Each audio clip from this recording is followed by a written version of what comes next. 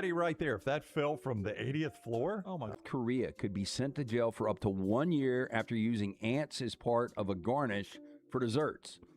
Now, across the world, there are plenty of chefs and restaurants who experiment with different ingredients to create unique food experiences. Some of these have been more popular than others, especially with things like gold leaf garnishes. Well, in South Korea, one Michelin star restaurateur has found themselves in hot water, may end up behind bars because of their use of ants. Now, according to the Star News Korea, Korean prosecutors have sought at least 1 year of jail time for the chef and restaurant owner who has only been named as Chef A.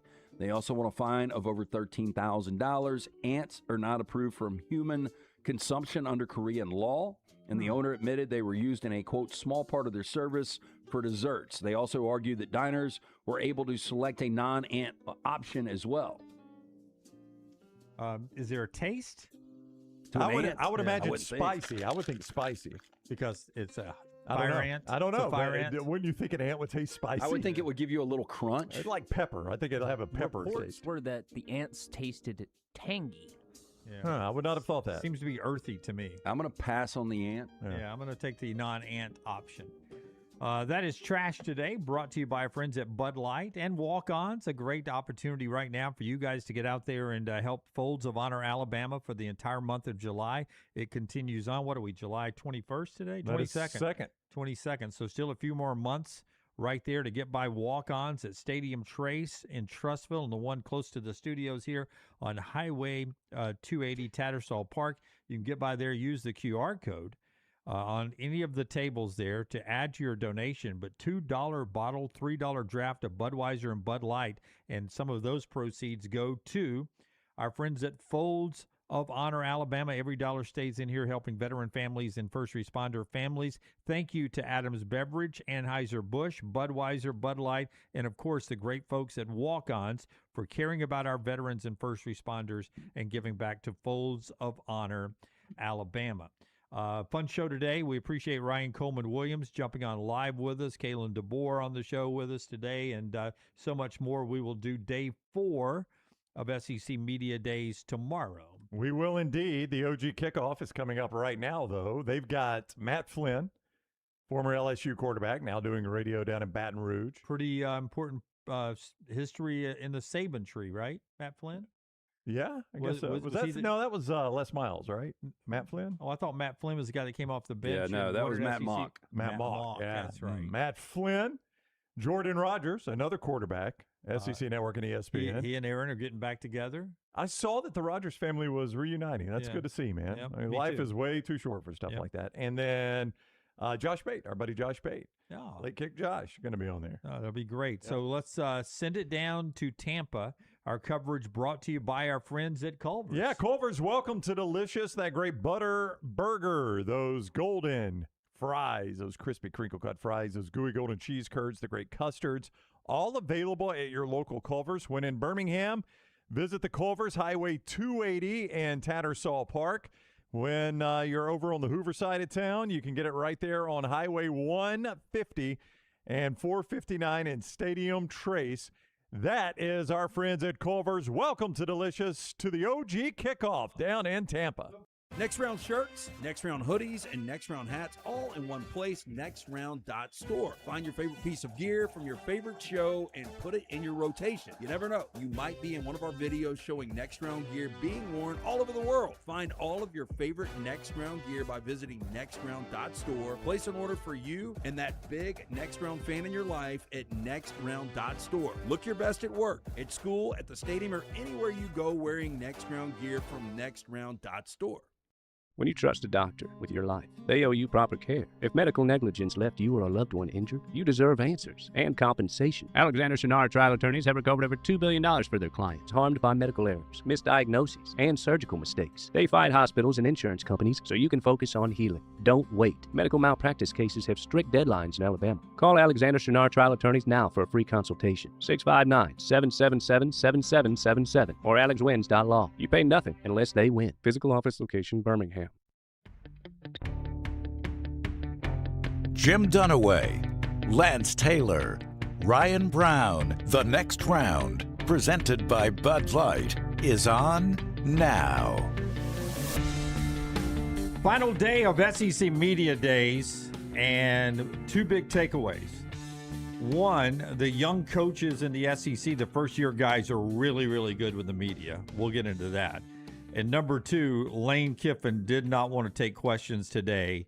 It was a filibuster that would have made a U.S. senator or congressman very proud. He's trying not to get a vote on a bill today. He was up there. Brown and I were watching it at LT. He was reading, he'd turn the page to the next page of a script.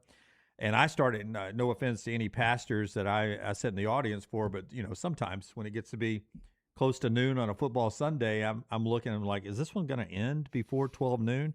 I was watching Lane Kiffin. I mean, is he going to stop reading before his time I is can't up? even imagine if he's filibustering. He's one of the most boring guys. Like, he's good behind the Twitter, but when he is on the podium, so freaking boring.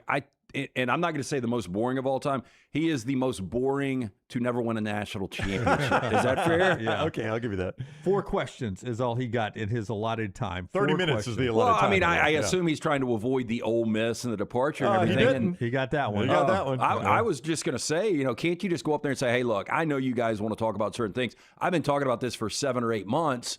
We really want to focus on LSU. I would appreciate if everything is directed to about this LSU team. Yeah. And then Now, it whether or wouldn't not be. they would do it, They who would knows? not. And then you got to determine how you're going to dance around that. His determination was, I'll just talk for 15 minutes, or probably more than 15. I mean, what do you think it ended up being, 20? I thought it was 17 Yeah, minutes. something like that of the 30 that is allotted. And then you get 4 questions and you bounce. And you talk long during that time, too. And he's in the rest of the rooms a shorter amount of time, so it becomes much easier as the day goes. That'll be the longest he ever has to do it. And I would assume you said 4 questions, right? Uh-huh. One of the 4 was, hey, there are media members that believe you should win or play for the national championship this year. And if not, then that was not one. Okay. No. Hey, can you give me cut 17? Let's get to cut 17, Tyler, if we can. A lot of sound. We're going to bounce around. I was about to say 17. Yeah. We got a big day. A lot of sound. We probably should leave that soundboard up most of the day here until we get to a guest. Lane Kiffin talking with Matt. How do I say his last name again? Moscano? Moscana. Moscano? There's no O on the end. Moscana. There's an A on the end. Yeah, Moscana. Yeah. I want to get it right. I used to say it with an O on the end. Yeah. Yeah. Matt Moscana. Matt told us to learn vowels. Yeah. So Matt down there, who does a tremendous job. He's one of my favorite SEC radio hosts, podcaster, whatever, all the platforms that he's on. Lane, of course, sits down with him like they do the locals, and you see all the mic flags from stations there that Matt allowed to throw the mic flag down there. Here's Kiffin talking about being off of social media, LT, since May and some other things. Really, it just started. Knox, my son, one day was sitting there, and he's like, you're on social media all the time. I bet you couldn't get off. And if you kind of follow me, if you tell me I can't do something, that's really a good way to get me to do it. My dad used to tell the staff as an assistant coach, like, if you want something done, wait till after the head coach's workout, so he's in a good place, and then tell him he can't do it, and he'll do whatever it is. So he just said, I bet you can't do it. So I said, yeah, I can. Watch. And so I just got off of everything. Got off of it. Don't even have the apps. So it's not even like I read it either. And it wasn't a plan for very long. I just wanted to show him I could do it. And it's been really interesting. I think as I look back over my life, my journey, that a lot of great things have come when I've subtracted things out of my life, when I've eliminated them. And that wasn't the plan to do, but then I did it. Now it's been a couple months. It's been really refreshing. And I've talked to a lot of family, friends, even players, and encouraged them to take a break, because what happens is when you're on it, this is what I found, you don't really realize till you're off of it. How many people, I mean, I had to work out this morning at 5 o'clock at Camp Tampa, and I just watched, like, afterwards, how many people just can't get out fast enough to get on their phone and scroll away. That it's really taken over what we used to say we were worried about our kids doing. The adults are just as bad. That's Lane Kiffin, not on social media since May. Which is pretty amazing. Now he talks I about, appreciate that. Like, and I do agree, like, subtraction can be such a positive addition to your life, depending on what it is. Obviously, the social media thing's a problem. You're seeing countries all over the place eliminate 16 and under because it is so addictive. He cut out alcohol and maybe some other things. Yeah, I think he said all the right things last year. We talked about, man, this new image, Lane Kiffin's doing a great job, and then he completely shit the bed on the way he left LSU or left Ole Miss to go to LSU. But I mean, I like what he's saying there. Can he stay off of it? I don't know. I mean, I hope so. I don't think it would be that difficult. Well, let's jump into what you just said for a second. You said he crapped the bed leaving Ole Miss to go to LSU, and he's in a tough situation. If LSU told him you have to come to work now, and Ole Miss told him if you're taking the LSU job, you can't coach our team, then what's he supposed to do? I mean, what's he supposed to do? I don't say think, no to LSU and stay at Ole Miss and coach the team? I just think how verbal he was and some of the comments he made along that journey and that transition. Yeah. I think that was more of the problem. And I think there probably could have been something, and the demanding, hey, if you're not on this plane, you're not part of this staff. I mean, there were things he didn't handle the right way. And I agree with you. It was a horrible situation, but he did say something in his filibuster today that is a great point. He hopes that no other coach ever has to go through what he went through making that decision. Now, I'm not saying he's getting paid millions of dollars, but bad for the Ole Miss folks, bad for the Ole Miss players. But he made the point, in the NFL, you never have to make this decision. Well, you don't take the job. You don't take the LSU job. See, yeah. I disagree with that. It's a one moment in time that he gets the LSU job. I would like to think. I would like to think I wouldn't, but I wouldn't. I'm just telling you. You would not have left Ole Miss for LSU. I would have. I'm telling you. And I've turned down a lot of stuff that a lot of people don't know about. I'm just talking about monetarily over the years. His guys had an opportunity to win a national championship, and he left them. No, that's 100% true. Yeah. You can't deny that because they were a play away with Pete Golding. They would have paid him the money LSU paid him. Now, you think they'd have lost to Georgia with Kiffin coaching. Probably that's, so. That's a different story. Yeah, I don't know how he left those guys in that situation. Yeah. And it's easy for me to say because I've never been offered that situation. I'm just telling you what I believe is I would not have taken. And it wasn't money. I'm with you. I think he could have found that money at Ole Miss or close enough. I mean, it was a job he had always wanted, obviously, the LSU job. He would have done the same thing, if Alabama had been in that situation and Alabama had said Lane Kiffin was the coach we wanted, he would have left Ole Miss for Alabama. He wants to be a Nick Saban equal so bad. He does. So bad. He does.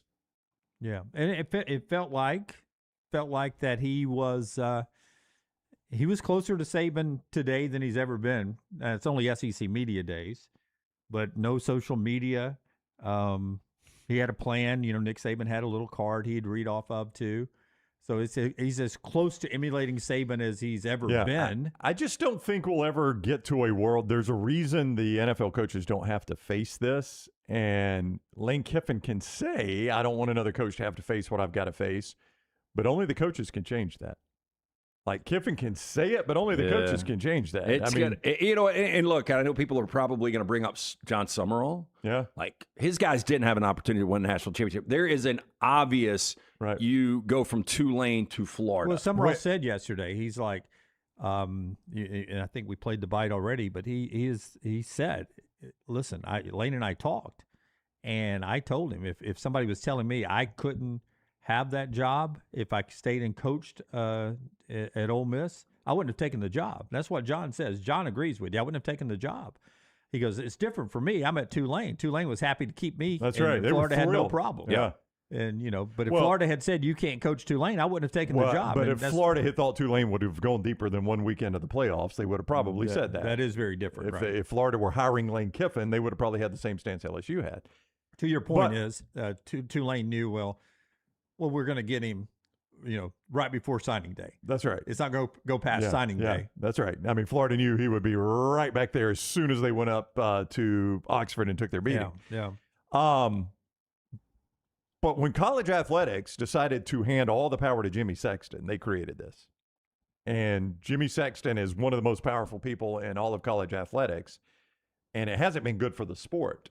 It's been good for Jimmy Sexton. It's been good for his clients, but it hasn't been good for the sport. And it's never going to change. It seems like we always want to have a villain to point at that the reason we have problems is this. Right. And this is everywhere in society. The reason we're doing this is because of this situation.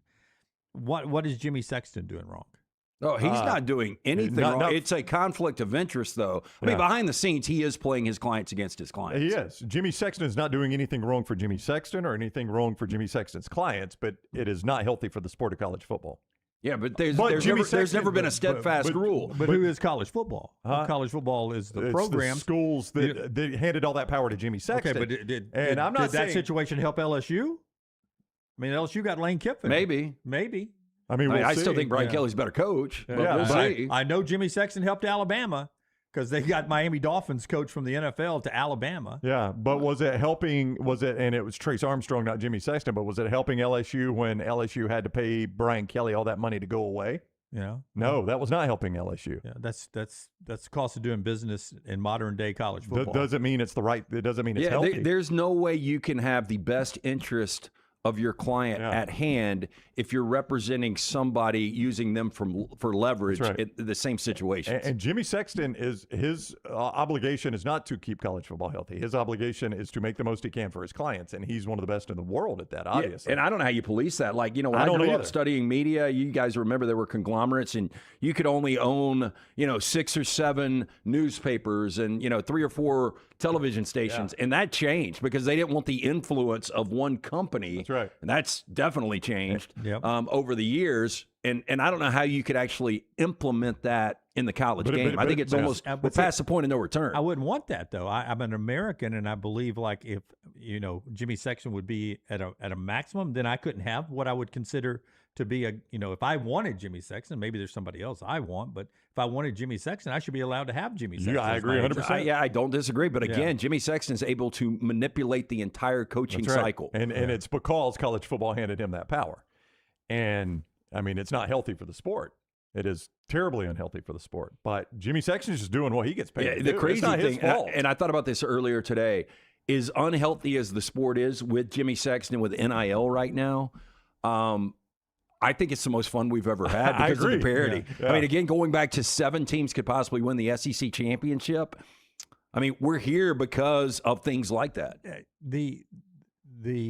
If it wasn't Jimmy Sexton, it would be just another agent. If there was another agent that was the best in the business. Not if the schools didn't hand them that power early on. The schools didn't realize what they were doing early on, and they messed this whole thing up. The schools started agreeing, and this is partially because the NFL model and the college football model are such different. The NFL model, everybody's pushing in the same direction. The college model, everybody's trying to climb each other to get to that direction. Right. And in the college model, at some point, somebody said, all right, so if I have to fire you, I got to pay you your full contract. But if you want to leave and take another job, you don't pay me a dime. That made 0 sense. There is not a universe where that makes any sense. But college football is like, where do I sign? Wait a minute, I'm going to get this coach, and if I have to fire him, I'm going to pay him his full contract, but if he wants to leave and take another job, I don't get anything out of it? It's insane. Where do I sign? I mean, that is the dumbest business decision ever. And I don't know where it started, but some athletic director signed it, and then now everybody did it. The athletic director that signed it wasn't going to get a upgrade in coach unless he agreed to that, stipulation. Well, he agreed to a dumb contract. Here's where it becomes a real complication. I mean, it wasn't done when Alabama gave Nick Saban no buyout. Nick Saban could have left at any point without any money. It was dumb when Texas A&M gave Jimbo Fisher that one, but it wasn't dumb when Alabama did it because it worked out. Yeah. That's why you do it. You try to get the best coach you possibly can and see if it works out. I guess that's why you go to the blackjack table too. The biggest complication is going to be though when they start representing players. An example, the first night I've had an opportunity, or by chance I've met Jimmy Sexton twice, but the first time I met him was down randomly 30-day vacation, sitting at the same bar. And we started talking. Does he negotiate drink prices? That would be awesome. Well, the interesting thing is, of course, the Rams come up, and he represents Aaron Donald, or did represent Aaron Donald at that time. I hope he still does. And that's going to happen, by the way. But they'll wait a long time. They're going to drag that announcement out. But if he starts, let's say 2 things. He can start manipulating where the players go and following just his coaches. And if there is an athletic program, say an Ole Miss, just using them for an example, that really upsets Jimmy Sexton and his team, he can steer all of his players away from that program. That's right. That's a problem. That is a problem. And I would hope, he would have the best interest of his clients in mind, and I hope if his best interest of his clients is to play at school X, that's where they end up. And I don't know if he does, though. I really think it seems like money grab after money grab, but could be wrong. The hardest question of the 4 that Kiffin got today was about the Vanity Fair comment, where he basically said the racial issues that haunted Mississippi for years and years still are a limitation in the 2020s and impacted the kind of talent he could bring in to Oxford, Mississippi. He was asked about that and then went a long way to not answer the question until the very end, until he said, I'm sorry for those comments, and I've apologized for those comments, and I'll leave it at that. Along the way, he got into a weird spot. Listen to this answer. He's been asked about the comments to Vanity Fair about racial issues still existing that may be impacted in his mind the talent he could bring into Ole Miss. And this is the path he went down. When you were at Ole Miss, you led them to the 3rd most wins in the conference since 22. You had 10 players drafted or signed as free agents in the 25 draft, 8 players drafted or signed as free agents in the 26 class. You had a top 4 portal class each of the last 3 portal cycles you were there. Jackson Dart, 1st-round pick. Yet in a Vanity Fair article, you said Oxford diversity hurt you in talent acquisition. So is it your belief that if there was a little bit more diversity, all those numbers I cited could have been even better? I had a feeling that was going somewhere. You were doing like really positive stuff the whole way through. I'm like, man, this guy's good. It sounds like you should go work for Jimmy Sexton, man. You're like going a good direction there. You know, I made a challenging decision and change. And I think as I look back to that, I thought I could find a way for everybody to understand. And now as I look back later on, that was never going to happen. And I made a decision that I changed jobs. And as I get older and I go through things and losing both parents, I was actually talking to Ross Dellinger, and I kind of said something that might sound kind of funny to you, but you know, I watched the Hulk Hogan special, and I realized something. I was like, we're all going to die. And so some of the things that we put importance on, we worry about, and what this person says and that, like, really aren't going to matter. And when I lost my dad, I started thinking that. And I really started thinking, when I grew up, there were 2 people that I thought just wouldn't die. My dad and Hulk Hogan. And then I watched that special and realized, like, Hulk Hogan died too. Like, there's no way Hulk Hogan was ever going to not wrestle and die. And he did. And so it just made me reflect really on, like, I can't be so concerned about little things and what people say and this. And you got to make decisions. You got to go with them. And you do things and you make really good decisions and you make poor decisions.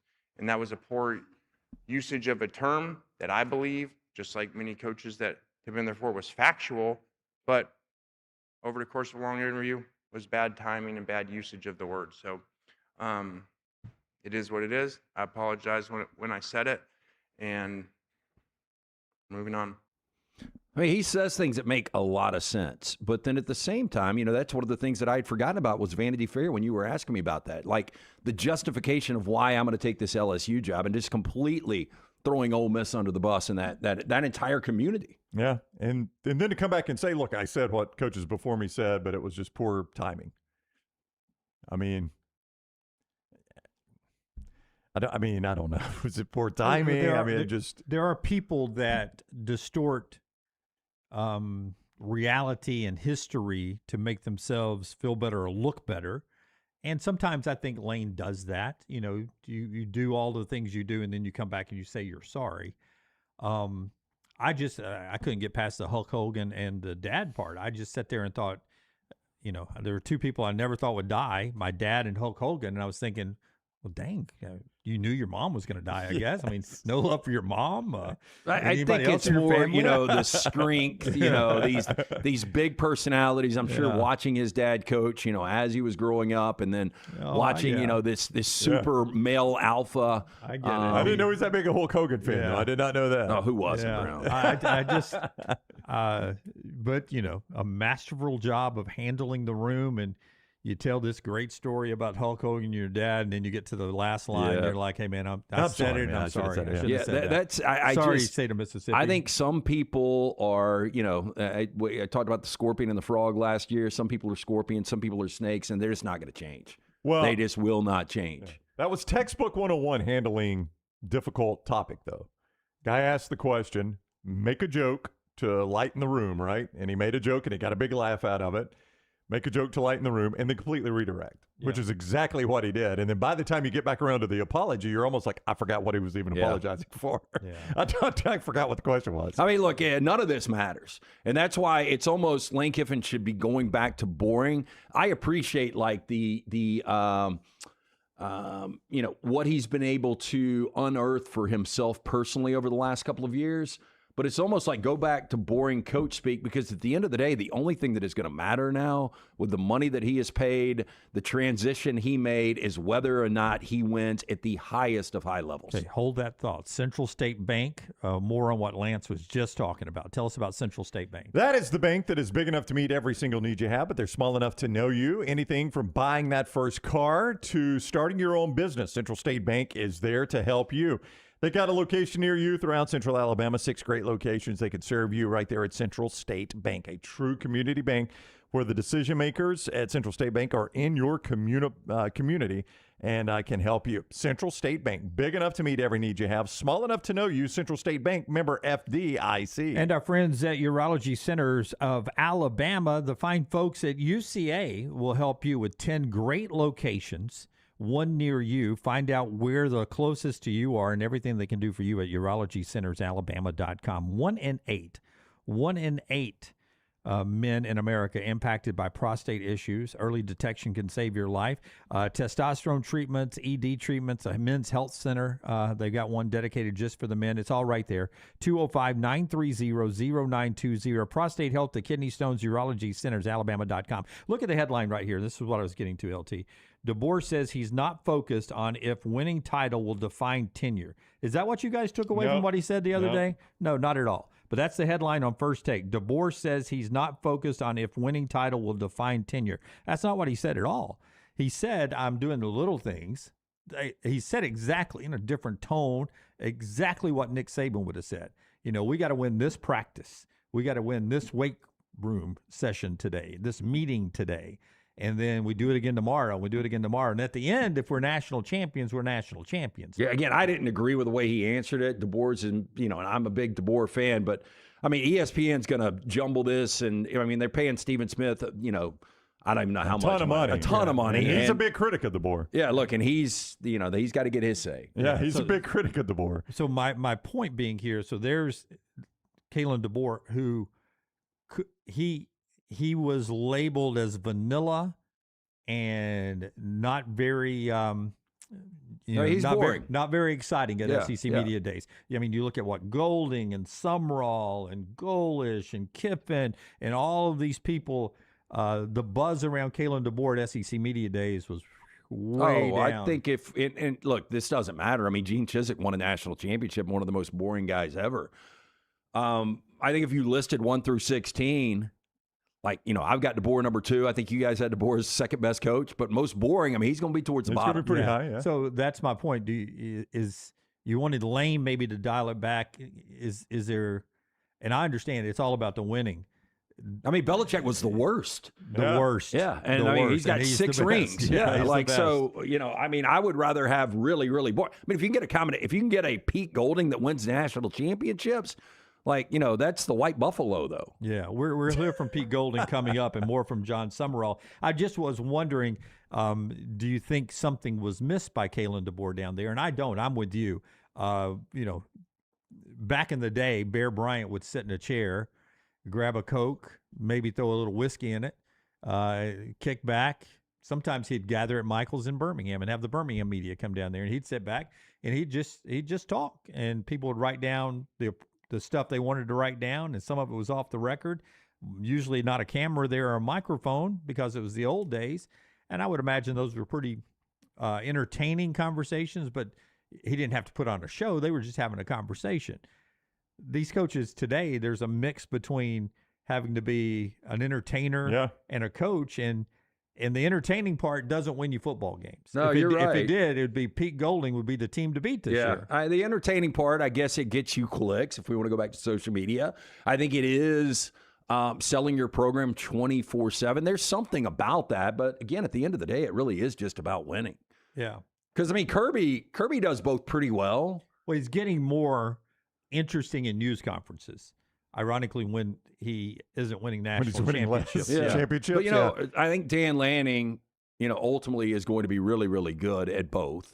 Ryan Day's not great behind the microphone.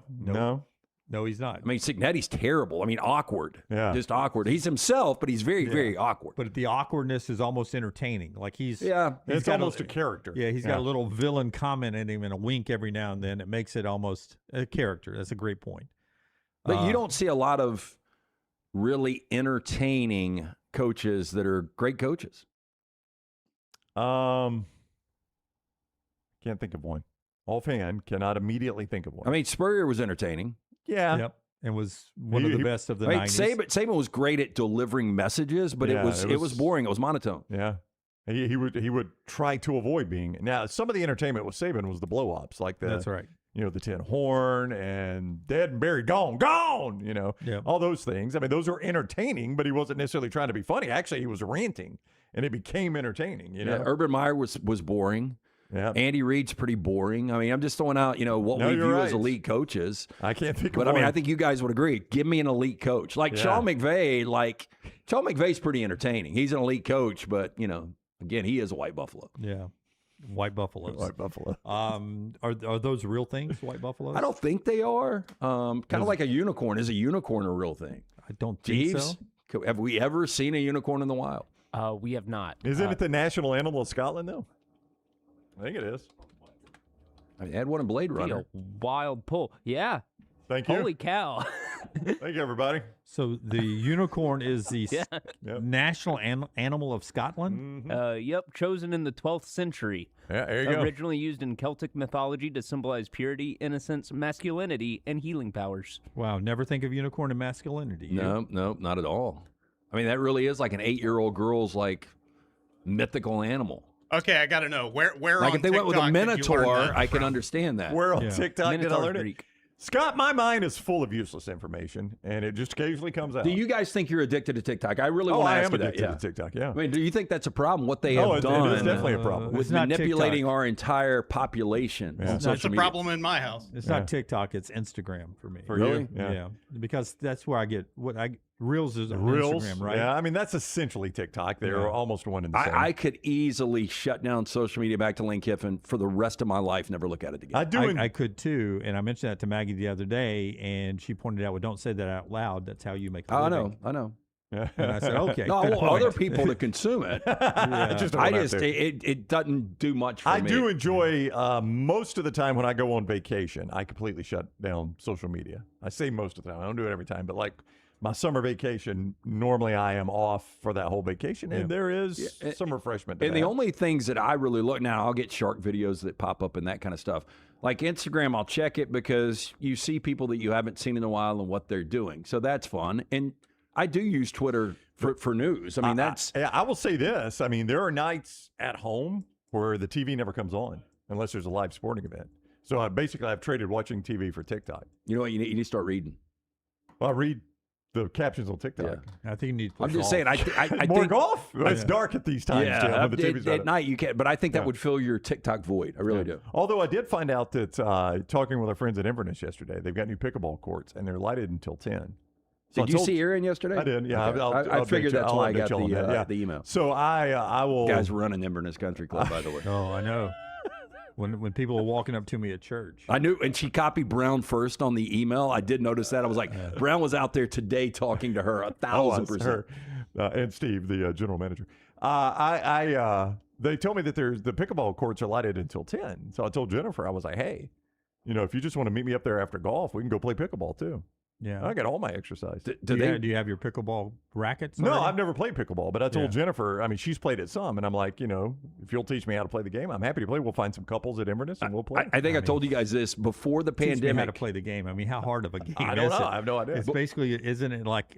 She said it's big ping Isn't pong. it basically ping pong? That's But what we're she standing said. on the ping Yeah, pong table. it's tennis and ping pong, but you can't get in the kitchen, which is really dumb. I've only played it once, but it was a lot of fun. But I think I told you guys that we were planning, about the net. me and somebody that you guys know, before the pandemic, putting a pickleball league together before it really hit. I think now they've got a show on Apple or something about pickleball. Oh, It's yeah. on the viewing menu tomorrow. Okay. All right. Yeah. Tease. Viewing tease. It It's is, become massive. Isn't it the guy that did Dodgeball? Isn't it? Didn't Yep, he do a Ben movie? Stiller is producing. Yeah.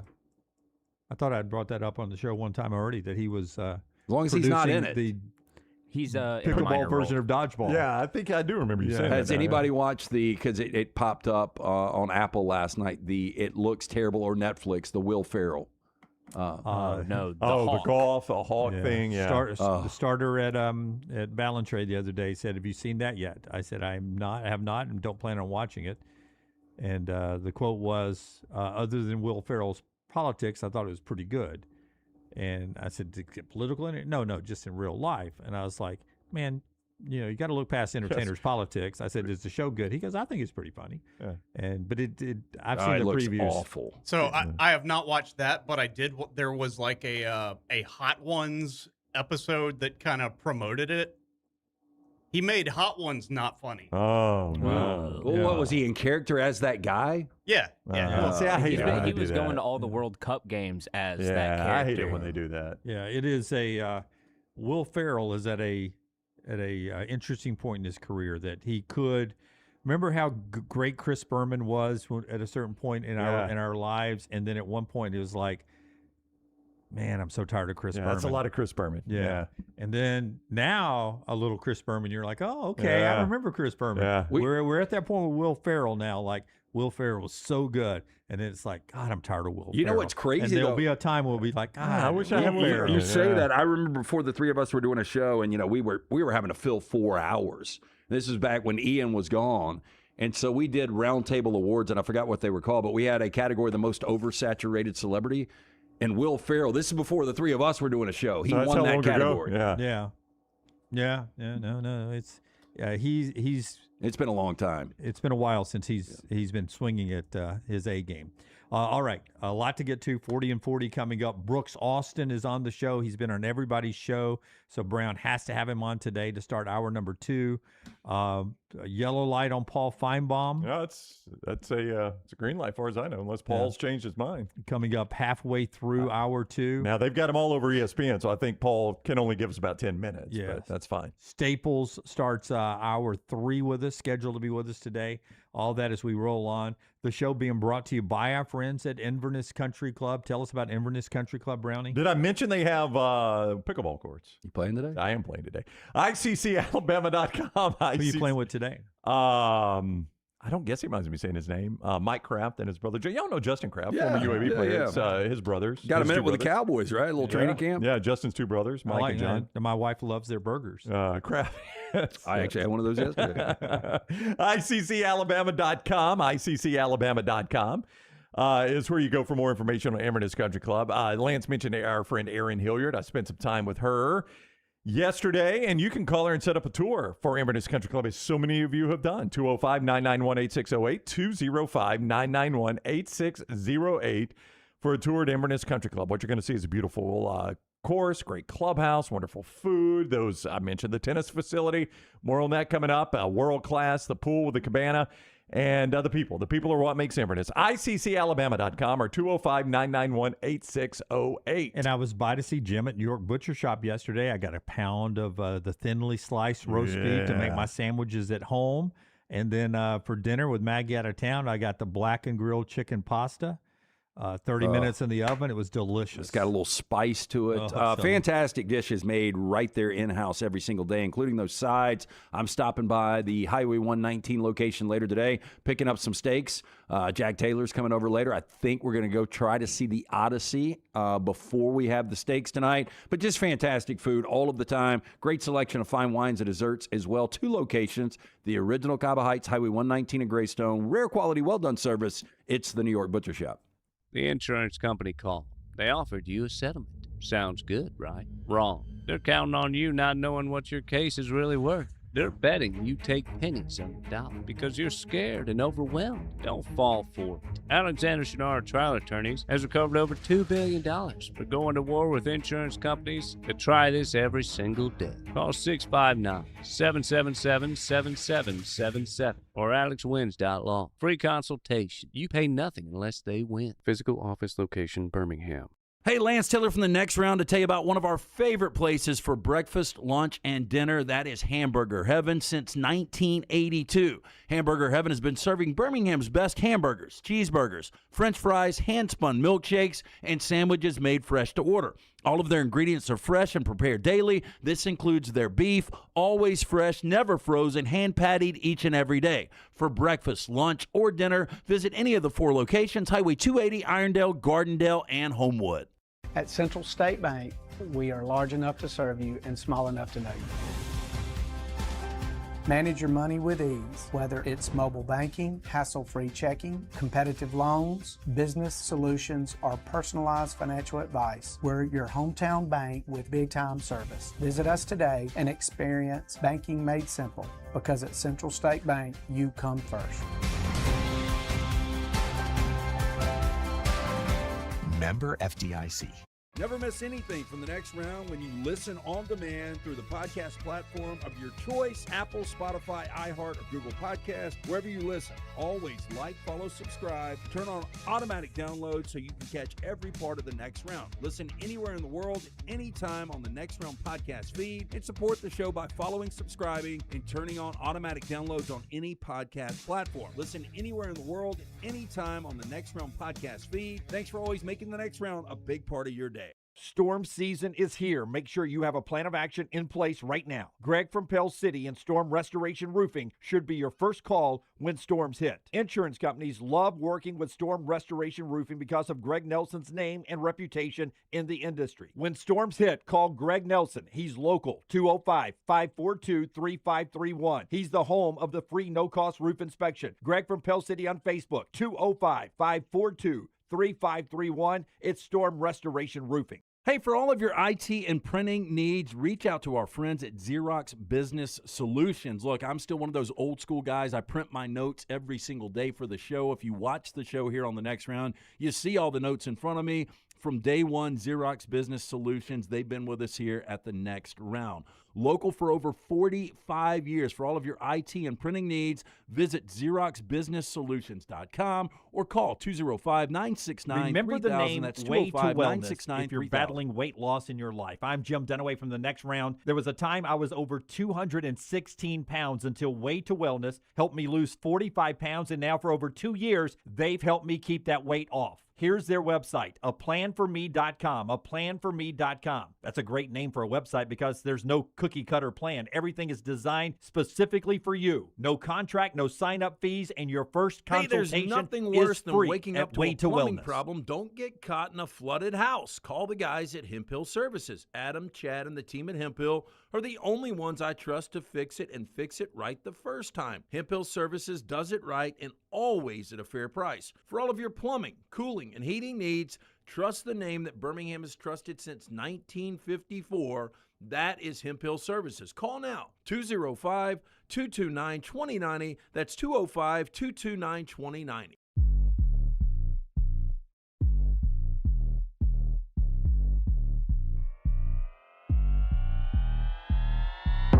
Our 40 and 40 in just a second.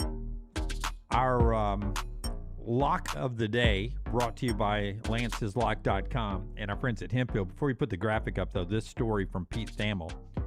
Lane Kiffin tells the story down at SEC Media Days. He sold Pete Golding his house in Oxford.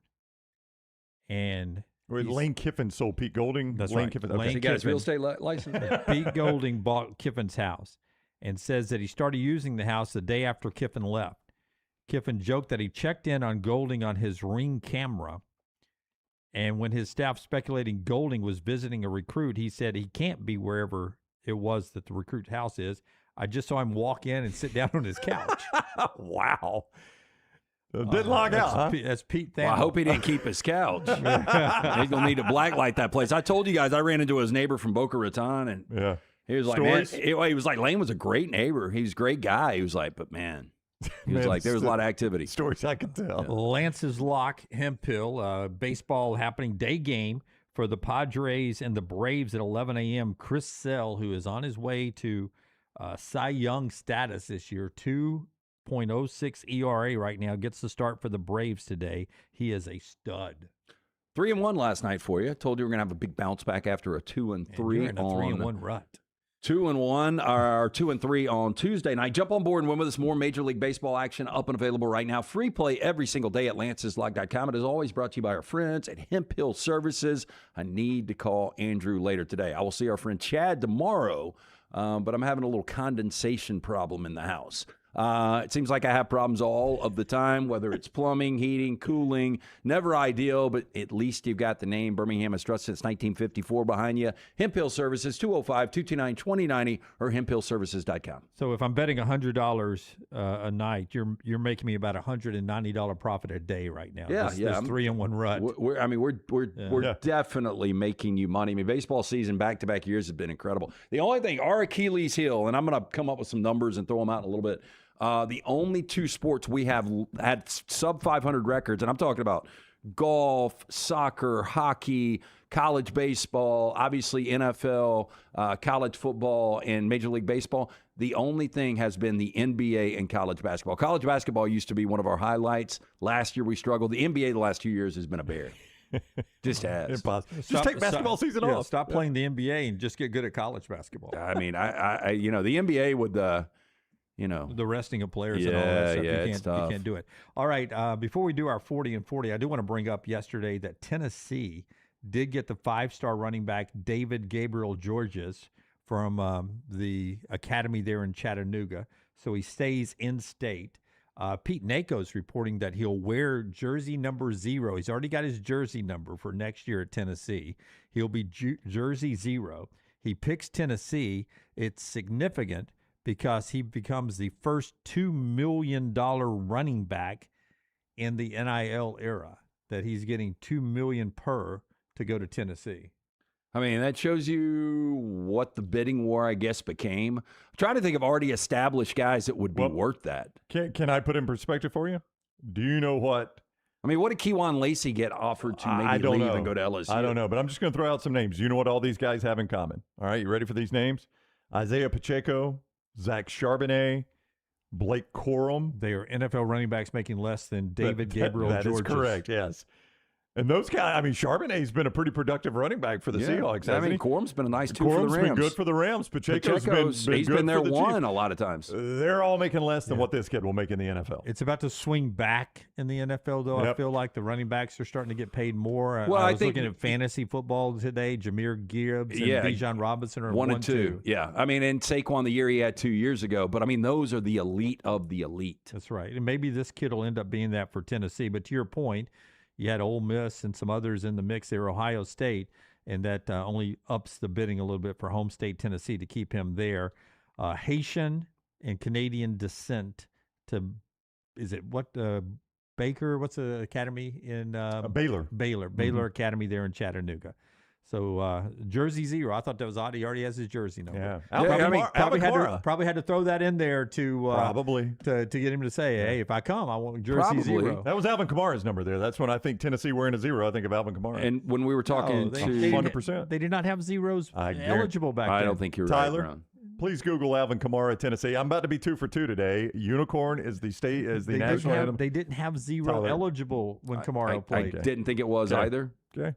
Again, Unicorn is the official animal of Scotland, and Tyler's about to tell you Alvin Kamara wore 0 at Tennessee. Number 6.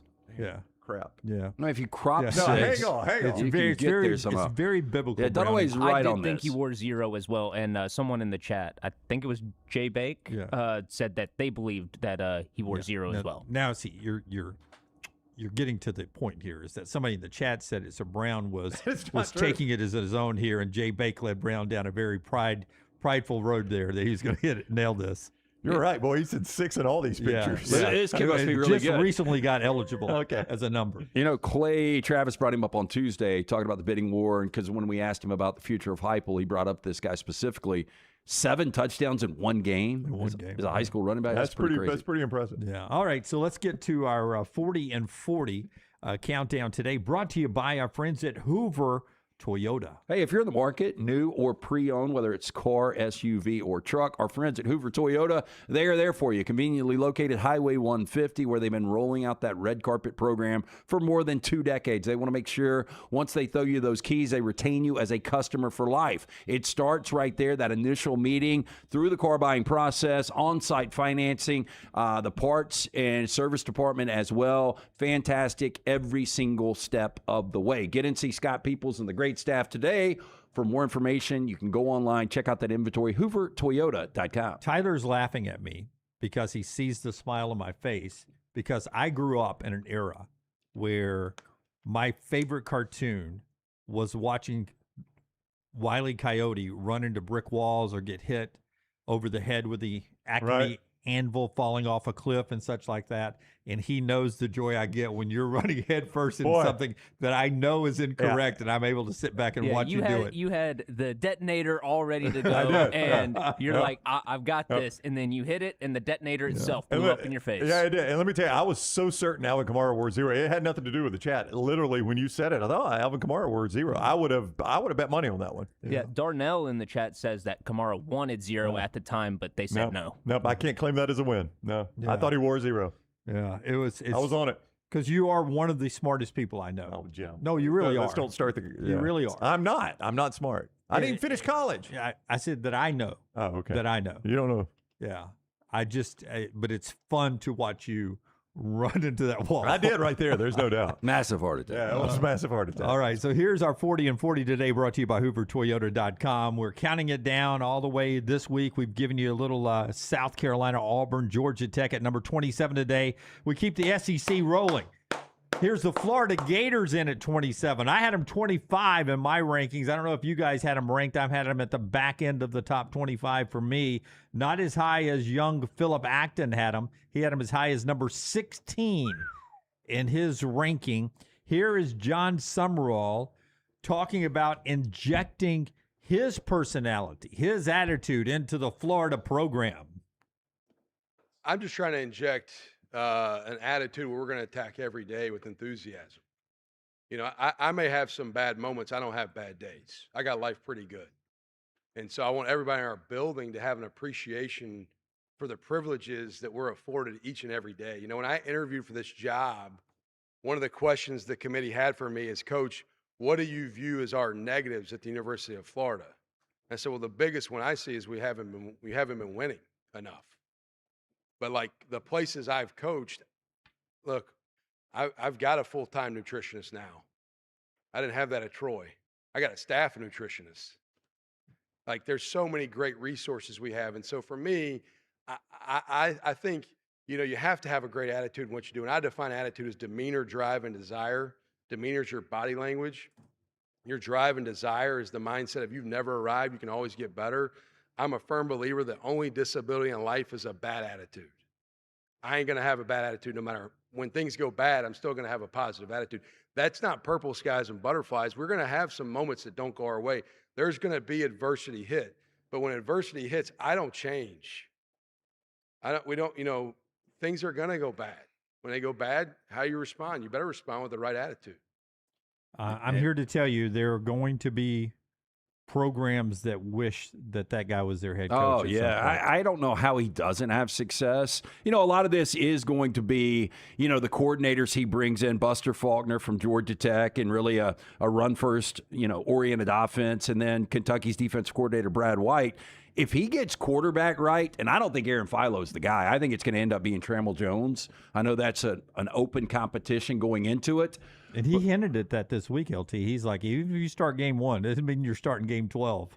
But with Jaden Ball, they bring in Eric Singleton. You've got really good receivers with Dallas Wilson. LT, they had to keep Ball from going to Texas. Everybody just assumed Ball was out the door going to Texas, and they kept him at Florida all because of this guy's attitude and a little money. But still, money. But did you also see Ball did an interview and said one of the reasons his grandmother, they did a in-home visit at his grandmother's house, and it was right on the heels of John Summerall's father's funeral. Like he said, I was aware his father had passed. You guys remember that story, That's right? right. His That's father right. passed right before the playoff game, did he not? Or right before he's introduced as the Florida coach, something like that, or soon thereafter. And he was like, right on the heels of that funeral, he's in my grandmother's house visiting me, convincing me to stay at Florida. And he's like, man, that just made an impression on me. Yeah, I mean, look, this guy impresses everybody. I know there was the hiccup yesterday, which I really didn't understand because I thought he was somewhat joking too with the phone ring. He was totally. Yeah. I cannot always a believe joke. that. I cannot believe that played out the way it did. Yeah, it's good for us. No, I'm glad it played out the way it did on our platform. But one of the people that were complaining about his reaction to the phone, we actually have the thing. If you missed it yesterday, cut 13 real quickly. This is John Summerall. He gets distracted by what ends up being an alarm going off on an unattended phone that was sitting next to Dan Wolken. And Wolken is the one that had to pick up the phone and turn it off. So it looks like it's Dan Wolken's phone, right? Which would have really been bad. But this is how it sounded yesterday. What it was looking like for both of our schedules of how things were going to unfold.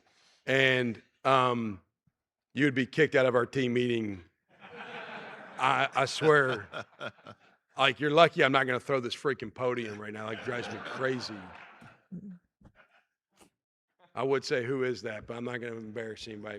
Yeah, so ended up unattended phone. Yeah. Somebody left it there and it was an alarm. Why you have an alarm set, I don't know. Well, I mean, I do like randomly set alarms for different things that are coming up. Like if we're doing, because the three of us do different random interviews throughout, the South and wherever. And if I've got like a 2:30, sometimes I'll put a 2:15 just to remind me. Me too. I never have my phone on ring. It is always on silent. And that's how the alarm, it goes through the silence. That's why it made a noise.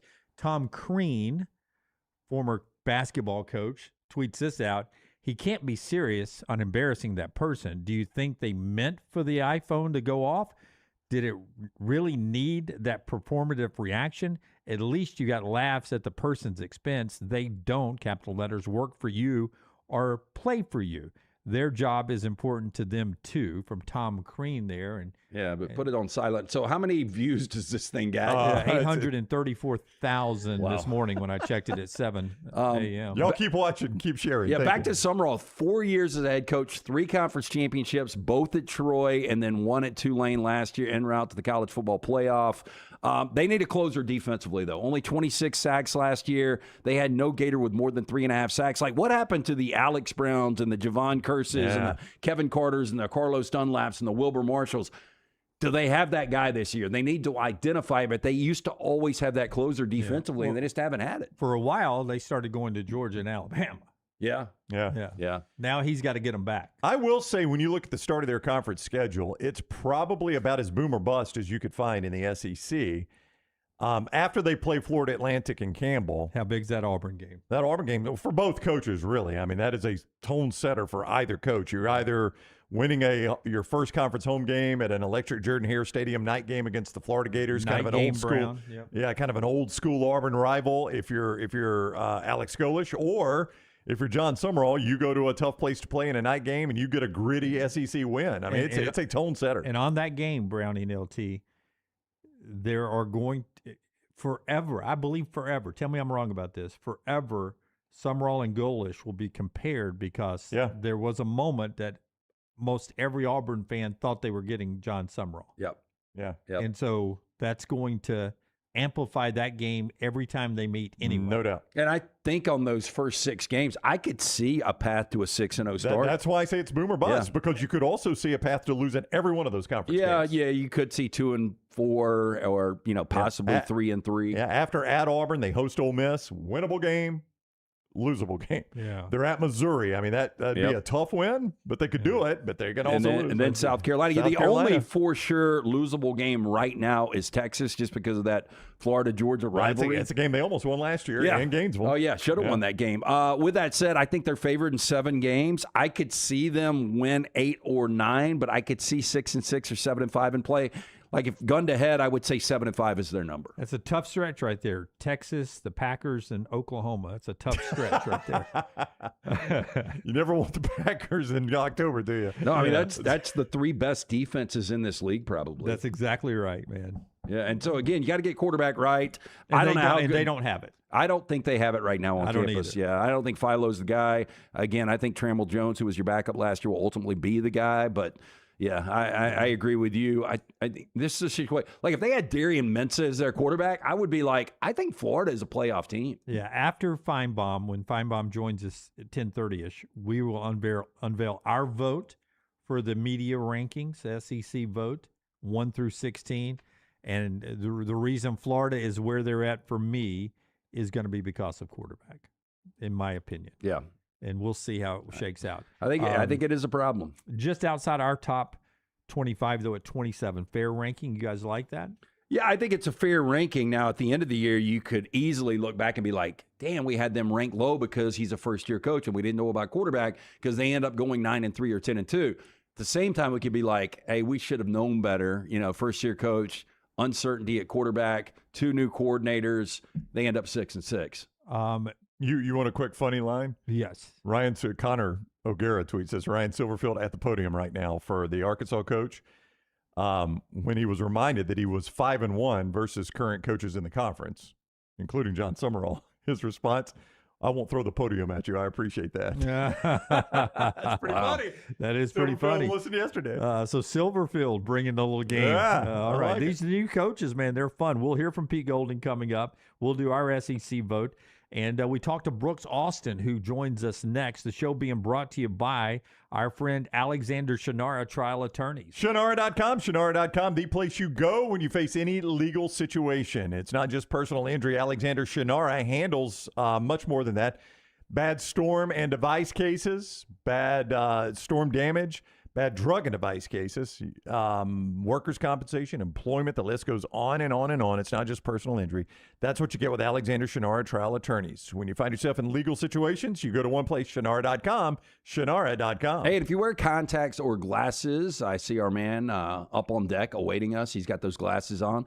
Probably ought to check into LASIK. I don't know if he's ever thought about it before, but if you wear the contacts or glasses, you're wasting money each and every year. I'm speaking from experience. Wore the contacts for about a decade. Finally went to see Dr. Mark Michelson way back in 2003. Still have the 2015 vision, better than 2020. Make the phone call that I made. Ask for Amy. She's going to hook you up with a hassle-free consultation. You have 0 to lose to find out if LASIK is right for you. 205-969-8100 or michelsonlaservision.com. Take the next round anywhere you go with official Next Round gear. Buy yours today at nextround.store. Facing time for a crime, huh? Got a list of charges looming over your head? 5-0 got your back up against the wall. Them alphabet boys trying to sit you down on that rack. Well, have no fear. The People's Defender is here. Attorney J.B. Brown, powered by Alexander Shunnarah Trial Attorney. He meticulously investigates every case and challenges evidence. Dedicated to protecting the rights and futures of individuals facing criminal charges. Hit him up now at thepeoplesdefender.com. Thepeoplesdefender.com. Physical office location, Birmingham. Sterling and the fine folks at Champy's Chicken on Highway 119 in Alabaster want to welcome you in for a great lunch or dinner starting at 11 a.m. every day. Chicken that's brined overnight and cooked to order, and the taste of the Delta with those Delta recipe tamales.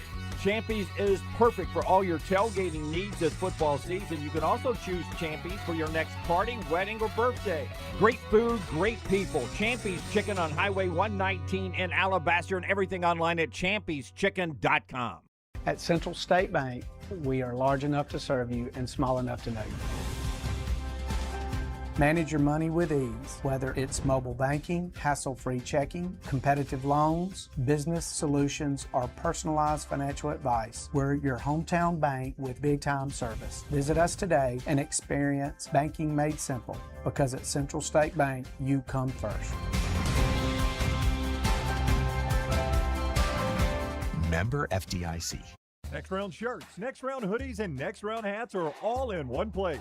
NextRound.store. Find your favorite piece of gear from your favorite show and put it in your rotation. You never know. You might be in one of our videos showing Next Round gear being worn all over the world. Find all your favorite Next Round gear by visiting NextRound.store. Place an order for you and that big Next Round fan in your life at NextRound.store. Look your best at work, at school, at the stadium, or anywhere you go wearing Next Round gear from NextRound.store. Remember the name Way to Wellness if you're battling weight loss in your life. I'm Jim Dunaway from the Next Round. There was a time I was over 216 pounds until Way to Wellness helped me lose 45 pounds, and now for over 2 years, they've helped me keep that weight off. Here's their website, aplanforme.com, aplanforme.com. That's a great name for a website because there's no cookie-cutter plan. Everything is designed specifically for you. No contract, no sign-up fees, and your first consultation is free at Way to Wellness. Hey, there's nothing worse than waking up to a plumbing problem. Don't get caught in a flooded house. Call the guys at Hemp Hill Services. Adam, Chad, and the team at Hemp Hill are the only ones I trust to fix it and fix it right the first time. Hemp Hill Services does it right and always at a fair price. For all of your plumbing, cooling, and heating needs, trust the name that Birmingham has trusted since 1954. That is Hemp Hill Services. Call now, 205-229-2090. That's 205-229-2090. Storm season is here. Make sure you have a plan of action in place right now. Greg from Pell City and Storm Restoration Roofing should be your first call when storms hit. Insurance companies love working with Storm Restoration Roofing because of Greg Nelson's name and reputation in the industry. When storms hit, call Greg Nelson. He's local, 205-542-3531. He's the home of the free no-cost roof inspection. Greg from Pell City on Facebook, 205-542-3531. It's Storm Restoration Roofing. Hey, Lance Taylor from the Next Round to tell you about one of our favorite places for breakfast, lunch, and dinner. That is Hamburger Heaven since 1982. Hamburger Heaven has been serving Birmingham's best hamburgers, cheeseburgers, French fries, hand-spun milkshakes, and sandwiches made fresh to order. All of their ingredients are fresh and prepared daily. This includes their beef, always fresh, never frozen, hand-pattied each and every day. For breakfast, lunch, or dinner, visit any of the 4 locations, Highway 280, Irondale, Gardendale, and Homewood. Jim Dunaway, Lance Taylor, Ryan Brown. The Next Round, presented by Bud Light, is on now. Our Innisfree countdown to kickoff is at 38 days. 38 days until week 0. Your game day tradition is Innisfree Irish Pub in Tuscaloosa and Lakeview. Irish-inspired pub food, the signature Irish gold sauce, and always a world-class atmosphere. It's Innisfree, 38 days away. I'm told that by sources, Brooks Austin doesn't need glasses. They're just a fashion statement. Those are clear lenses. Wow. Are yours still clear? No, mine. I need a new prescription filled now. Because I remember when you used to go Russell Westbrook. I didn't think you had lenses in them. For early days radio, I wore them just to look smarter. Yeah. And I think Brooks Austin does too. I don't think they're real glasses. That's hot. That's a hot take from you gentlemen. I'm essentially blind without these things. Oh, no. But no, I do wear them because I hate the bags under my eyes, and I'm very vain. I was raised by a single mother, so I like my hair, and I like to look as handsome as I possibly can, despite the fact that God didn't give me much. What's up, gentlemen? By the way, my representation team has told me to refute and refuse any questions directly from Ryan Brown. So the other gentleman at the desk, fire away. Yeah, Lance and Jim, I go. will not take questions. Ryan usually tossed to our guest, but I did it first on the Shunnarah hotline because I trying to make peace. I knew the animosity there. There were 2 people I thought would never die. Your relationship with Ryan Brown was one of them. And the Lane Kiffin moment inside the big room today, man, that was something. That was a lot of words, not a lot of stuff. And he gave the script away because if you go back and pay attention, he's like pausing, elaborate pauses before all of his pre-made bullet points. And he started that about halfway through. He's like, I'm going way too fast. I better slow this thing down. It was a nice little filibuster attempt from him. I think the last several years, he's been the shortest opening statement, and this year he was the longest. Somebody said Hugh Freeze did this at Ole Miss his last year, too. He talked for so long that nobody could even ask him questions. It's brilliant. it is a very smart thing to do, especially in that room. I haven't seen so many hands fly up. You know, like Kirby got 2 questions from one beat reporter in that session when he was in here because there just wasn't, I guess nobody wanted to ask him a question. I don't know what it was, but there were some pretty perturbed media members in there, I would imagine, that wanted to get their gotcha moment for Lane Kiffin. But no, all jokes aside, I like to give Ryan a little crap because you guys had to not be here for me ultimately to get on the next round during SEC Media Day. So That's the takeaway line right there, yes. I went back and I was telling these guys, I went back to Lane Kiffin's first full year as a head coach with the Oakland Raiders. And I went through every year as a head coach to see like his leading rusher, how many 1,000-yard rushers that he had. Because I do think that there is something that translates to success on offense. Obviously, when you can run the football at a high level, you look at the last couple of years, especially with what Kejuan Lacey did last year for Ole Miss en route to the college football playoff. With all that said, one of the biggest problems for LSU and Brian Kelly, outside of Jaden Daniels in those special years with him running the football, is they didn't have a running back they could count on. What do you see with LSU running the football this year offensively?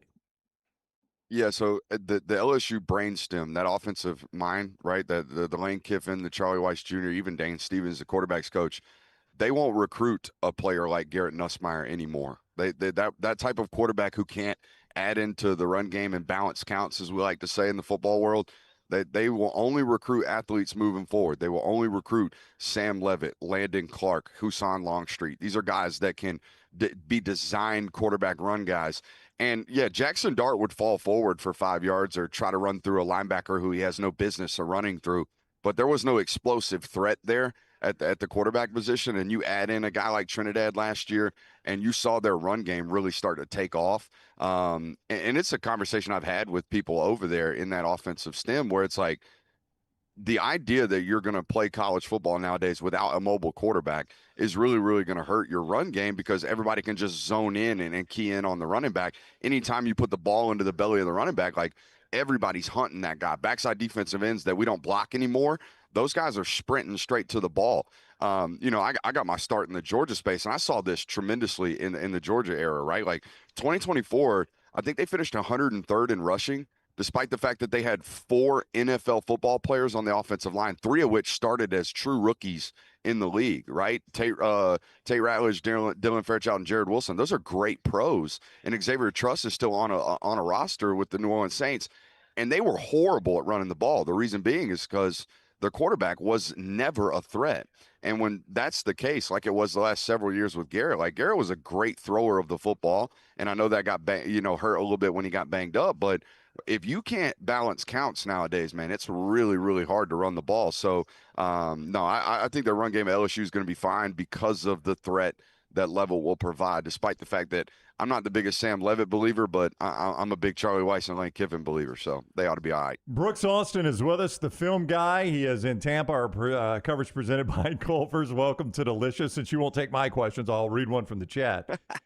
Goose says, Kirby Smart has always been a defender of Mike Bobo, but he is so predictable. True or false? You're the film guy. You look at a lot of film. Is Bobo as predictable as he gets painted as being? I don't think so.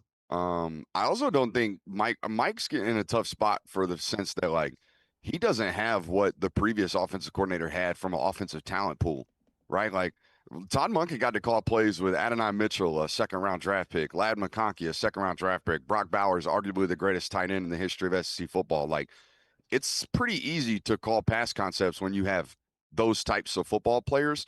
And I'll even take you to 2024 when Mike at least had a couple of those guys, right? He had Ladd and he had Brock Bowers.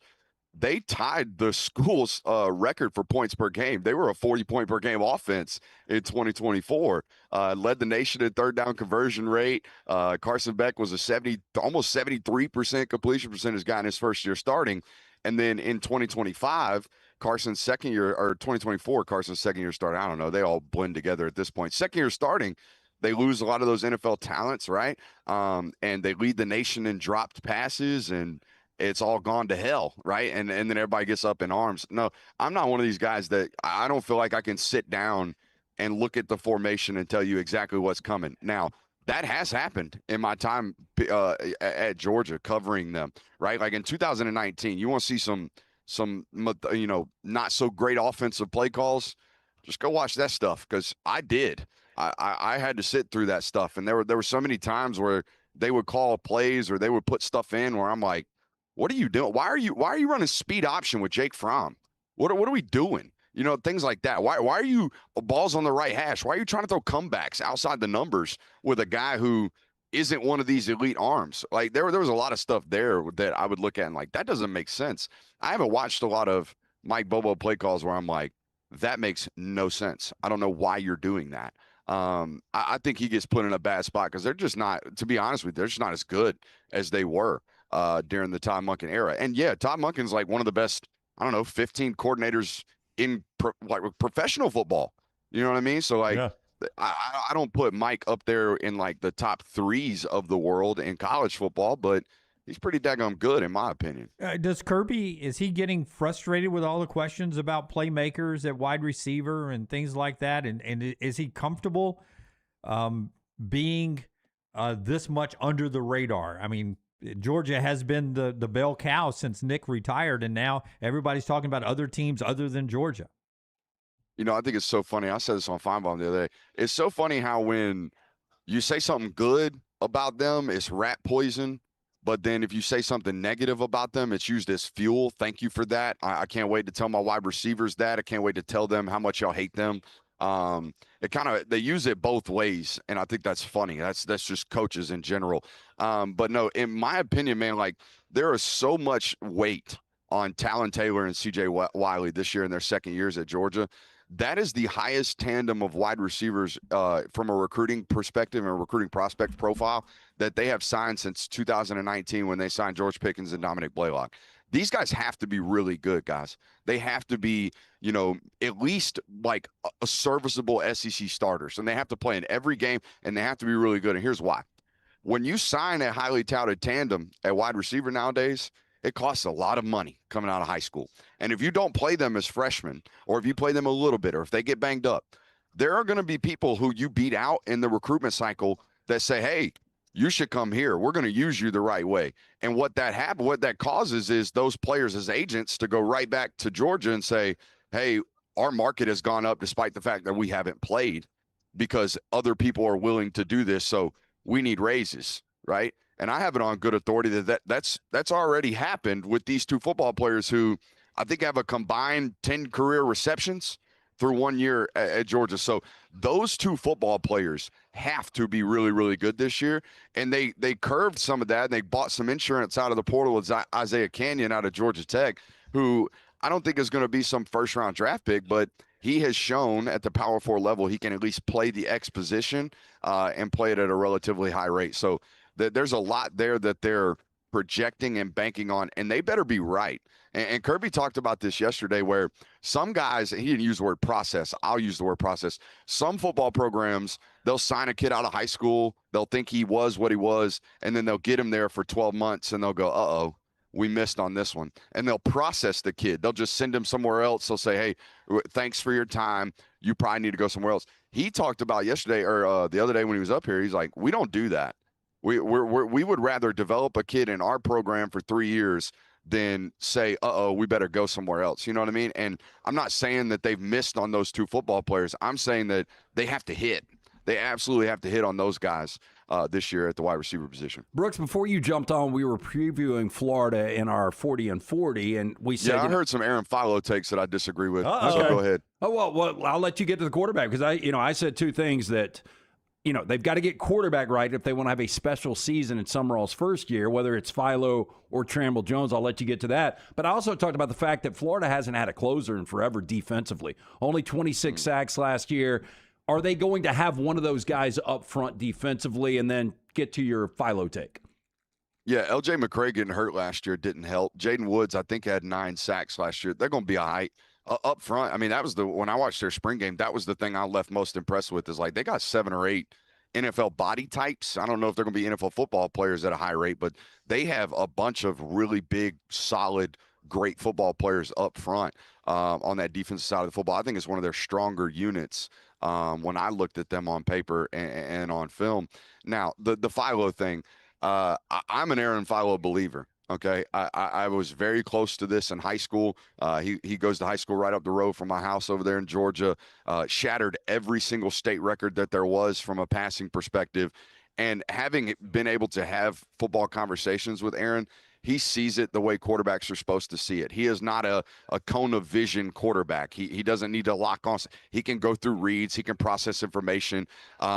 He gets thrown into the fire as a true freshman against NC State and leads one of the best 2-minute drives that I've seen from a young football player. Gets an opportunity to start. I think it's against Gardner-Webb. It's some slappy early in the year last year, and they actually run an offense more conducive to him and not Haynes King. And what does he do? He breaks the single-game passing record for Georgia Tech. Also, I felt really, really vindicated yesterday when Nick Saban was like, hey, I'm an Aaron Philo guy. I think Aaron Philo sees it the right way. He processes information the right way. He thinks about the game at a really, really high rate. So I believe in Aaron Philo. I believe in what Buster can do when it comes to molding his offense more towards the skill sets of each individual player that he has.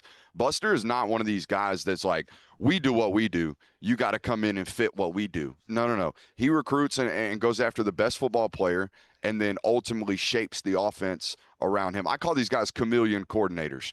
We can take what we got and we can blend everything into what we have, not what we think we should be. That's good coaching. That's what good coordinating looks like. So yeah, I am way too high on Florida, and that's a me thing. And I'm more than willing to be wrong this year, and I'll eat the crow if it ultimately shows up that way. But I think there's an 8-4 floor this year for Florida with the coaching that they have.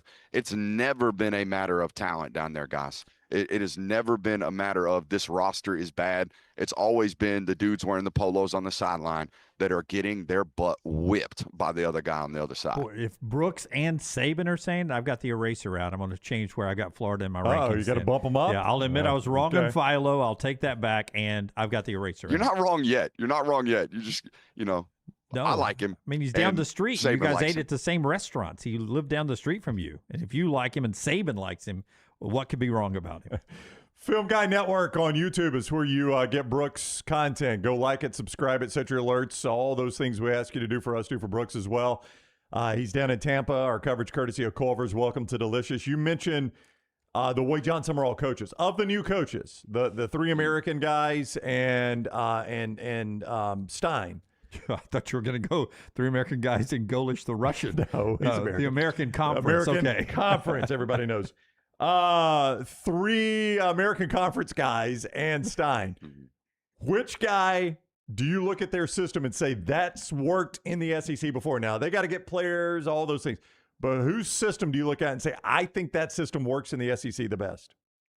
So Golish, and I don't know much about Silverfield, to be honest with you. I think Silverfield is going to be in for a rude awakening from a standpoint of, if you know anything about the American Conference, you know, it's much better than every other mid-major in college football, like hands down. They are way better than everybody else. I always tell people, Eastern Carolina last year finished 6th in that conference. They took NC State to the wire week 1, and they beat Pitt in a bowl game, okay?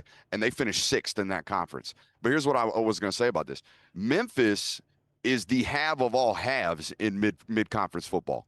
All right. They have FedEx money. They were given an enormous budget to go do whatever they want. So much so that they beat out Florida and Billy Napier for a quarterback named Antoine Hill that they brought over to Arkansas.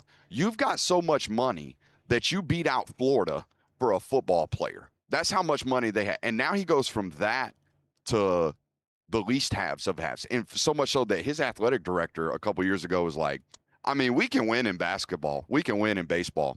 We ain't got a shot in football, so we don't even try. You know what I mean? Like that's where he's going. He's going from I had the most to I have arguably the least. And I think that's going to be a tough little overcoming, because it ain't like he was beating guys with X's and O's. He was beating guys with Jimmys and Joes. And guess what? All the Jimmys and Joes play for everybody else now. You ask me about systems that work. Summerall is more of a CEO, defensive-minded football guy, and the defense is going to be really, really good. Golish's system does work in this conference. Tennessee runs it really, really well. Mississippi State gives some people problems, and Golish ran it really, really well as an offensive coordinator when he was at Tennessee. My only concern is when you hear football coaches talk about Tennessee's offense or talk about the widespread, they talk about the uniqueness of it. They talk about the prep and how to prepare for it, and how to practice for it, how to simulate it in practice. Well, now guys, like I might have 3 of these teams on my schedule. You know what I mean? I see this at a much higher rate. I'm more familiar with it. I've seen Tennessee do it for 4 going on 5 years now. Like, there's a lot more comfortability with how to play against the wide choice offense. So I wonder how that's going to work. The difference for me is that they have a rushing threat at the quarterback position. There's never been a better runner in the wide choice at the quarterback position than what Byron Brown can do. And I know there's a lot of questions about his transition from mid-conference football to the SEC. Guys, I'm here to tell you, breaking news, 6'3", 230 pounds, runs 23 miles an hour. That's going to translate. That's going to translate everywhere. That's going to be hard to tackle no matter where you're playing football, just because of the raw skill sets of it. Is he a refined enough passer? I don't think you need to be in the wide choice. The wide choice as a thrower is, can you throw the ball behind the line of scrimmage, and can you throw it 65 yards downfield? Those are pretty easy things to do. You know what I mean? It's not like I'm asking this kid to run mesh concepts 17 times a game where he's got to actually read defenses. No, we're reading leverage. We're reading, oh, they're daring to play man-to-man. Oh, we've ran the ball so well that they're stacking the box now, so we get to chunk it outside the numbers. That ain't like high-level, quarterback play. You know what I mean? That's based off of, reading pre-snap stuff and taking the shots downfield when it presents itself. So the system does work in this league. I just really, really worry about the familiarity with it. So it seems like, although they're only 2 years removed from the college football playoff, that we have penciled Tennessee in as an 8-4 team every year under Josh Heupel. Just seems like that. If I asked you the impact of Jim Knowles on the defense, and then what do they ultimately get at the quarterback position? Because we trust Josh Heupel offensively, but he just hasn't had that quarterback since Hendon Hooker. Yeah, I think it's going to be Faison Brandon for a lot of reasons. I just think he's a better football player at this point, even already. Like, if George McIntyre was the guy, I think he's been there 18, 24 months at this point. Like, we would know. I think we would know. And I think they would know. I don't think there would be a quarterback battle. You got to remember, like, Tennessee identifies these guys way earlier than most football programs. They get commitments from quarterbacks going into their junior season. Like, Faison Brandon committed to them before he ever played a snap as a junior. George McIntyre committed to them before he ever played a snap as a junior. Like, they get so early in on these kids, and they commit to these kids as a staff, not just the inverse of the kid committing to them. They go all in on these football players. So the idea that they aren't already ready to kind of name George makes me think it's probably going to be Faison Brandon. And my thought process might be wrong on that, but I'm a big believer in Faison Brandon. But they run the football at Tennessee. That's what they do. The quarterback is an additive normally. And I thought Josh did a really good job of morphing the offense to accentuate Joey Aguilar's skill sets last year. But for me, man, like you asked about Jim Knowles, are they going to be able to tackle? That, like, play what you want, do whatever you want schematically. Can you get dudes on the ground? I think I saw a stat the other day that said they missed 98 tackles last year. They were abhorrent. Like, it was bad. It was really, really tough to watch as a film guy because, like, I'm not some defensive guru, but, I mean, basics should be tackle the ball, get them to the ground. And if it got into the second or third level last year, that joker was going to the crib because the safeties were awful last year at tackling the ball. So, that's what they got to improve on, and I would imagine they're going to do that.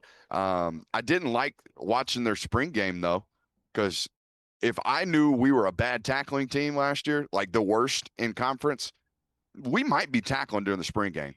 They was out there playing 7-on-7, touch them and tag them. Like, I don't necessarily love that. You know what I mean? Before you go, I just wanted to ask you with Weiss and Kiffin in Baton Rouge now, we know what Pete Golding is defensively. What's the offense going to look like? Can they duplicate the style of offense they've had the last few years? Their new coordinator there, the play caller, how's that going to look? Yeah, John David Baker was a wide choice guy last year at ECU. Like, if you turn that tape on like I just did, because I'm doing a quarterback series, and I was watching Caden Hauser, the new quarterback at Illinois. They paid a buttload of money to take him from ECU. And they're doing what Tennessee, UC, or USF, and Mississippi State does. That's not what Ole Miss offense has been. That's not what Joe Judge is. I don't know how much. I'm very curious to, and I wish somebody would have asked him, is Joe Judge going to call plays at Ole Miss? Because I think he is. I think Joe Judge, the quote-unquote head coach of the offense, that title probably takes precedence over an offensive coordinator, don't you think? That's what I think. Yep. So I would imagine Joe Judge is going to be calling plays. And newsflash, Joe Judge reached the pinnacle of this sport in his profession. It didn't go very well as a head coach of the New York Giants, but you got to do something as an offensive coordinator. You got to be something to get that type of job. And they kept him down there at Ole Miss. He didn't go anywhere else. He's right there being, again, the head coach of the offense. I would imagine it looks relatively similar because the skills are the players that are there at premier positions, right? Trinidad and Kiwan. Like, it's going to be built off of those guys. I will say this, based off how they're recruiting the quarterback position moving forward, though, I think the offense is going to change a little bit. Like, the kid they got in 2027, I don't think would have been recruited and signed and committed to Lane Kiffin because he's not this super twitched up mobile guy. He's more of a quote-unquote pocket passer. And I think that might be where they're moving more towards in the future, not so much of the fast pace. I would call that fun and gun that Lane runs. So I think there are going to be some changes, just maybe not this year or even next year, because Deuce Knight is a very similar quarterback from a skill set to Trinidad. I'm not saying he's going to have the success, but he's a great athlete, got really efficient throwing motion, and probably can do a lot of the similar stuff. But they're eventually going to change the mold, I would imagine, out there. The Film Guy Network on YouTube, that's where you find his work. It's always tremendous, just like you saw here. He's got a lot of SEC Network, SEC Media Days content, including some of the SEC Network guys right there on his YouTube channel on demand. You can go grab it. Brooks, it is always good to see you, man. We really appreciate the time. Hey, I got love for you, Ryan Brown. I'm glad we carried the bit, though. That was fun. We'll see you. Brooks with us on the Alexander Shunnarah Trial Attorneys Hotline. Our coverage from Tampa presented by our friends at Culver's. Welcome to Delicious. Yeah, wonderful. I was talking to Melissa Kim, who used to work with me at CBS 42. She now covers the Baltimore Ravens and the Washington Commanders. They're in the D.C. Baltimore markets. And she DM'd me when she saw our coverage yesterday. And she says, Birmingham has a Culver's now? And I said, we got two. We got two. Stadium Trace and Tattersall Park. And she's lived all over the country, and she loves Culver's. And I go, what's your go-to? And she said, Butterburger, cheese curds, and a concrete mixer. Hey, I can't argue with that one. It's crazy how fast they've been growing in popularity. Like, every once in a while, I'll put on a YouTube video at home, and somebody will be talking about Culver's in the video. Yeah. Just like completely out of nowhere. We appreciate them for our coverage down in Tampa. We'll go back to Tampa and hear from Paul Finebaum in a second. The show today being brought to you in part by our friends at Crane U, LT. Yeah, Crane U wants to remind you, if you're curious about a career in the crane industry, the first big step is getting fully certified and becoming compliant. Crane U is here to guide you every single step of the way. It's your all-in-one destination for crane certification success. They will guide you through every single step of the process, from the comprehensive preparation, both in and out of the classroom, to ensure you're fully equipped for even the toughest exams. Then they're going to streamline your experience by administering both the written and hands-on test right there at their facility, so you can get certified with confidence and convenience. Inspections, training, certifications, whatever you need, Crane U's got it handled. One call you make and you're good. Whether you talk to Francis or Nicole or any of the fine folks there, make sure you tell them the Next Round sent you. For more information, craneu.com. That is craneu.com. Follow Brownie on Twitter and Instagram at Ryan Brown Live. You know, sometimes injury attorneys get a bad rep, being called ambulance chasers, showing up to the accident scene before the EMTs get there. At Alexander Shunnarah Trial Attorneys, this ain't that. We get enough cardio. No need to chase ambulances. Look, if you're injured in any type of accident, don't accept a dime from the insurance company. Hit up the Gators of the litigation situation. Alexander Shunnarah Trial Attorney. Call 659-777-7777 or AlexWins.law. Call me, Alabama. Physical office location, Birmingham. Hey, Lance Taylor from the Next Round to tell you about one of our favorite places for breakfast, lunch, and dinner. That is Hamburger Heaven since 1982. Hamburger Heaven has been serving Birmingham's best hamburgers, cheeseburgers, French fries, hand-spun milkshakes, and sandwiches made fresh to order. All of their ingredients are fresh and prepared daily. This includes their beef, always fresh, never frozen, hand-patted each and every day. For breakfast, lunch, or dinner, visit any of the 4 locations, Highway 280, Irondale, Gardendale, and Homewood. At Central State Bank, we are large enough to serve you and small enough to know you. Manage your money with ease, whether it's mobile banking, hassle-free checking, competitive loans, business solutions, or personalized financial advice. We're your hometown bank with big-time service. Visit us today and experience banking made simple, because at Central State Bank, you come first. Member FDIC. Never miss anything from the next round when you listen on demand through the podcast platform of your choice. Apple, Spotify, iHeart, or Google Podcasts. Wherever you listen, always like, follow, subscribe, and turn on automatic downloads so you catch every part of the next round. Listen anywhere in the world at any time on the Next Round podcast feed and support the show by following, subscribing, and turning on automatic downloads on any podcast platform. Thanks for always making the next round a big part of your day. Remember the name Way to Wellness if you're battling weight loss in your life. I'm Jim Dunaway from the Next Round. There was a time I was over 216 pounds until Way to Wellness helped me lose 45 pounds, and now for over 2 years, they've helped me keep that weight off. Here's their website, aplanforme.com, aplanforme.com. That's a great name for a website because there's no cookie-cutter plan. Everything is designed specifically for you. No contract, no sign-up fees, and your first consultation is free at Way to Wellness. Hey, for all of your IT and printing needs, reach out to our friends at Xerox Business Solutions. Look, I'm still one of those old school guys. I print my notes every single day for the show. If you watch the show here on the Next Round, you see all the notes in front of me. From day one, Xerox Business Solutions, they've been with us here at the Next Round.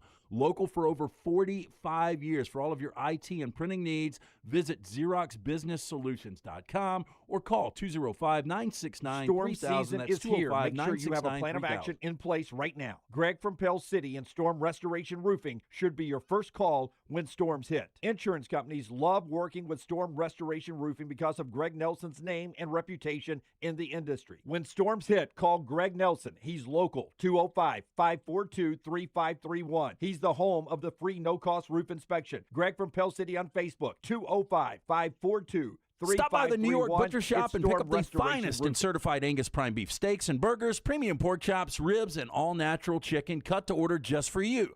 Their chef-prepared entrees and side dishes are the perfect dinner-to-go choice for your family and are ready to heat at home. With a great selection of fine wines and desserts, the New York Butcher Shop is your one-stop dinner shop. 2 locations to serve you, Cahaba Heights and on Highway 119 in Greystone. The New York Butcher Shop, rare quality, well-done service.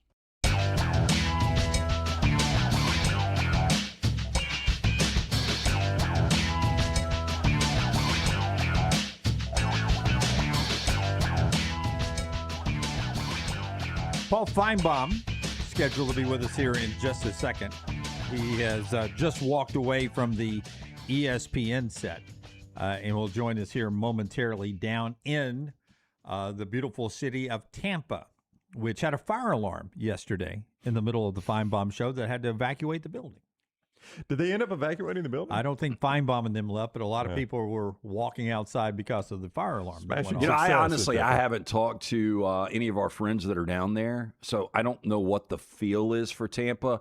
Now, I have, and I know they're employed by the SEC. I have watched our friends Chris Doring and Peter Burns a few times, and they've been hyping it up. Now, they are paid to be a mouthpiece for the SEC, so I don't know if I heard the same thing, and I thought the same thing, Lance. I was like, it must be going bad because Peter and Chris are going so over the top about how good it is. I was like, this sounds almost like it's propaganda. Yeah, like I haven't had a conversation with Brooks. I don't know off.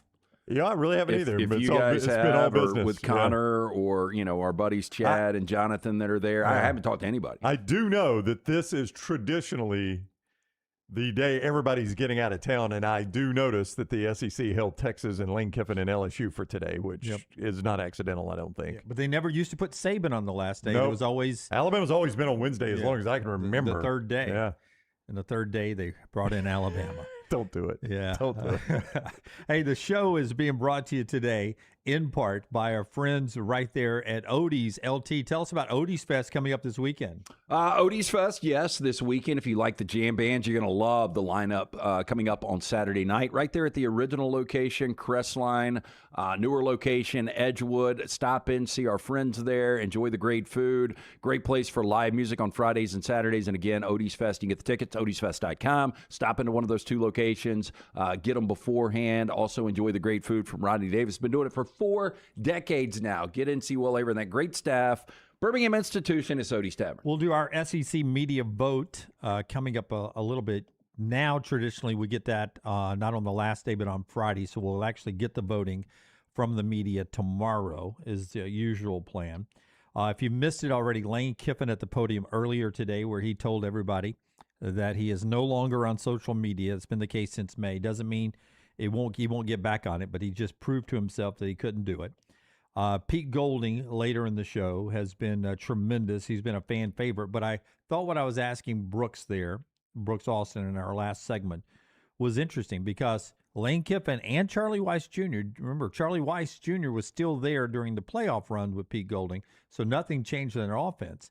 Now you're bringing in, not necessarily bringing in a different play caller. Joe Judge, if he's calling plays, is hanging around.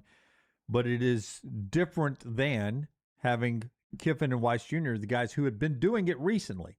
So even if they're trying to run the same thing, it's going to be different people calling the plays. Is that a concern of you at all for you guys with Ole Miss? Not just a concern. It's my biggest concern for Ole Miss, Lance, because you're taking over. Ahmad Hardy led the league in rushing last year. Kejuan Lacey was second in terms of yards. I think Kejuan Lacey was second in terms of yards per game. Hardy, I would say his production this year is a huge question mark, unfortunately, because of the unfortunate shooting incident that he was involved in.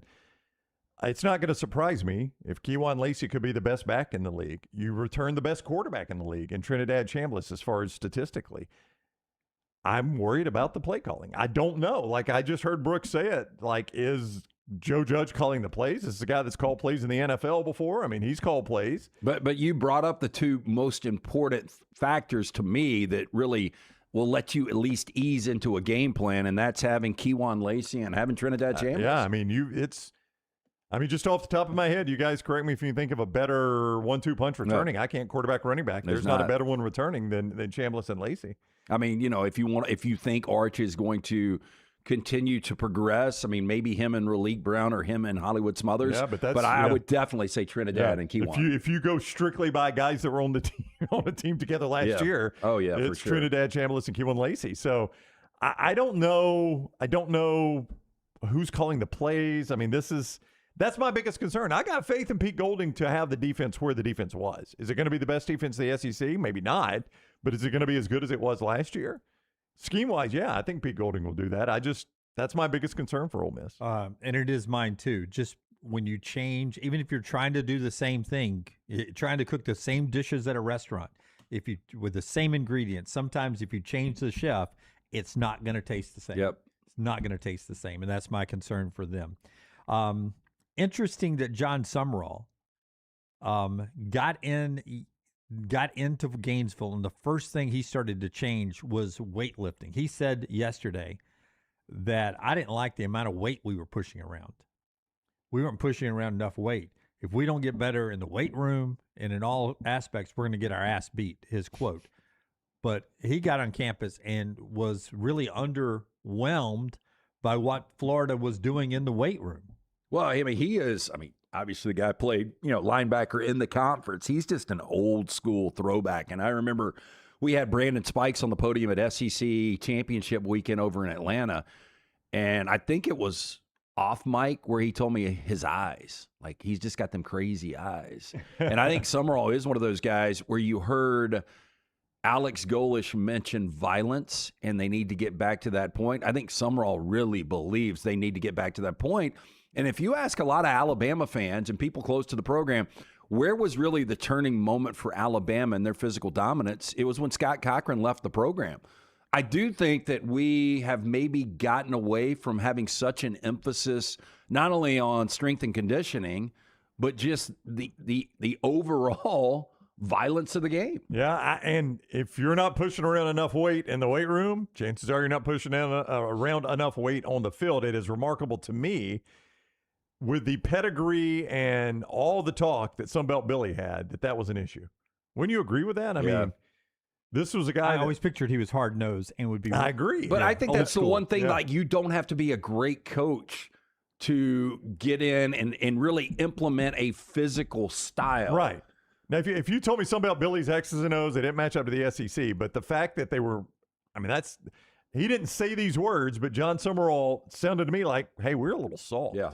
I mean, that's what that sounds like to me. We're a little soft. That's exactly what, at least the consumer Yeah. of college football would hear that comment and say, we're not the bad boys on the That's street. right. And you could say what you want about Billy Napier. Maybe he didn't recruit right. Maybe his X's and O's weren't there. But you're telling me his teams are soft is a surprise. Well, to me. I think that's one of the reasons that the SEC hasn't played for a national championship in 4 years. We've gotten soft. I think it's gotten softer. I mean, we talked about, Alabama was one of those teams. LSU was one of those teams. Texas should be one of those teams. Georgia was one of those Yeah, Georgia, definitely. I mean, the identity of Georgia was completely different. They had a really successful season last year, but they weren't dominant. And it always started with those teams dominating physical football, and you just don't have that right now. When you thought of Georgia, when you thought of Alabama under Saban, you thought of defense and the ability to run the football anytime they wanted to. With Georgia, I thought of that defensive line. Mm-hmm. And I always think Jalen Carter. Unblockable defensive line Yep. and edges. And that wasn't the case last year with Georgia at all. And that's interesting. You know, Alabama fans, you may say that they complain too much or you got it too good and you complain about everything, but they sort of draw a line, Scott Cochran teams before and after. And that's being discussed. What goes on in the weight room. Oh, so they're in the chat room in the saying chat, that. they're already talking about it. That is sort of the equator of Alabama football pre-Scott Cochran and post-Scott Cochran. Yeah, but let me tell you, anytime Scott Cochran comes up in the weight room or in the chat room, or the weight room, maybe in the chat room, this gets brought up, and I don't know if it's a fair criticism or not. I don't know if it's coincidental or not, but everybody always talks about after Scott Cochran, Alabama's injuries went down.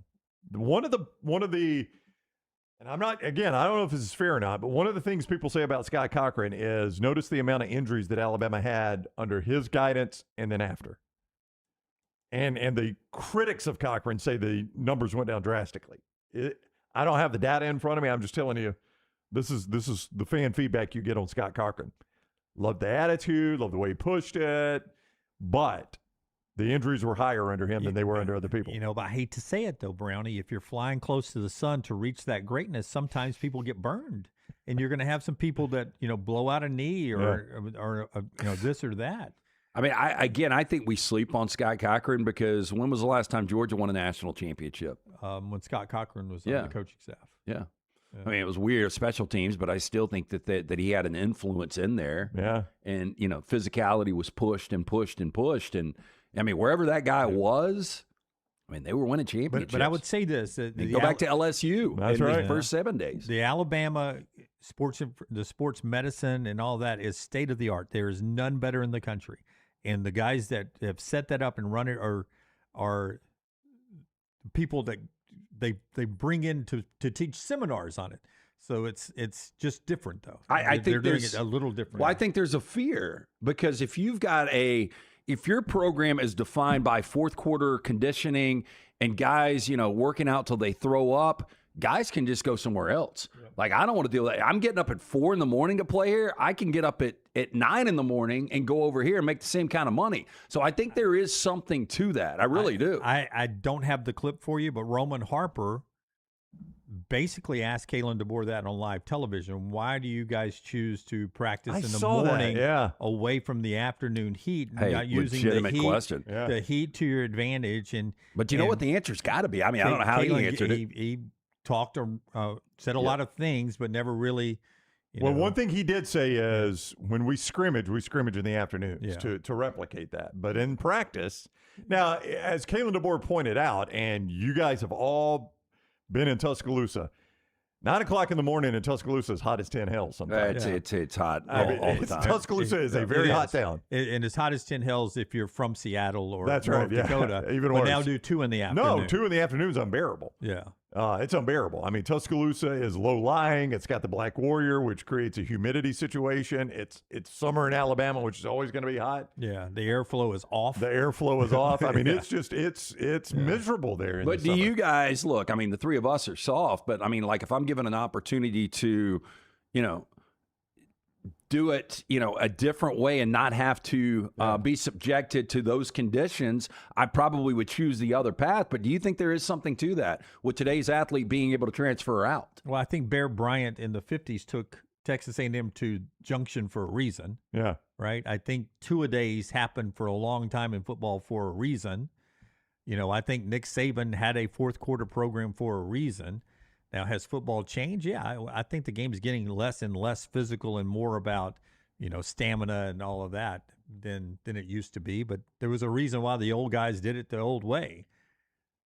Doesn't mean now's wrong, and it can prevent injuries and, Well, so, I mean, so does Pilates and yoga. Yeah, I mean, if you're practicing in the heat for a reason, you're walking the fine line of pushing a guy too far in the heat and making him die. Making him tough or pushing him too far. I mean, there's probably a pretty fine line there. If you're practicing 2 o'clock in the afternoon in Tuscaloosa, you can die. Yeah, and if they don't take care of their hydration on their own, beyond what the school is telling them to do, they're going to be in trouble. Yeah, but I remember, vividly somebody telling me about Mike DeBoer saying, hey, your soft ass is going to leave here in a body bag. Like, I mean, it was different back in the day. Yeah. I mean, you didn't have, the lawsuits and the DJ Durkins getting fired and, everything that comes with that. Sure. It really is a different world, which, I mean, look, that's obviously something you want to avoid. Yeah, I don't want my players dying. But I don't know what the fine line is with conditioning and, strength right now and what's going on in the conference. But I do think there is something to that. Before we hit the spotlight, Tyler, I want to tell everybody about Storm Restoration Roofing. Greg from Pell City,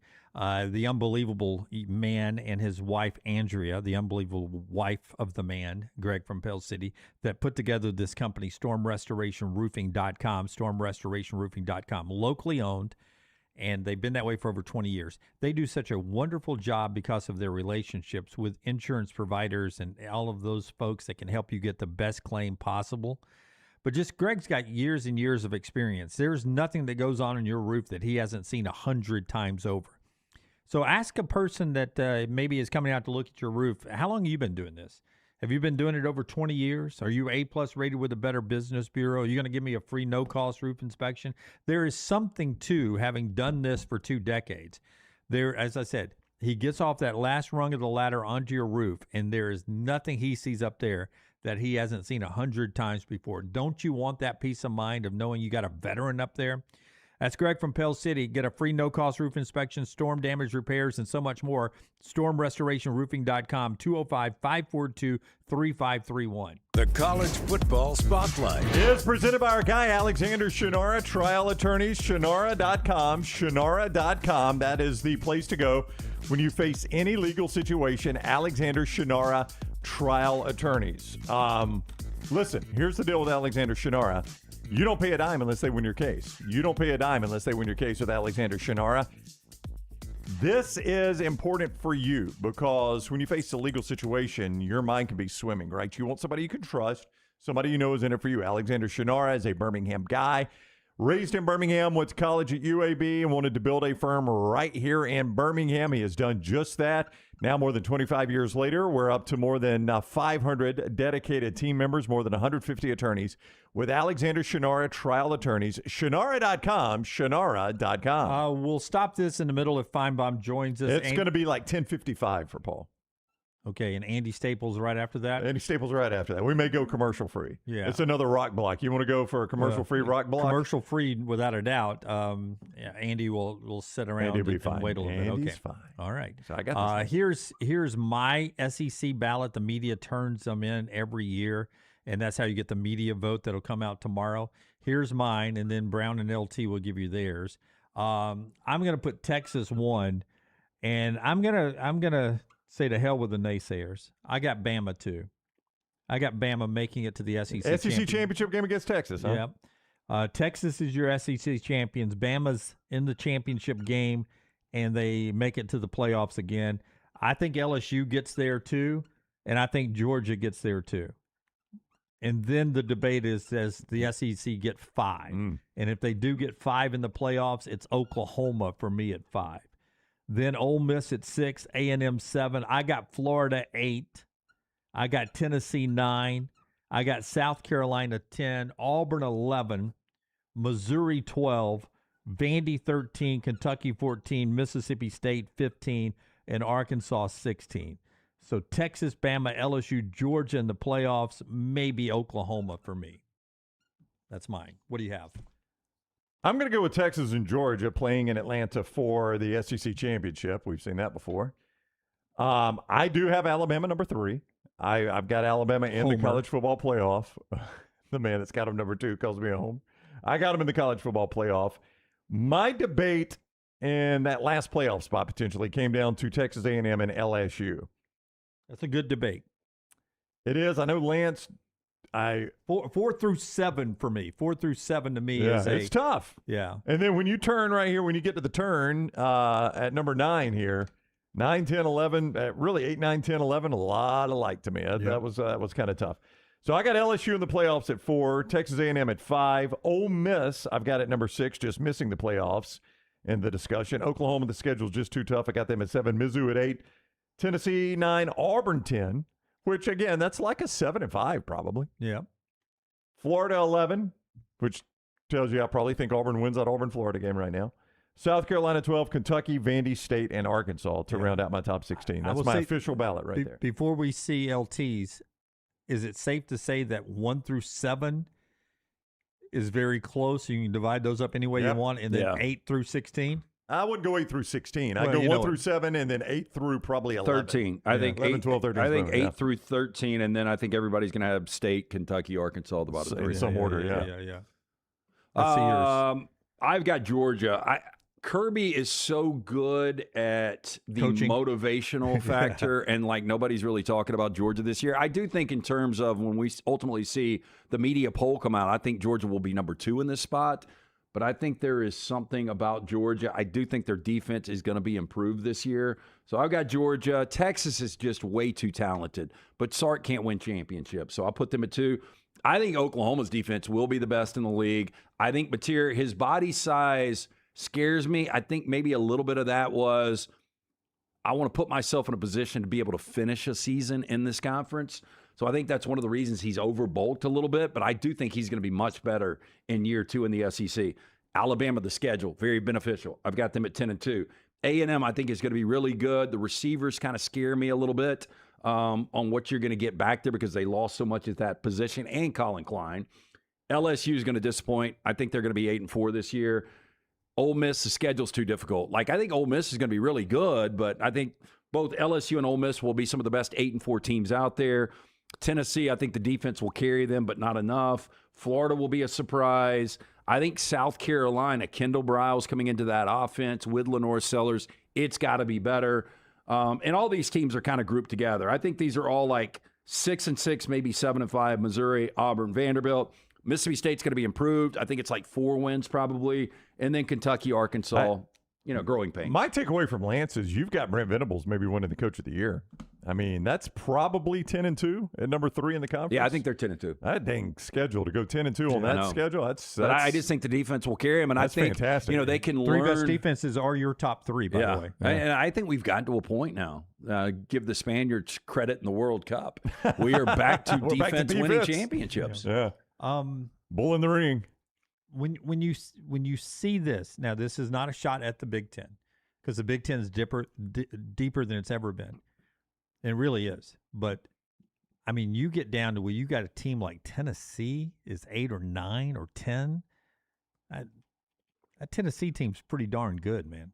If they get any quarterback play, that's a good football team. I wonder how different we would feel with Knowles coming in and taking over that defense, which I think is going to be really good. I agree. If we would feel different if just Nico had never left, if he was there for his 3rd year in Knoxville.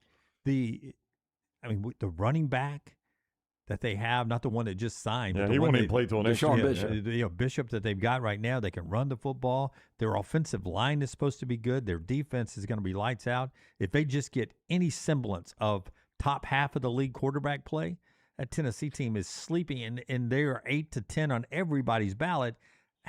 When we go to 24 teams, which needs to happen sooner than later, I guess, just to accommodate the good teams in the SEC, it's going to be an 8-bid league. Well, I think the SEC has become as big of a riddle as the NFL year in, year out, because you look at this, and I'm sure people will remind us, some of these predictions are going to be god-awful. Like me to have LSU at 8-4, they could go 11-1 and win a national championship. That's right. And Yeah. people are going to crack back and, oh, my God, you had them missing the college football playoff. Bama could be 7-5. Yeah, Oklahoma could be 6-6. I mean, it is just so difficult because week in and week out, to your point, and the depth of this conference, because I think Mississippi State, I think this Camario Taylor kid. I hated putting them where I put them, And Lance. it's funny, they just popped up State right now on the SEC Network and kind of previewing those guys. I just saw so much improvement last year under Levy. Too. But you got to put them somewhere, and I just don't feel like you can put them at the middle of this conference because I think the middle's too good right now. You'd love to be able to put them in the Big 12 championship game, but they're in the SEC. They're good enough maybe to make it to the Big 12 championship game. I would love to see Mississippi State either in the ACC or the Big 12 this year. On what they could do. Yeah. With that talent. You would not have them there. I mean, this is a massive if. I get it. But if they two plays, one against Tennessee, one against Texas, they make 2 plays, and those games don't go to overtime, they win in regulation. None of us would have them at 14, 15. I don't know, though. 50. I don't know. I think you'd have them higher because think about that. Not much. They'd have 2 conference wins. Camario Taylor, people are excited about. Yeah. I just don't know where you would put them, though. That's right. Because you got to move somebody out. Like, and I think we're shitting on Missouri. I mean, we are. Where you got? You got Vandy 13, 13. I feel bad about putting Vandy that far. That's down. right. But somebody's got to be there. Not an easy out. There's not an easy out. And, I hate to say it, but other than Arkansas, and we may get to the end of the year and Arkansas is not an easy out either. They may be playing in the Liberty Bowl. So that'd be a heck of a year by Ryan Silverfield, but everybody, they're 16th, and the media will have them 16th as well. Right. We're not alone. Yeah, do that for me. Brought to you by our friends at Hemphill. Tell us about Hemphill, and then tell me how you think the media. Yeah, 205-229-2090. The number if you have any plumbing, heating, cooling issues, home or business, our friends Adam, Chad, Andrew, they are there to serve you. Make the phone call that I've made, unfortunately, way too many times. These guys are the best in the business. So 205-229-2090 or hemphillservices.com. Okay, who's going to be number one by the media? Texas. Texas for sure will be number one. Yep. I think by fault, Georgia will be number 2. They have won 5 of the last 6 SEC championships. Yeah, I'm with you on that. It'll be Texas 1, Georgia 2. I think LSU's hype is too much. I think the roster is too much. I have heard multiple analysts, the more I look into LSU, the more I am buying them. I think they're going to be number 3. I agree.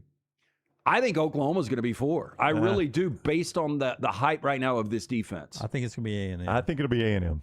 I'm with Jim. And then Alabama or Oklahoma is going to be next. Now, I don't know which. I've got Ole Miss at 5 behind Oklahoma. I have A&M at 6.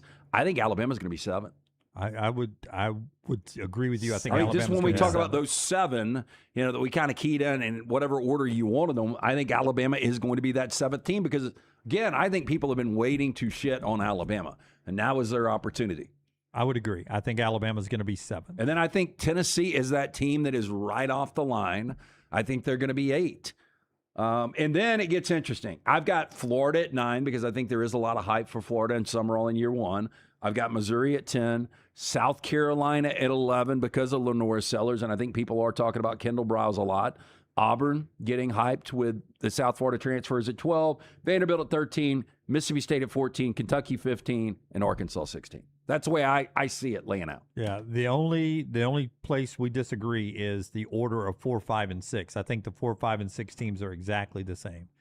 But I agree with you. I think Alabama, again, this is media vote, and we'll get the results tomorrow. There's just too much hype around Texas, Georgia, LSU, Texas A&M, Oklahoma, and Ole Miss for Alabama to bust into the top 7. And I always go back to the fact that we're not in Birmingham for media days anymore, so there's less Alabama media. Yeah, but you can vote. You can vote remotely now, so that will help.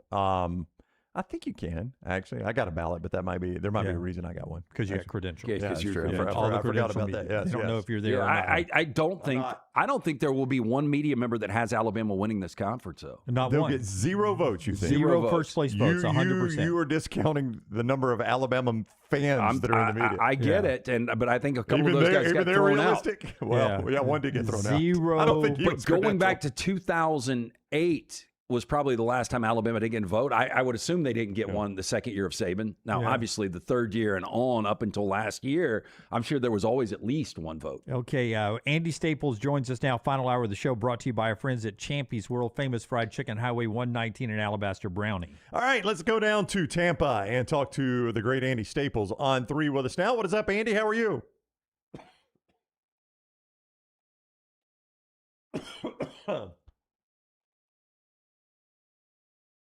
Got no sound. Give me 1 second. Andy is muted. Hold on. It's on our end, Andy. Stay with us here real quick. Yeah, there we go. Oh, we got you now. Okay. You got me now? We got you now. So it was not on your end. There was a button that needed to be pressed on this end. But we were good. I was saying I'm very jealous hearing about Champies because I am a huge Champies fan. So I'm looking at the spread from Champies, and good Lord. Okay. I think they differ in a lot of markets. So I don't know the one you've had, if it's the same menu here. I believe it's similar to what you got. Okay. So it's pretty tremendous. Their Mississippi Delta recipe tamales are fantastic. Their tamales, Andy, are absolutely incredible. They're very filling, but I could probably eat 12 right now. Yeah, Mississippi Delta tamales are an incredible delicacy, and I think that's one of those things that around the country people just do not understand. They have in their head what a tamale is. No. There's a part of the country that does it right. And it's in Mississippi. All right. That's right. So, hey, let's pick up where we were talking. We just did our projected order of finish for the SEC. And we were talking about what the media members would vote. Do you think Alabama gets 0 first-place votes? Is this the year? No, I think somebody will vote for it. Like, Alabama's not that down and out. I think Alabama is a playoff contending team. If they can run the ball better than they did at the end of last season, well, I guess for the whole of last season, they're just as good as anybody in the country. I mean, the quarterback competition, we'll figure out if, whoever they pick, whether it's Austin Mack or Keelan Russell, whether they are an elite quarterback. But you look at all the other pieces they have, you feel pretty good about it. It's just they revamped the offensive line, they revamped the tight end room. Can they run the ball? If they can, we're talking probably about a playoff team. So I would think somebody would give them some votes. Now, who will get the lion's share of the votes? That would be my Texas and Georgia would be my guess. I think you may get some LSUs. I think the one you should think about is Ole Miss because they might be better than they were last year. But I don't think that people would be completely out on the idea of Alabama winning the SEC title. I think they get a few votes. When you're trying to figure this out yourself, I mean, you got to take schedule into account, right? I mean, that's the thing that really scares me with not only Ole Miss but LSU. But you look at Ole Miss, nobody talks about this Louisville opener, which they should be able to get by that, Andy. But then, September 19th, who knows what direction that game's going to go. But after that, they got to go to Florida, to Nashville, Missouri, at Texas, Auburn, Georgia, at Oklahoma. I mean, it's just a crazy-ass schedule. But it's like that for everybody. I mean, who has an easy schedule? Like last year, A&M wound up having the easy schedule. I think Bama's got a pretty easy schedule this year. I still don't think it's easy. I mean, I don't think Kentucky in week 2 is going to be easy. Wow. If that's a hard game. Hey, he go on and box his stuff up if he loses in Lexington. And we're big DeBoer fans. Listen, I don't think that's the case because I think when you extend a guy to keep him from going to Michigan, it's not going to be. Okay, I'm looking at Alabama right now. 4 really at difficult Kentucky games. Week 2. South Carolina. Okay, so South Carolina, Shane's on the hot seat, right? But Shane could also coach his way off the hot seat, which he did 2 years ago by winning the last 7 in a row. South Carolina has aliens. Like Dylan Stewart would start at any program in the country. All these guys, Lenore Sellers, if he has a good year, that's a tough game. Georgia's a tough game. Tennessee's a tough. Like at Mississippi State, Kamario Taylor's a good quarterback. I mean, they don't have the roster everybody else does. I just don't think there's any easy schedule in the SEC this year. As we get ready for Steve Sarkisian to get down there, can you describe to me the amount of pressure having Arch Manning and that last name as your quarterback again this year, and the Texas brand and all that goes with that, the pressure that's on Sark to deliver in what is a successful season in Austin this year? So I was having a conversation about that last part yesterday with somebody, and they said it's got to be at least the semifinals, right? They have to get there to be considered a success this season.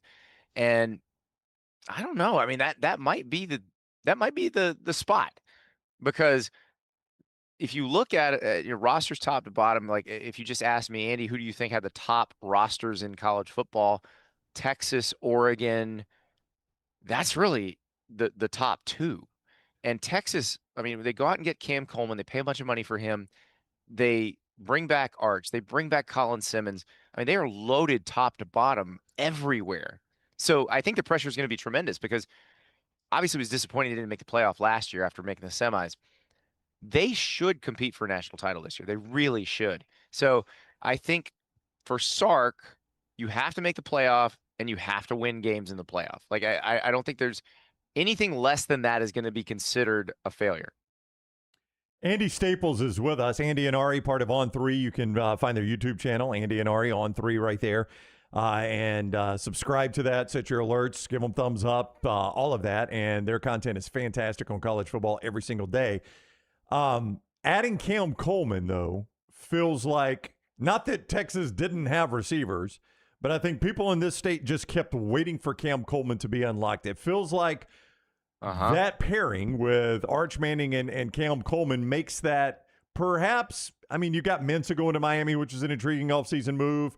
Hoover going to TC. I guess I would say non-quarterback. That might be the most intriguing portal move, is Cam Coleman going to Texas.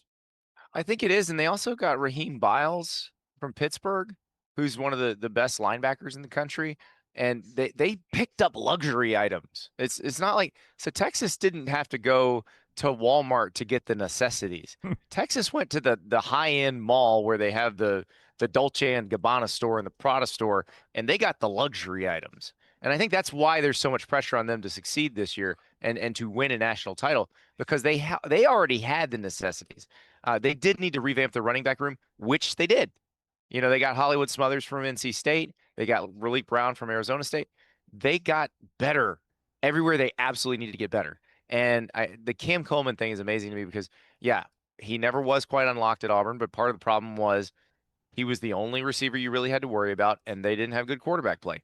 Now, they will have good quarterback play at Texas. Arch is going to be fine. And you also have other receivers that you have to worry about. Like Ryan Wingo is a really good receiver who can do a lot of stuff. I mean, if you watch the Vanderbilt game last year, it just, kind of dump it off to him. He turns that into like a 65-yard touchdown. Like, they've got talent everywhere, and you can't really concentrate on Cam Coleman in the way that people concentrate on Cam Coleman at Auburn. It'll look more like Cam's, classmate in the class of 2024, Jeremiah Smith, where you play Ohio State, you could try to concentrate on Jeremiah Smith, but they've got too many other good receivers, and they're gonna make you pay with those guys. Texas can do that. Andy, I think I'm higher on Oklahoma than a lot of people. I see a path to 4-1. We will know a lot about Oklahoma, speaking of difficult schedules, by mid-October, because they've got that stretch. They got to play at Michigan week 2. Then they've got back-to-backs in Athens and against Texas in Dallas. With all that said, obviously the defense is going to be really good. Where are you on Mateer or Buckle year 2? I think they're going to be better than they were last year. It's interesting because everybody's like, the schedule's so hard. Their schedule was hard last year too. We said the same thing. Like when they lost to Ole Miss, it's like, okay, well, they're done. They're not making the playoff. And then they became the hard to kill Sooners. That's their, basically their motto now is hard to kill. And they couldn't run the ball either. It's funny, the Alabama-Oklahoma playoff game, I was there. It was like the Spider-Man meme. Two teams that had other great parts, but just could not run the ball. And I think they're going to be better at that. Their receiving core is going to be better. So speaking of Texas receivers from last year, they got Parker Livingston at Oklahoma now. They bring back Isaiah Satania, who was really good. They got Terrell Harris from Virginia. So the receiving core is going to be better. Mateer's healthy. The tight end room is going to be a lot better than it's been the last 2 years at Oklahoma. So, and then the defense will still be really good. I mean, They bring back Taylor Wine. They thought they were going to lose Owen Heineke to the NFL. He gets another year. So David Stone's still there. They are loaded. And so I look at that when the over-under win totals came out, and it was 7.5 for Oklahoma. I was like, that is the crazy lowest one on the whole board, because even if they don't make the playoff next year, they're going to do better than 7 wins. I think they're going to make the playoff again. I think they're going to be better than they were last year, and they're probably going to make the playoff and probably be competitive for the SEC title. Listen, I've done this forever, Andy. You know that. And this is the first media day I've missed him forever. It seems like the SEC coaches, this may be the best group of personalities for the media in the history of the conference, in my opinion. Well, Steve Spurrier carried a lot of notebooks back in the day. So I don't know that anybody individually has surpassed him yet. But I will say the guy who holds his job now, John Sumrall, is one of those guys. Pete Golding was awesome yesterday. Yes. And it's funny because before Ole Miss got here, I had had several people tell me, hey, Pete's been coached up. He's going to be boring intentionally. He don't want to make any headlines. And he's doing his big room press conference. He made it 17 minutes before the first time he kind of looks down and he goes, I shouldn't say this, but whatever. And then he just goes. And he was awesome. And obviously, Lane's very interesting. I sat and talked to Ryan Silverfield for about 20 minutes last night at Arkansas. He's awesome too. Like, he's a little bit more low key than those guys. But I think, between Sumrall and Will Stein, who said, somebody said, why is he going to work at Kentucky? He's like, because of me. Yeah. Like, holy cow. That's the sort of thing Steve Spurrier might have said. Yeah, 4 new coaches. I'm not going to count Golding as new. I guess we could. And you got 5 new coaches. Yeah. All right, 5 new coaches. Lance, you're good on the Vegas odds. Of the 5, how many are successful? Like on normal odds, Andy. Of the 5. 2. Probability says 2 of 5. Probability would be 2. Yeah, 2. Yeah. And I'm talking about two to be able to make it 5 years. Yeah, 5 years would be successful. Which sucks because I really like these hires. Like, Sumrall, Golish, Stein, I think are great hires for the situations that they're in. But you're right. Just the math tells you we're going to be talking about one or maybe 2 of these guys having big careers at this school, and everybody else probably going to be gone. Yeah. Yeah. Hey, week 3, Auburn and Florida down at Jordan-Hare under the lights. Mm-hmm. Are those 2 coaches going to be sort of linked? Almost like draft picks that went in different orders, where not Sam Bowie and Michael Jordan, but is there forever going to be a link between those 2? They both hope they can be Michael out of that. Yeah. But maybe we'll do Hakeem and Michael Jordan, since Hakeem was the first pick of that draft. But it's so interesting because obviously Sumrall was down the road with Auburn before Florida turned to him, because basically when Kiffin ghosted Florida very seriously approached Sumrall, and Sumrall was pretty engaged with Auburn at the time. And, it turned out he liked the Florida job better and wound up taking it. And so if Auburn beats him, I'm sure the Auburn people are like, see, we told you we had the better job. But it's interesting because, Golish is doing the Kurt Signetti, I'm going to bring a lot of my team. Sumrall's not. Sumrall looked at the roster that was there at Florida and said, Billy Napier had some really good players. They just knew very well. Let's try to keep most of those, and we'll see what we can do with them. And it's a fascinating clash of styles. I want to see what Byron Brown can do in the SEC. And remember, the last time Byron Brown and Alex Golish played an SEC team, it was Florida in the Swamp, and they beat them with USF. There's just so much drama in that game. And also with Florida, they play Florida Atlantic and they play Campbell first. I think they will probably experiment with Aaron Philo and Tramell Jones Jr. to see which really is the best quarterback for them. And then they have to make the decision going into the Auburn game, who's the guy. And yesterday, Sumrall did not say that the team he took over was soft. He did not use that word soft, but he kind of said it when he talked about they weren't pushing enough weight around. That was strictly the offensive line. Okay, he said the just offensive linemen were not lifting as much as he was comfortable with. Fair enough. He says they now are. Yeah. But No, that was that one position group, but that is the position group that is the question mark on this team. Yeah. Like, you are comfortable with their receivers, you're comfortable with their backs. Whichever quarterback they pick, they're going to be fine. D-line's good. Linebackers are good. Secondary is okay, but probably fine. O-line is the big question mark. And he said, yeah, when he got there, he didn't feel like they were strong enough. But he does. And I follow their strength coach on Instagram. I've seen those dudes doing the 500-pound Zercher squats. So there are some of them moving very heavyweight now. I don't even know what that is, but I don't want to know. He is Andy Staples. Yeah, everybody Google Zercher squat and be very glad you don't have to do any today. I will have to Google that for sure. Andy and Ari, every day right there on YouTube. Go follow them and give them a thumbs up, subscribe, set your alerts so you know when they drop content. Andy, thank you very much for the time. We always appreciate it. Thanks, guys. All right, buddy. Andy Staples with us from On 3. Our coverage in Tampa presented by Culver's. Welcome to Delicious. Yeah, we do appreciate Culver's so much. The show today also being brought to you in part by our friends at Hoover Toyota, hoovertoyota.com. Yeah, stop in and see our friends right there, conveniently located Highway 150. They've got an incredible inventory. Whether you're looking for a truck, an SUV, car, new or used, our friends at Hoover Toyota, they can help you out. Get in, see Scott Peoples, Harold, Kim, all the great folks there, conveniently located Highway 150. For more information, to view their inventory, to check out information on the on-site finance department, hoovertoyota.com. All right. Continuing on, we'll get to 4 downs in the viewing menu coming up in just a second.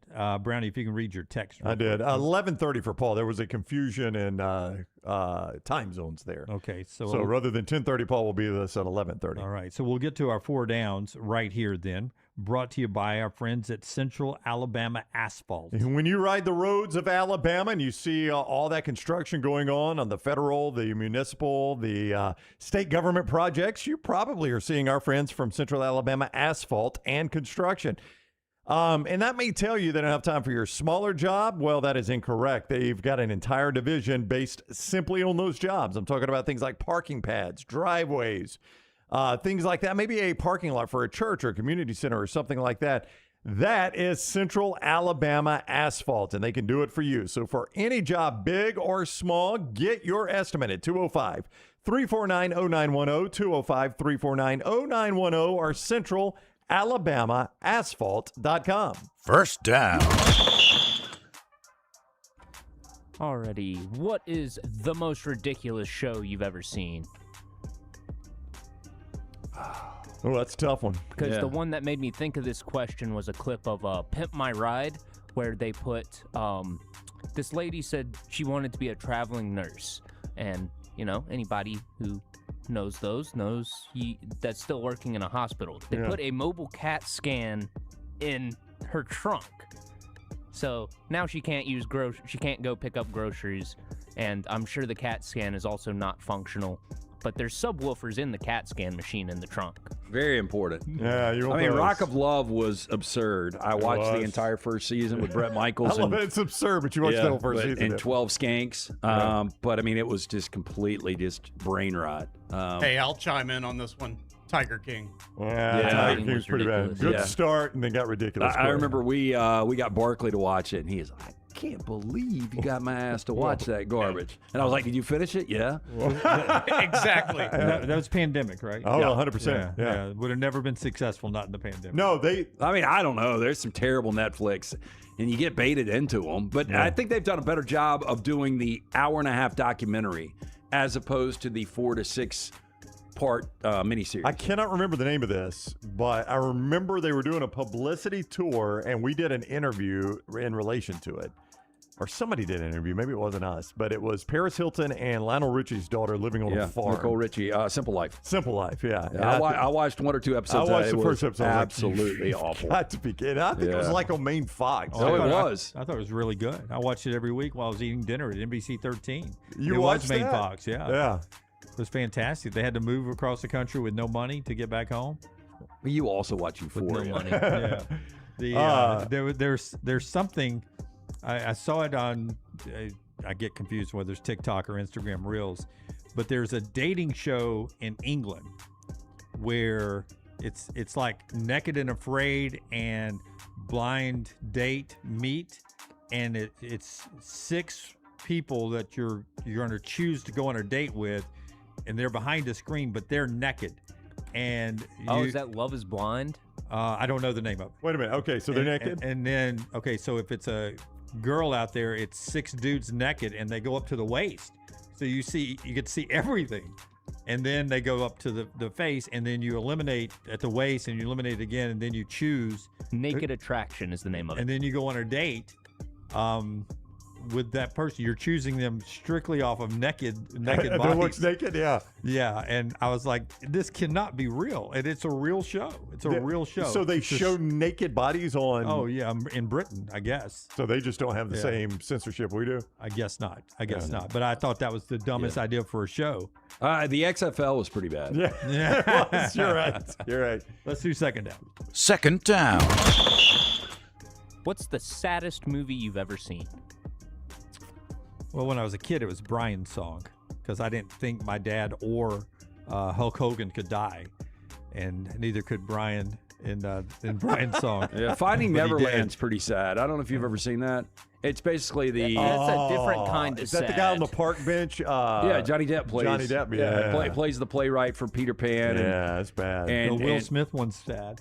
Pursuit of Happiness. Pursuit of Happiness? Yeah. Because he only finds it in the last 30 seconds. Yeah. But Kate Winslet, she's obviously, dying, and she's got a terminal disease, and they put on that play for her. I mean, it's bad. That's a tough one. So when you said Neverland, I got it confused with the Michael Jackson documentary. No, different thing. That's very sad. That's a different kind of sad. That's very sad, yeah. Yeah.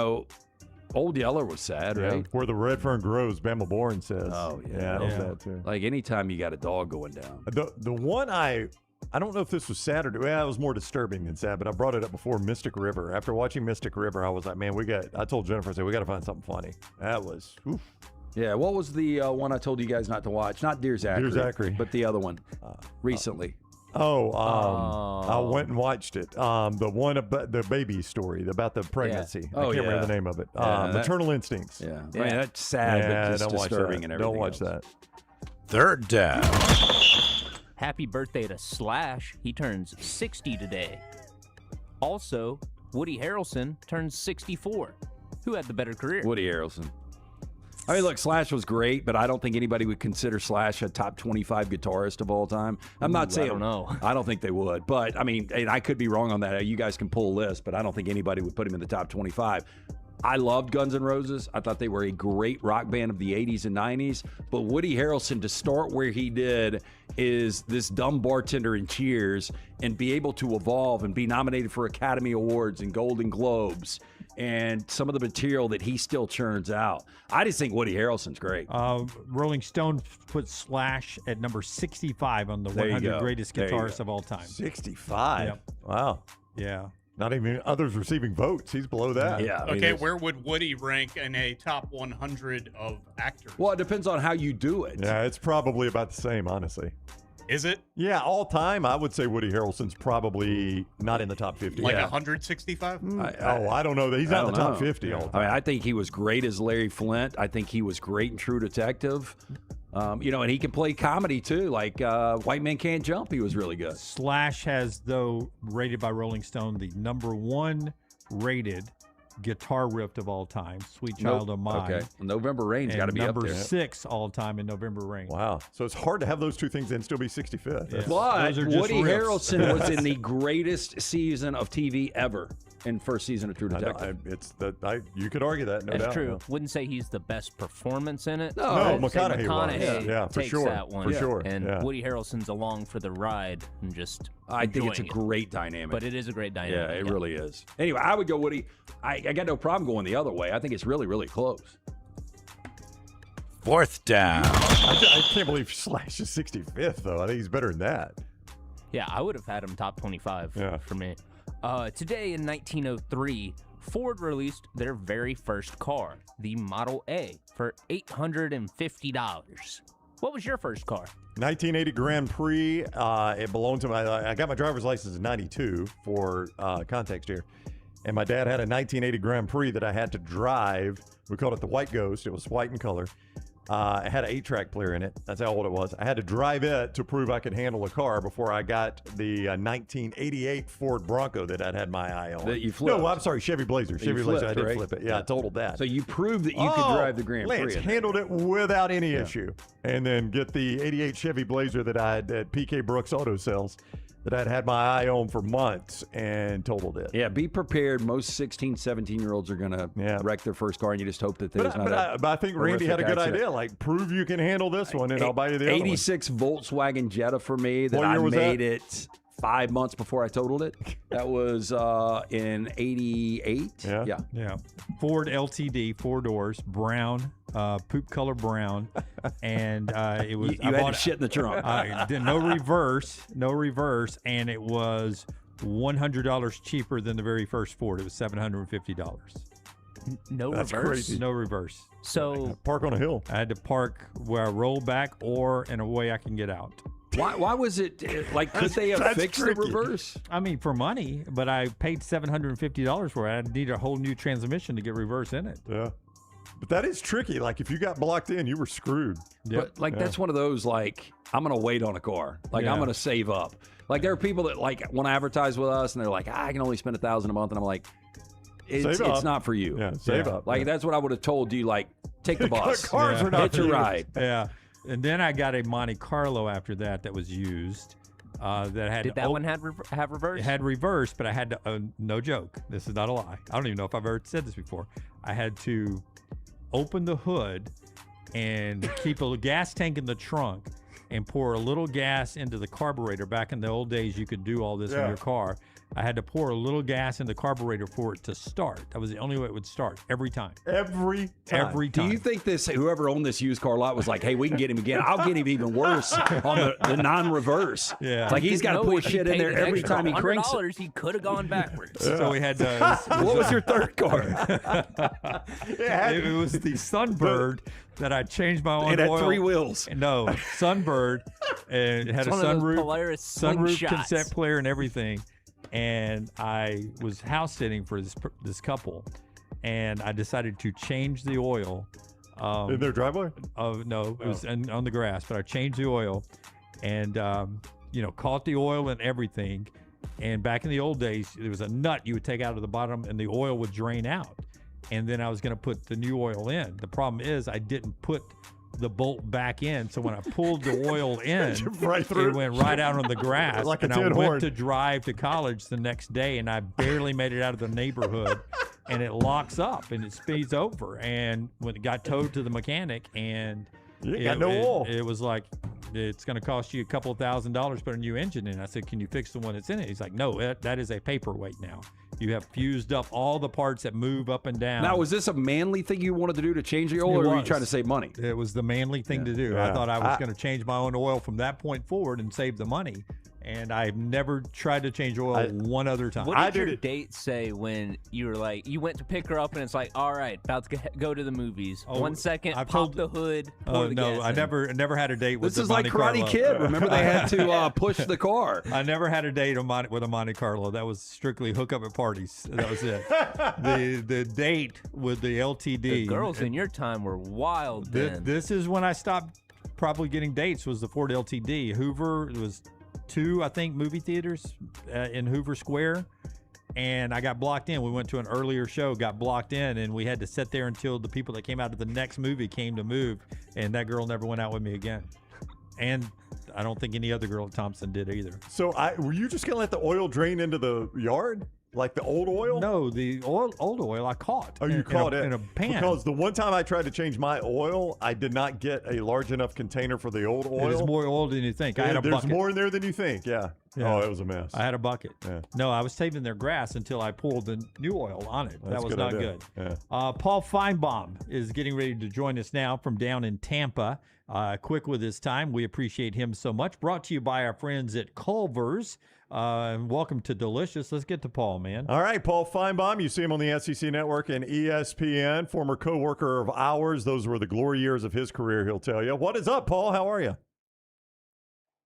Guys, I miss not seeing you, but I'm It's hard for me to get on your show, so this is a treat. Hey, Paul, it's like the three of us to not be at media days. I think Dunaway goes back like 35 years. Brown and I are like a quarter of a century. The first time we've missed outside of the pandemic where everything was virtual. Do you remember your first SEC media days and where it was and what that layout looked like? Sadly, I do. The star attraction for the University of Alabama was quarterback Mike Shula. Wow. It was 1985. I can't remember. The hotel was downtown in Birmingham. It became the Hilton. It's around UAB. I think UAB owns it now. And it was not a big deal. Can't even remember how few people were there, but it was sparsely attended, but it was the first. I would say Spurrier probably was the best to ever do it, but this group of coaches, Paul, seem to be very entertaining for what we do for a living. Yeah, it's I mean, everybody was raving yesterday about John Sumrall until Pete Golding showed up. Yeah. Dropping F-bombs. I listened to Golden and I said, this is the coach from Barstool. I mean, this is a guy that just came off Dave Portnoy's show and decided to be an SEC coach. I mean, he was amazing. And the funniest thing is I was talking to some Alabama person later, not an official, but somebody that works in Alabama. And they said, if Kalen DeBoer doesn't work out and Golding does, he'll be the next Alabama coach. I'm like going, really? But he made that type of impression. It was, and you know this, Paul, it was wild. Saban, as much as Pete Golding will get killed in this state, Saban always defended that guy. And even yesterday, he called him one of the best coaches that had coached for him. I mean, he loved Pete Golding.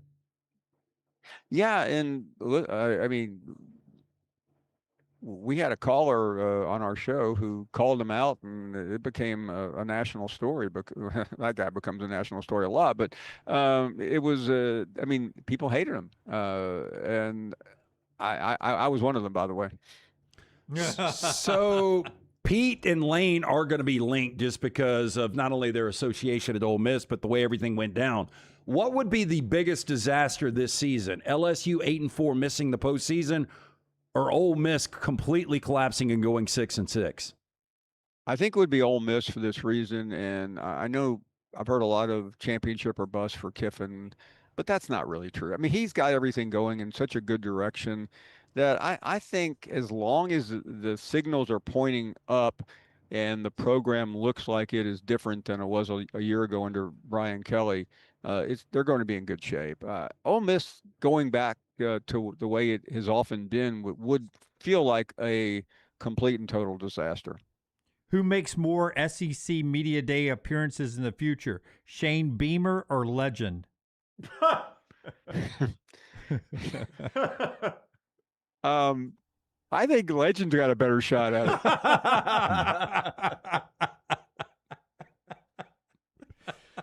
I mean, that is sad to say, Paul. But well, just because you guys brought up an Alabama fan, I will ask you about DeBoer. It wasn't him, no. I know DeBoer doesn't have, I mean, unlike a lot of coaches, doesn't have this massive ego. But when he's asked a question whether or not a national championship will define him, I thought the answer was, look, he can answer it how he wants. I thought it was the wrong answer. How did you feel about the way DeBoer answered that question? It was a terrible answer. I mean, first of all, I don't need Kalen DeBoer in front of a big room on national television telling us for the 41,000th time I knew what I was signing up for. Of course you did. You're at Alabama, man. I want him to – he doesn't have to sound like Pete Golding. He doesn't have to slam the table. He doesn't have to do anything crazy, but he does need to say, we're going to win a national championship. Why can't he say that? Maybe because he doesn't believe it. And every time, somebody said to me today, well, I've heard you say all this stuff, and it doesn't matter what he says. All fans care about is what he does on the field. Well, this is a different era. You need people to use the PJ Fleck line, rowing the boat the same way, because those are your donors. It's like running for office. You need to keep people motivated, and DeBoer doesn't do that. And I heard another excuse today. Well, give him a break. He's got he lost the #1 draft choice at quarterback, and he's got 2 guys that are untested. Whose fault is that? Lane Kiffin went out and got a quarterback. So did other schools. Kalen DeBoer obviously feels like he has the right one, and if he's right, then good for him. But if he's wrong, watch out. All right, before you go, we were just asked the first car we ever owned. What is the first car Paul Finebaum ever drove? That's so easy. Guys, you know me pretty well. I got a car. I didn't have a car in college. Okay. Which, by the way, wasn't the worst thing in the world. And I'll explain it more in a less PG related conversation. Wow. But it was. But my mother, who was a single mom, when I got home, I got home from Knoxville before I took my first job, and she gave me a used powder blue Maverick. Heck yeah. Ford Maverick. And I mean, it was worse than the Pinto. And I mean, fire came out of the back of the car. It was such a bad car. And I mean, I was in the shop every week, and I didn't have the money to get it fixed. I mean, I just like, can I pay you back? But it was, but I was proud of it though. And I still have it, by the way, because things have been rough for me lately. Yeah, I know. They wouldn't let that car in the tiny kingdom. I know better than that. Yeah. I know the salaries too. It's McAfee, Stephen A. Finebaum at ESPN. That's right. You know, I appreciate that, and I was really, it was great to go there, and but right now, I mean, at one time I was, you know, they would say among the, I mean, I'm now, They talk about me. I'm right after Mark Schlabach. Paul, have a great weekend, man. We appreciate the time. Good to see you. I miss you guys. I miss you. Come see us, man. That is Paul Finebaum with us from ESPN and the SEC Network from down in Tampa, our coverage. Fantastic. Presented by Culver's. Welcome to Delicious. Legend. You need to go read AL.com to see what happened there earlier this week. They had it covered, multiple reporters. So ridiculous. Yeah. That's a funny line, though. I'm going to take Legend. That's bad news for Beamer. Yeah. Viewing menu today brought to you by Michelson Laser Vision. Before Tyler tells us what he's watching, tell us about Michelson. Yeah, 205-969-8100. If you wear the contacts, you wear the glasses, you're wasting money each and every year. At least find out if you are a candidate for LASIK. 205-969-8100. Ask for Amy. Tell her the next round sent you. Dr. Mort Michelson, Dr. Jen Michelson, best in the business. For more information, michelsonlaservision.com. All right, so before I get into these, Brooks has got some good-looking food off on the side. It looks like he's got like a taco salad or something. That's a big step up. It looks like he has 4 tacos. Yeah. And does not know he's on camera, so this could get By the way, embarrassing I came across a documentary on HBO last night about Burning Man. Now, I've personally only known one person that has gone to Burning Man. Maddie knows a load of people just being from California, and it's right there in Nevada. I mean, would you guys have any interest in ever going to that festival? I don't know. I was going to watch the documentary, though, but it ends up being in multiple parts. Yeah, it's like 5 parts because it goes from where they shut it down in 2020 to should they have it in 2021, and then it kind of goes season by season. Have you watched it? I've only seen 2. Okay. Is it worth watching? I mean, I didn't. I mean, there's nothing on right now. I knew it was like drug fueled. I didn't know about the community based and all these things. I mean, it's somewhat interesting. Yeah. I've got zero. Like, I was sitting there thinking, I don't know the amount of money it would cost for you to have to throw me in the desert for a week with those people. Yeah, I would agree. No thanks. Yeah. Desert for a week, not too bad depending on the company. With those people, absolutely not. Well, and it's nothing but like they have, Diplo came and did a sunrise set. Oh, Diplo's playing there? But I'm just like, it's just like house music all the time, shit burning, neon. I mean, it really looks like the old Mad Max with just vehicles everywhere and dust everywhere. Pretty wild. It looks absolutely miserable. I've got a release date on a new biopic, August 6, 2027. I think we talked about this. Artists, you know how they're doing all these musical artists. Can y'all guess which one's coming out August 6, 2027? Huey Lewis. Snoop Dogg biopic. Yeah. And they've got Jonathan Davis playing him. Okay, I don't know I really wonder if Snoop. I appreciate the unauthorized, because, is charismatic. It's almost like you talk about how we normalize the polar bear. And hippos and stuff like that, yeah. Snoop Dogg has been involved in murders. I like Snoop Dogg, but he's been involved in murders. Like, how deep will this go? That's right. Do you think they'll cover that early in the movie? If he's involved, no. Yeah, it just says Universal has set a release date for its upcoming Snoop Dogg biopic starring Jonathan Davis, August 6, 2027. Yeah, either they're against it and he will have nothing to do with it, or he's one of the producers that will cash in and it will not tell the whole story. Yeah, it's either going to be, like a straight out of Compton kind of look where it is authorized but still authentic, or it's going to be, I forget the biopic I went to go see recently, but it was entirely just like, yep, this was definitely approved by the estate. Oh, yeah. The Michael Jackson one. That's the one I was thinking of. But didn't was it you that told me the Elton John one it skipped major parts? I heard that somebody said that. I thought the Elton John, a lot of people thought it was really weird. Elton John's a strange guy. I thought it was pretty well done. Yeah, I thought Rocket Man was pretty well done. Not my favorite though. But yeah, with the Snoop Dogg one, it would be weird if they did not get into the murder case he fought, considering he wrote a whole song, an album called Murder Was the Case They Gave Me. Yeah, right. But, he has become like really glamorized, the relationship with Martha Stewart, and, the guy has sold out on a million different things. Again, I like him, but I don't think they'll give you the full story. Like, Get Rich or Die Trying, 50 Cent was no good, Notorious B.I.G.'s was no good, Tupac's no good.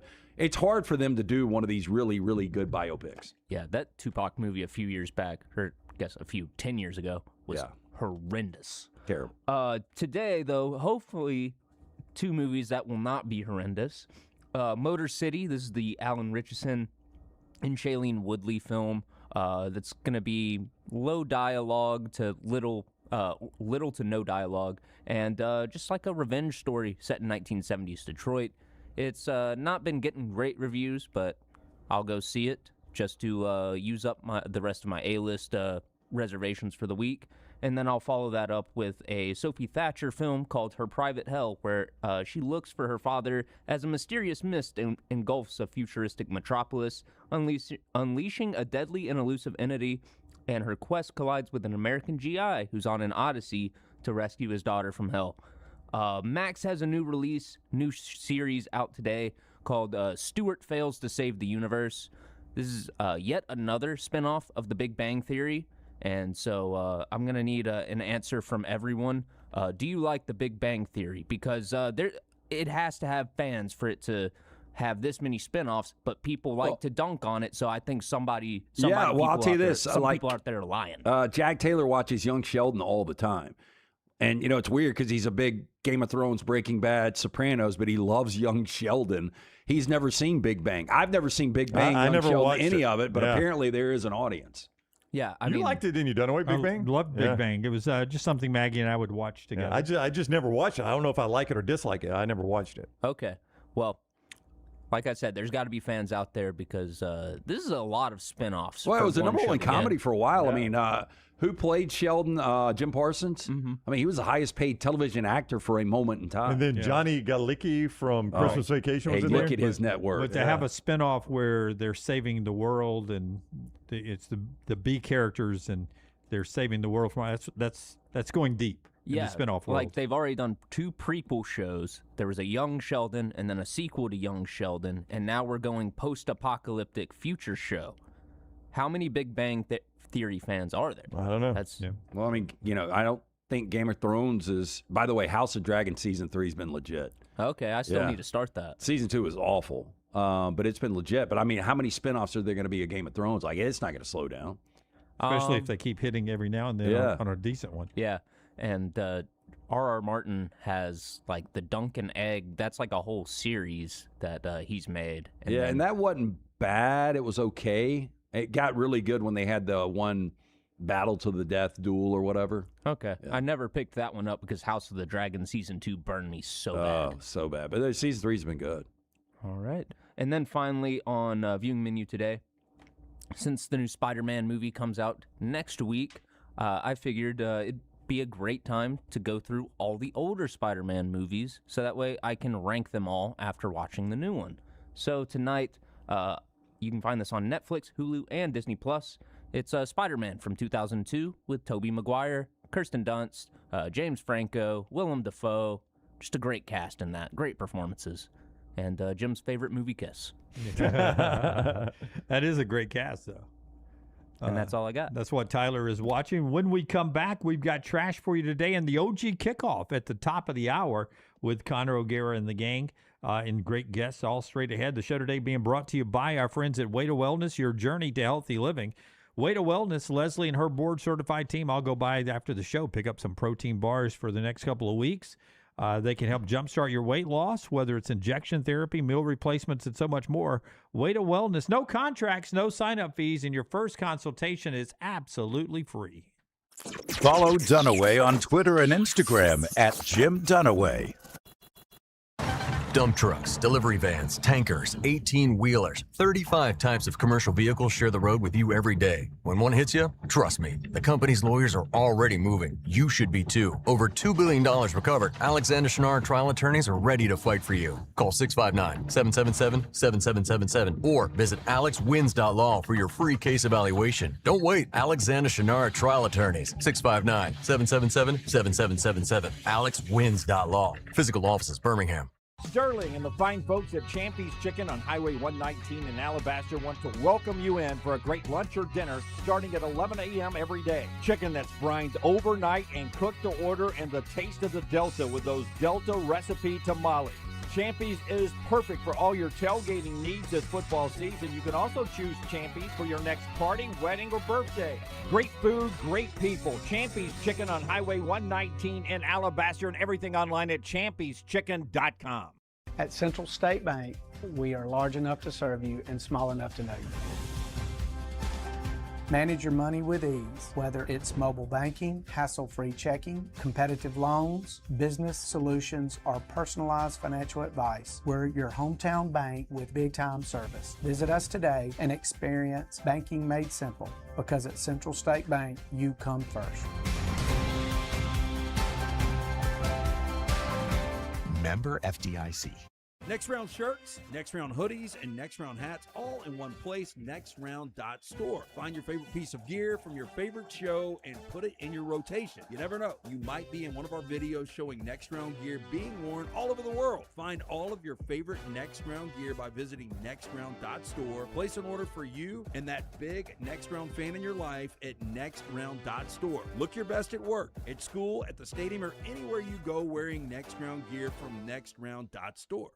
Remember the name Way to Wellness if you're battling weight loss in your life. I'm Jim Dunaway from the Next Round. There was a time I was over 216 pounds until Way to Wellness helped me lose 45 pounds, and now for over 2 years, they've helped me keep that weight off. Here's their website, aplanforme.com, aplanforme.com. That's a great name for a website because there's no cookie-cutter plan. Everything is designed specifically for you. No contract, no sign-up fees, and your first consultation is free at Way to Wellness. Hey, let me tell you about our friends at Urology Centers of Alabama. Compassionate and comprehensive urological care with 35 physicians, 17 locations across Alabama. Their patient-centered approach to all of your urological needs. Remember, they've got that new men's health center. It is beautiful, helping men with a wide range of sensitive male issues in a comfortable environment. You can always go online, visit urologycentersalabama.com, schedule an appointment with one of their many urologists today.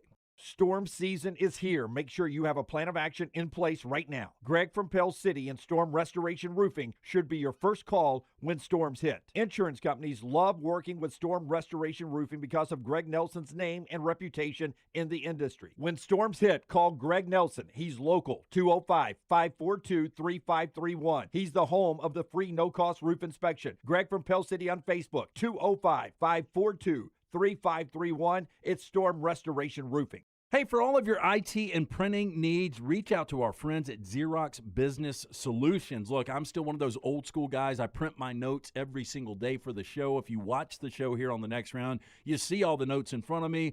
From day one, Xerox Business Solutions, they've been with us here at the Next Round. Local for over 45 years. For all of your IT and printing needs, visit XeroxBusinessSolutions.com or call 205-969-3000. That's 205-969-3000.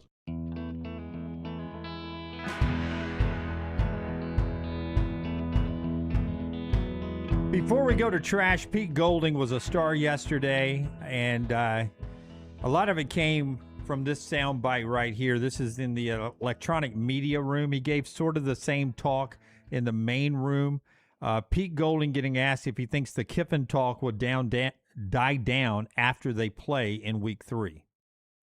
You've had to answer the questions about LSU and Lane probably in every presser since November, including this one right here.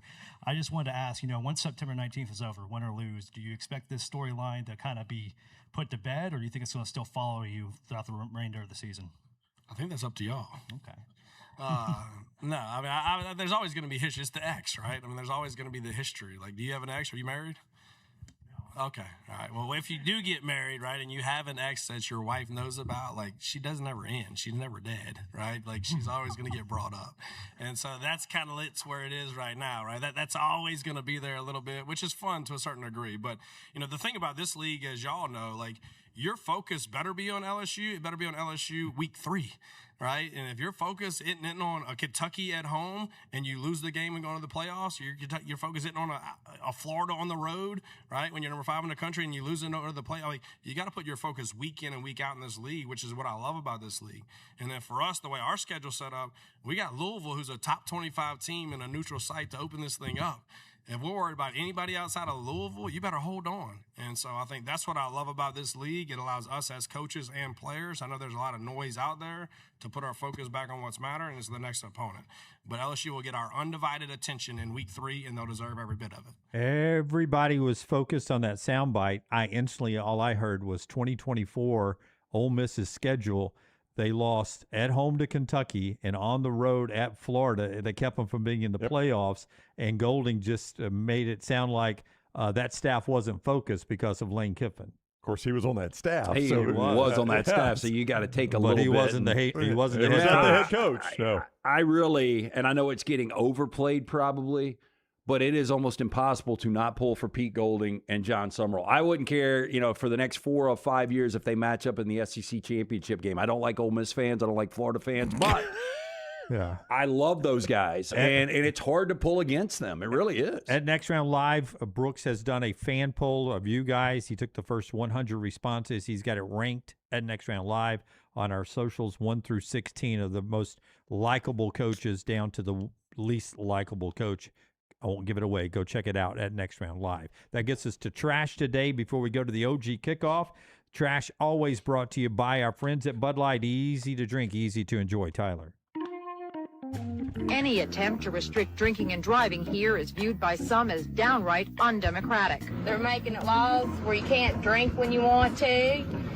You have to wear a seatbelt when you're driving. And pretty soon we're going to be calling this country. LT's Trash is presented by Bud Light. Easy to drink, easy to enjoy. Our friends at Bud Light. We start first. Guessing Headlights recently reported a bear encounter in which a car owner was surprised to find a bear inside of an SUV in Gatlinburg. That would be surprising. What is Guessing Headlights?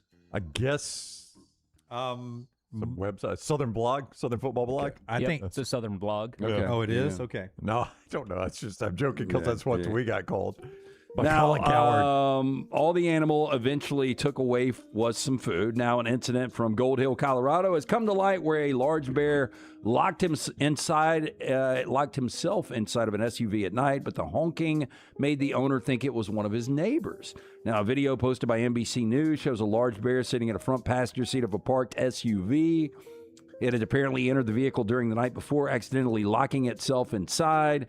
It is likely the owner did not lock the SUV at night, allowing the bear to open the door and enter the vehicle. Unfortunately, the door must have shut somehow, locking the bear inside of the vehicle. While bears have been known to open car doors from the outside, they often struggle to open them from the inside once trapped inside. Which I guess you could get that because the handle's much smaller, and I think the paw would be too big to get underneath it. Yeah, I would agree. From inside, outside, I think a bear paw could open most outside doors. But inside it is smaller. It doesn't say how much damage was done inside the car. I would assume that a bear would completely tear apart the upholstery. Not even intentional. Yeah. Just if he put his paw down, it would rip it. Yeah. I mean, that's a big paw with a lot of claws there. I remember when I used to have my Ram trucks, I got a call. Yeah. I'll never forget, we were at... oh, my gosh. Hey, this is smart what they're doing, though, by the way. We were at Twin Peaks in Atlanta for SEC championship, and the one of the Ram dealers called me and it's like, "Have you got an animal in your Ram truck?" And it was just a fox terrier. It was little Isabel, and just her little claws had gotten on some of the leather. Well, Bo and I, every time I was waiting to go through the process of buying my next Ram truck from him or Alfa Romeo, he would always joke about the difference because I don't have big dogs and would never have the dogs in my vehicle. That was one time and it was overplayed, and it was the guy that got fired from that dealership. Yeah. So he was that was way overplayed. Just dogs get in. I mean, I'm sure now my golf clubs make scratches on my stuff in the back seat. You know what I mean? That's what makes it used.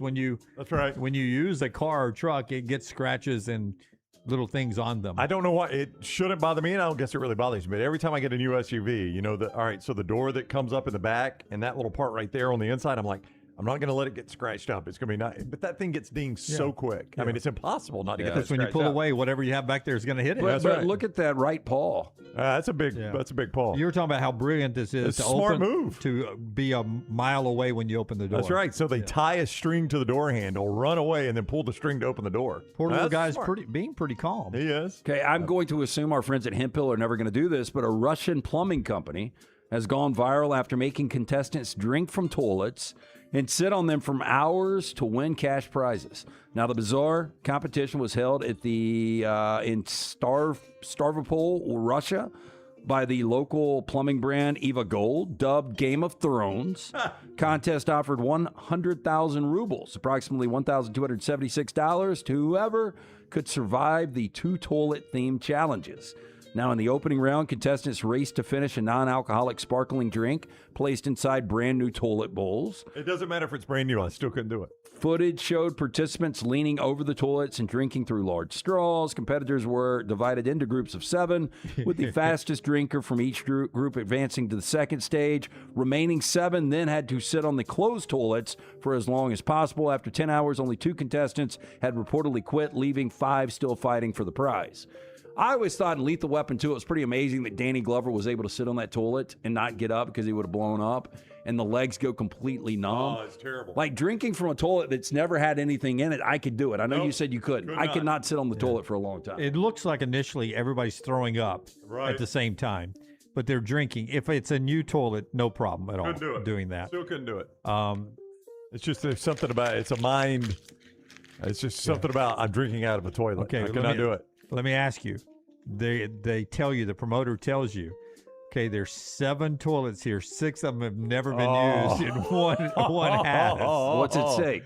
Yeah, well, I don't know. What are we playing for here? Not enough. $1,200. Yeah, no. It's going to be a lot of money before I consider that one. But you've only got it's like Russian roulette with toilets. Yeah. Literally in this case. Chinese man who faked his own death by staging his own funeral and climbing into a coffin has been caught months later after fleeing across the country. Now, according to the Global Times, the man, identified only by his surname C, was on bail after being caught drinking and driving in January of 2025. Investigators also found that he had previously been caught twice for driving under the influence without a license. Now, fearing another conviction would leave him with a criminal record, even greater financial problems, C began planning his fake death before fleeing. Authorities say the scheme began in June of 2025 when C's mother and grandmother reported that he had died after taking poison. By the time police arrived, they said the body had already been placed in a coffin and buried, leaving officers unable to examine the remains. Investigators questioned why no attempt had been made to take C to the hospital and why a coffin had apparently been purchased before his supposed death. Yeah. Very legitimate questions. That's right. Now, to make things even more suspicious, the man's family was also unable to provide a medical death certificate or cremation records. This led to the fact that they started looking for him, and he was eventually tracked down, arrested April 27th, 2026. That seems like a lot of work just to avoid a third DUI. Yeah, I would agree. Or just don't get behind the wheel. Yeah, I mean, in hindsight, that would have been the better choice. No doubt. Yeah. By the way, when I died, the new coffin is out in the garage. Just in case. Is that the actual coffin they're carrying? Is that how they bury Chinese people? So that is a coffin. Okay. This would be a traditional Chinese coffin, but I could not find an actual picture of C or his coffin. Well, if that's a traditional Chinese coffin, man, they go to a lot of effort. You asked us in 4 Downs, the saddest movies. I remember a really sad scene in The Irishman a few years ago, Scorsese, when Robert De Niro goes shopping for his own casket. Oh. Because, he's got no loved ones, and he wants to make sure he's properly buried the right way. I mean, I wonder how many people actually shop for their own That coffin. is pretty sad. You're right. Don't want to do that. Yeah, that's bad. I've already got my urn picked out. Do you? No, I'm kidding. No, That would be a very Jim thing to do, though. I believed it 100%. I didn't even question it. did. I mean, I didn't even chuckle. I'm just counting on Lance to sell a sponsorship and get it donated. That's our urns. Yeah. I saw recently where AI made its own decisions. Did you see this? Oh, it's become self-aware? Yeah, again, trying to overhype this. This is where the beginning and the end is, when AI is making its own decisions. I joke with you often about this, but I don't think they're going to be like walking around like robots. But I did see 60 Minutes. You guys make fun of me watching. It's only because it came on after the game or golf. One of the guys made a point that we invented AI to learn from itself, and we didn't think about how to stop that, to end that. Yeah. So, yes, the guys that created it, the people that have created AI, it learns from itself. Now, I don't think it'll ever be walking around or anything. No, but I think could we're going to have some serious problems with banking and shutting down power grids and things like that.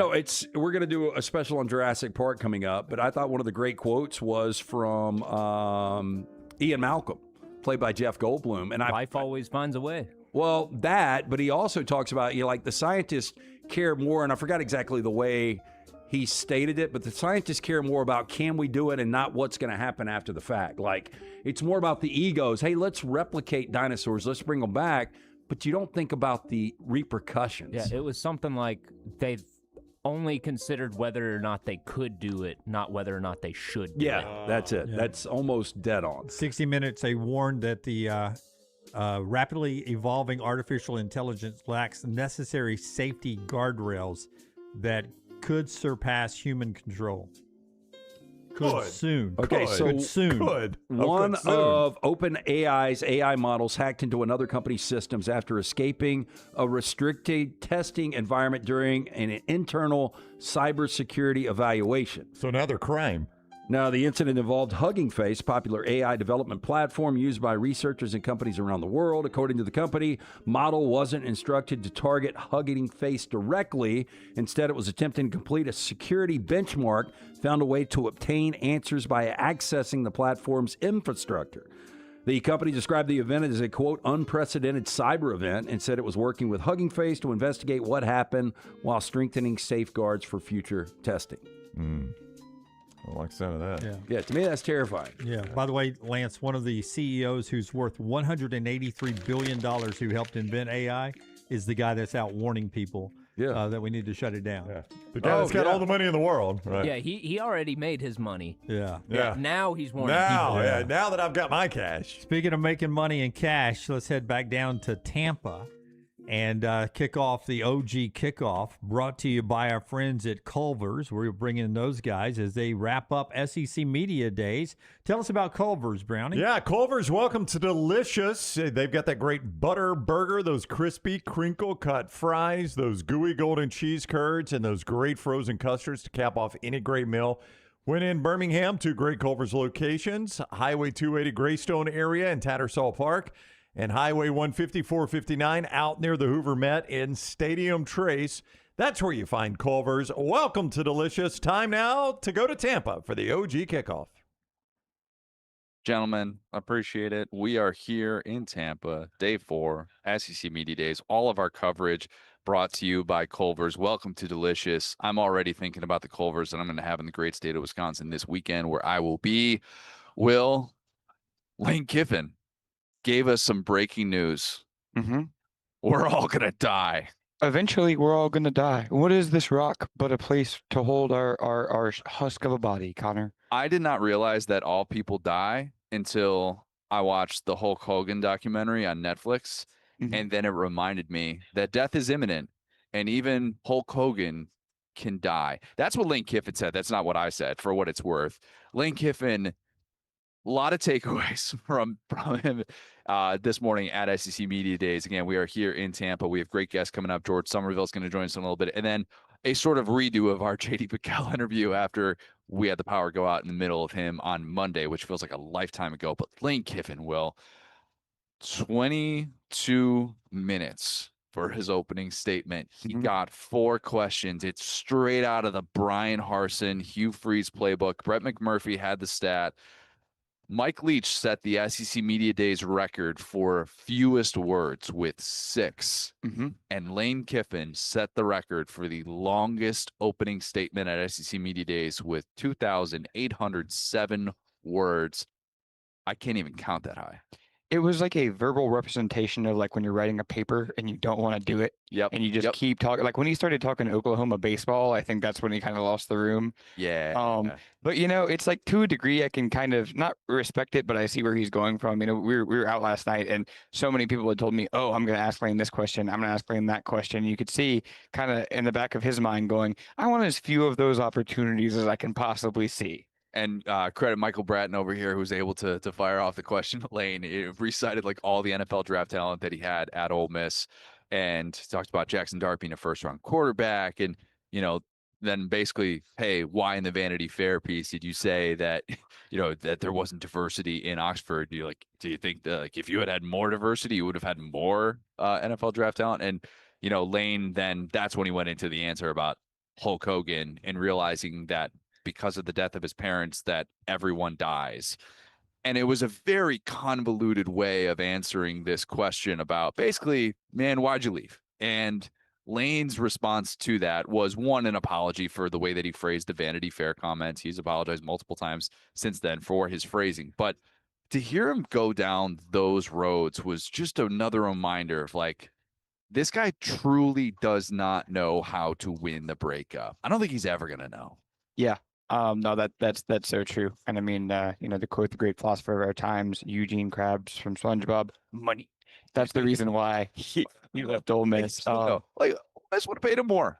Yeah, no, but just about resources and recruiting and all that. And it's one of those where at this point it would be better for him to just come out and say it, because he's tried to give every reason but the truth. And every time he gives a new reason, you know, it's like we're getting more metaphysical with every explanation. And people are just tired of it. If just different turned into the explanation, just different money. Right. We got a winner. Yeah.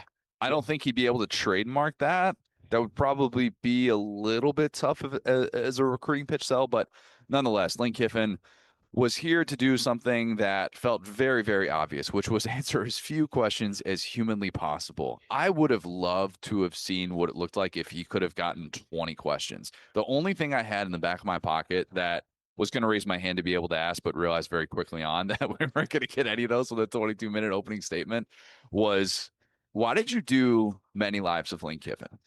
It's something I've thought about a lot, and I've wanted to ask, you know, I've asked Ryan McGee about this, but like not since this has gone down, of why was your motivation then to showcase all of these unique elements of your life and your journey if you were just going to set yourself up for this? Because everybody that I've talked to is like, yeah, he had his mind made up. This was not a debate about where Lane Kiffin was going to be. It was simply, what does it look like? And how can he do this in the best possible way? We now have the Lane Kiffin rule being introduced about, you know, not leaving a job that's for a team, you know, when you have a team that's bound for the college football playoff and all these different things. But Will, as someone who roots for these Bayou Bengals, watching your head coach, that's right, your head coach, watching him up there today, how did you feel knowing that ultimately wins and losses are going to determine his future, but this is someone who has not exactly had the best 7 months? Well, Connor, better than Brian Kelly is how I feel. That's the thing. Everybody on social media, how could you defend this guy? Oh my God, guys, we had to defend Brian Kelly for years. And Brian Kelly won the SEC West in year one, more than Ole Miss has in the history of the SEC West. So if I went through all of that we can get through this. Because at the end of the day, I remember being at the lunch table in Hoover, Alabama, after LSU had just won a title, thinking, man, we got the best of this breakup. We got Les Miles. Oh, that Saban guy, he's washed. He's at the Dolphins. Yep. We're going to be just fine. And that lasted 0 days. Yeah, is how long that lasted. So it's not a move for right now. It's a move for in the future. And I will say, as far as the many lives of Lane Kiffin, I believe when that came out, Brian Kelly was still the head coach at LSU. Yes, he was, because it came out. Was it September? I want to say it was like early September. Yeah. We're all gonna die is a much more Brian Kelly quote than it is Lane Kiffin. It really is. It's so like that. I do miss Brian Kelly a little bit. Just getting up here, first day of SEC Media Days, sticking his foot in his mouth, and we didn't necessarily get much of that from Lane Kiffin. We did get a revelation from the LSU coach. He's no longer on social media, allegedly. He totally doesn't have any burners. Well, we knew he wasn't on social media because he was tweeting constantly. But it was about kind of the explanation again. Is this true? Who's to say? But he said it was his son Knox that kind of challenged him and said, you can't do that. Like basically said, you can't stay off social media. So he said, bet, I got you. To your point, I would bet anything he has a burner. He has several burners. Yeah. And look, Twitter is the real one that he can't stay off of. Yep. And, that was the part that I rolled my eyes at when he's like, oh, you realize, comparison is the thief of joy. And, I see other people now after I do these 5 a.m. workout classes and they immediately go to their phones. And all of a sudden it's like, man, you realize that people are really, really addicted to that. And I don't want to hear that from Lane. I don't want to hear that from Lane ever. Like, let's not pretend that this guy is just now free of vices and he's living this totally clean life. He wants you to think that. He wants to win the breakup. He can talk about it until he's blue in the face. The breakup matters to him, okay? It just flat out does. That game on September 19th, he's going to say it's just part of another game. We're not focused on, what our ceiling is in year one, but all of that is going to go out the window. And he is not going to see online criticism, allegedly, with any of his burner accounts. But he knows that he's going to be public enemy number one in college football, especially now that Brendan Sorsby isn't playing football. Yeah, that's a good point. Yeah, nobody liked that news more than Lane Kiffin. He was like, "Thank God, I could just go to a lake somewhere." No, but no, I'm with you. I mean, I'm more excited about this season than I have been in quite some time. And last season LSU had massive expectations, but it's about how flat the SEC is. It's about how it's wide open. It's about how flat I feel like all of college football is right now, where there's really no consensus to me dominant team, and the fact that LSU could be anywhere from right there to basura. They are probably the agent of chaos nationally speaking. I know I said Oklahoma is the agent of chaos within the SEC, but they are the agent of chaos in that anything that LSU does this year creates frenzied reactions. That's reality. That's what you signed up for when you took this job, when you tried to take all these people with you, when you said, if you're not on the plane, you're staying here. And a guy who did follow Lane Kiffin, TJ Daugherty.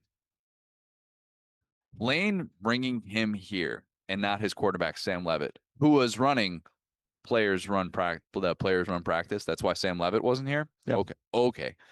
$5 million quarterback. TJ Daugherty was here as a direct shot at Ole Miss. Yeah. And you cannot convince me otherwise. I literally asked TJ Daugherty, did you expect to be here? He's like, no, I definitely didn't. Yeah. Because usually guys who show up after being very late transfers in the portal cycle, who mull and him and Hall over this decision, those guys don't show up and then immediately get put into a role like this, even in this era of college football. I wonder how many classes he's been to at LSU, like how many times he's physically been around, the time he's spent on campus. Because yeah, it's always, and that's the stuff that I do look forward to with Lane Kiffin when the noise dies down, is him getting recruits to change their Avies to other teams and like doing the little stuff like that. Because that's an apex troll move, right? It was. There's no doubt in my mind. It was.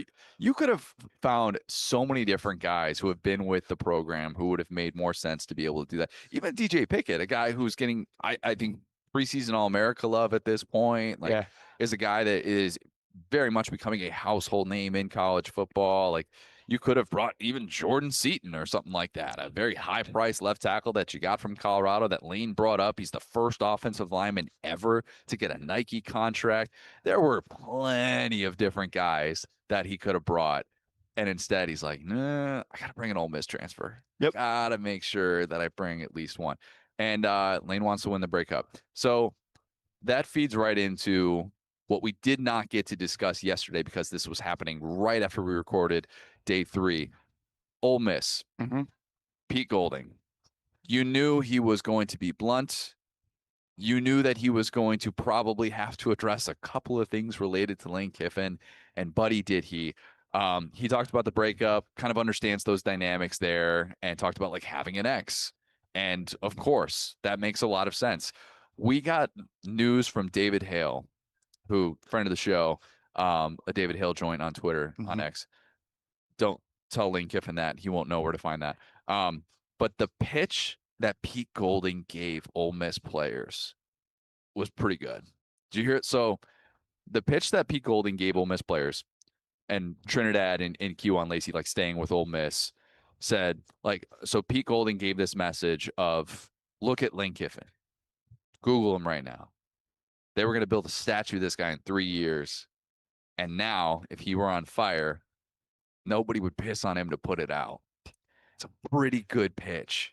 It's really good. A really good pitch. And I think it works. And it's something that we talk about. And Will, you've asked this question to multiple players since we've been here. Legacy matters, right? Yep. What do you want your legacy to be? And I think for Trinidad and Kewan, like two guys who a lot of LSU fans like yourself probably were like, well, that'd be great. That'd be great if they followed on board. I think they really took that message to heart, like asking Kewan Lacey, what's your Matt Moscona asked Kewan Lacey, what's your relationship like with Lane Kiffin? And he's like, he was my old coach last year. What was your relationship like with Charlie West Jr.? He was my old offensive coordinator last year. Buddy, people want us to stop talking about LSU Ole Miss. Sorry, not happening. Yeah, I think they're intentionally building into it with the schedule, right? Because, I mean, Pete directly said, like, basically we're friends or we're cool. We don't have any beef. And if we had just gotten a handshake between them on stage, it would have just, all the clicks would have gone down. But I think at this point, they're just building to this massive volcano in Oxford that I'm going to be at. And it's going to be a fun time, Connor. How about this nugget from Pete Thamel that we got earlier about how Pete Golding bought Lane Kiffin's house? This is getting weird. Okay. So it gets weirder. And Pete Golding immediately like moves in and stuff like that. And they've still got some of the old stuff that's set up in the house. And so Lane's staff at LSU was speculating about whether or not Pete Golding was out recruiting a specific player. And Lane's like, I've got the Ring camera. I could see he just walked into my house. This espionage. This is great. This is great. This is the type of college football that I want to exist all the time. And for those saying, you know what, SEC Media Days, it's lost its fastball. No, not even close. Those are the bits that we need. I love it. I absolutely love it. Pete Golding was great, by the way. All these moments in which he talked about, you know, the transfer portal, the tampering accusations that came from Clemson, and how, you know, ADs and, you know, and coaches are allowed to have this movement. Like, let's not pretend like this sport has been morally good for the last 100 years. That's so true. And he's right. And I think people look at Pete Golding right now and go, all right, this guy's saying everything that you possibly can at this point. Yes, it's been very interesting seeing that dynamic. We have a very special guest who's sitting right there. George, come on over, man. We're live on air. George Somerville. For those who don't know George, who does great work for the Touchdown, George made the furthest trip of anybody. We got media members that are complaining about coming here from, I don't know, Alabama, coming here from Birmingham. It's a long trip. I realize George came here from Scotland. I did. And you're going to hear it in George's voice because nobody here has a better accent than George Somerville. George, it's good to see you, man. How you doing? It's great to see you guys. Love coming across and seeing your happy, smiley faces, and it's great to be here. Tampa's just been an awesome venue, hasn't it? So you are here on an annual basis now, and you've become such a staple that Greg Sankey shouts you out. I think he shouted you out the last 3 years, hasn't he? I think he has. Yeah. I mean, it's kind of like when you go to a wedding and you shout out the people who have come from far and wide, and you're like, oh my God, like this person from Maine came to my wedding. It's incredible. And it speaks to your dedication for covering all things college football. And you and your guy, Ollie, you guys do such great work talking about this sport and writing about this sport in ways that, like we always say, oh, the European mind can't comprehend this. You legitimately do things that I don't know if the average American would comprehend with your coverage. Yeah, I mean, well, once you understand college football, right? Because that's the hurdle. NFL is huge in Europe, so we understand the game. And people love the NFL. And I think I've explained to you guys before, we have a fascination with the draft also. Yeah, that's a good point. So what happens then is there's just this logical flow of interest from the NFL into the draft. And then they say, well, what's this Alabama and LSU that you guys are talking about, right? And you know, this part of the world is no stranger to getting Brits across on holiday or vacation, as you guys call it. And now we're starting to see people getting really interested in the college game. So we've been banging on about college game for 10 years now, and frankly, 10 years ago, no one was listening to us. But now we've got a very different audience because people are starting to get really inquisitive about it. And we have our first college football game. I mean, I'll say it quietly, but it's a Big 12 game at Wembley in September, right? And I guess I think they were quite keen for me to come across and bang that drum, but I was like, well, Union Jack Classic. We've got Kansas, Arizona State facing off. Yeah, I was going to say, know your audience, right? Try to bang on about a Big 12 game at an SEC conference isn't the best way of going about it. But yeah, so that shows you the level of interest, because if the interest wasn't growing, we wouldn't be having that game. Amen. So, George, one thing that struck me as I started to watch F1 more is the difference in the relationship between the media and sporting figures kind of overseas. What are the biggest differences that you see between kind of how the media treats athletes and coaches? Well, this is a dangerous road to go down, right? Okay. But yeah, the press in general over that side of the pond is very intrusive. And I mean, I know you guys will probably say the same over here. So there can be something of an adversarial relationship between the media and the sports stars. What I love about you guys is, one, you open your arms up and you welcome everybody in, as the World Cup has just proven, but also you celebrate success, right? So when you've got a local kid from Baton Rouge who does really well, you celebrate that. Unfortunately, back home, we celebrate that for like 6 months, and then we find a reason. Rory McIlroy is a great example. We find a really good reason to knock him back down again. They're haters. That's what I've noticed. I can kind of respect that, but that's what blew my mind. Is it's like it's almost like you can just. I'm sure the phrase translates, but you can be too big for your boots, right? Yeah. And when you get too big for your boots, we're just going to put you in your place. George, let me tell you, here we say too big for your britches. Yeah, britches. I like that. Yep. I think I'll take that one back home with me, right? Yep. Yeah. So, but that's and I think that's what you get. You have this level of intensity with the press and the media, and that goes across all the sports. But certainly you get to a point where it's like, right, okay, you've had your moment. You know, just calm down. George, you've been on the front lines when we get an announcement that there is a college football game being played in Europe. You've seen it with the Dublin series and what they've done there. And I understand why a lot of Americans have a reaction that they do of, guys, we only get a certain amount of fall Saturdays at this specific venue, and we don't want to move it to a place that nobody can necessarily go to. My counterpoint is, have you talked to the people that have been like, yeah, I took the trip to Dublin and I went to one of these games that was going to be a neutral site game no matter what? Like, it could have been in Atlanta or in Dallas or something like that. Like, they already make the decision. It's going to be a neutral site game. They're going to split that paycheck. Let's do this overseas in a unique way. Have you talked to the people that have actually gone over there as fans, or like the Nebraska fans that drank that stadium dry? Because you'll get a totally different reaction. How do you think we should be talking about that? Because I think a lot of people struggle with that. They look at it as like, oh, we're losing something that's sacred to us, when in reality, it's trying to do something much bigger. You're absolutely right. It's about growing the game, right? And not to bang on about the Big 12, but they're clearly set out their agenda in that respect. They want to grow the brand, the conference globally. You're absolutely right. When you speak to the American fan who travels across to Dublin, they absolutely love it. It's such an occasion. I used to have season tickets for the NFL at Tottenham Hotspur. Yeah. And I don't know how, but my tickets were in amongst visiting fans from the States, but mostly friends and family of the team. They loved it. They said this is their Super Bowl, right? Because you get the whole week leading up to the game. You get to go and see all the sites. You get to go and do all the stuff. There's parties, all that kind of stuff. The event in Dublin is awesome. I really hope London is as good. I've only been across once to cover it. Ollie goes all the time. It's just an amazing event. Dublin's a great city at the best of times. I love Dublin. One of these cities that just welcomes you. The Irish love people just visiting, and then they're bringing. And the whole point of the College Football Classic in Dublin is that it's the Irish Tours Board promoting Ireland for people to come across. So stick a game in there, and people will come. Notre Dame being a really good example. When Notre Dame, they played a few times. The last time they played, they brought 45,000 fans with them. That's a lot of people to get into Dublin Airport, right? So, but I see the flip. To your point, Connor, I see the fact that something's been taken away from the fans over years. So there may be 45,000 fans who have travelled to Dublin.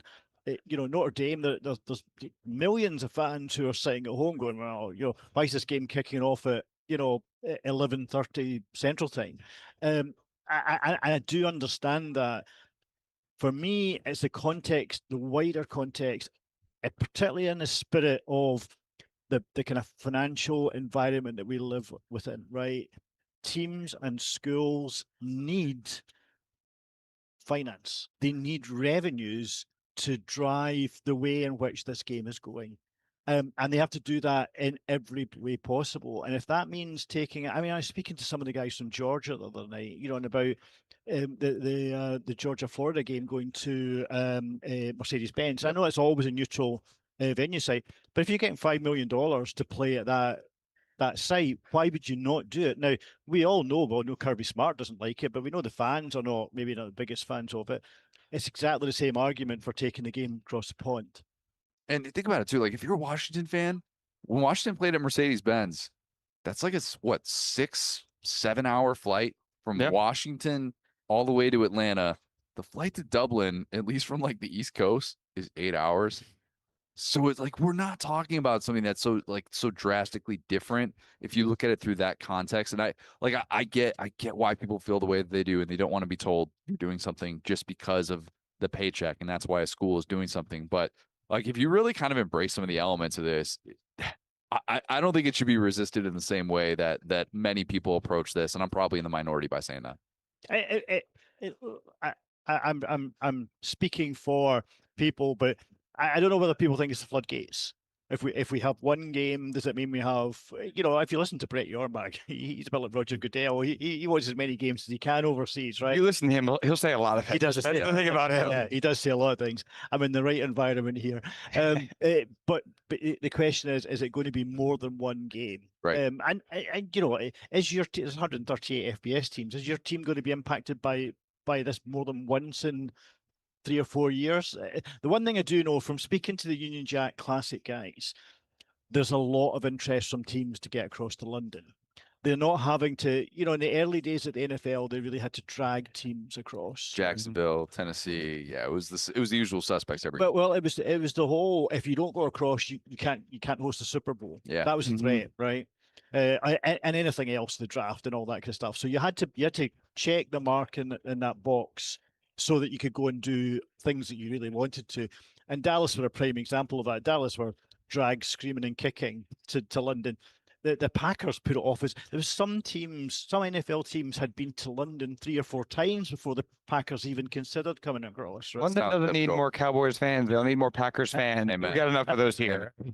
So, universally, you don't have this kind of pile of teams who need to get across the pond. But I understand from speaking to the Union Jack Classic, and they told me that there's an SEC team that wants to come across. They wouldn't tell me which one. But let's speculate wildly on that. Well, we do know. 2 years ago, I asked Brian Kelly, who's no longer in employment, if he would bring the Tigers across, and he'd been across with Notre Dame, and he was going to come across a second time when COVID hit, and that game got postponed, and then he'd moved on by that point. So it is possible, Elish, and that would be a huge name. I mean, that would blow Union Jack Classic out the water, right? I mean, playing at Wembley, they have to sell 86,000 tickets. It's crazy. It's the biggest stadium in the UK. Yeah. That just seems incredibly adventurous. Yeah. Right. And I don't think that, I hope they're not listening, but I don't think Kansas and Arizona State are going to sell 86,000 tickets, right? I haven't heard that it's got that type of juice. So, I've not heard that. Yeah. But I tell you what, put LSU in that stadium and we've got a different conversation going on, right? Because I think you've got the LSU fans who I think will travel, right? Whoever they're playing, and I think there'd be a huge amount of interest because, back home, people know who LSU are. So, talking about growing the game globally, I mean, I think you're right. I think you have to have the games in these stadiums and specifically in these time zones, right, to get the casual fan on board. And we've talked about on air several times how much of a grind it can be, not really for us because we can watch 12, 13 hours of college football, but for our friends and families that know not to bother us. What does a college football Saturday look like for you? I mean, do you just completely rewire your brain? Doesn't it changes like every year for you depending on the cable stuff, right? Yeah, I mean, we don't have consistency of output just now. One of the cable channels has picked up last year, and that was awesome because ESPN stepped away from the UK. I still don't understand. Try to speak to people here, still don't really understand why they moved away. So we've got a channel called DAZN. I don't know if you guys, you know DAZN. So they give us, and they just get the feed from wherever they're getting it. So we can get a dozen games on a Saturday, right? It's pretty good. And they don't currently charge for it. We know they'll charge this year.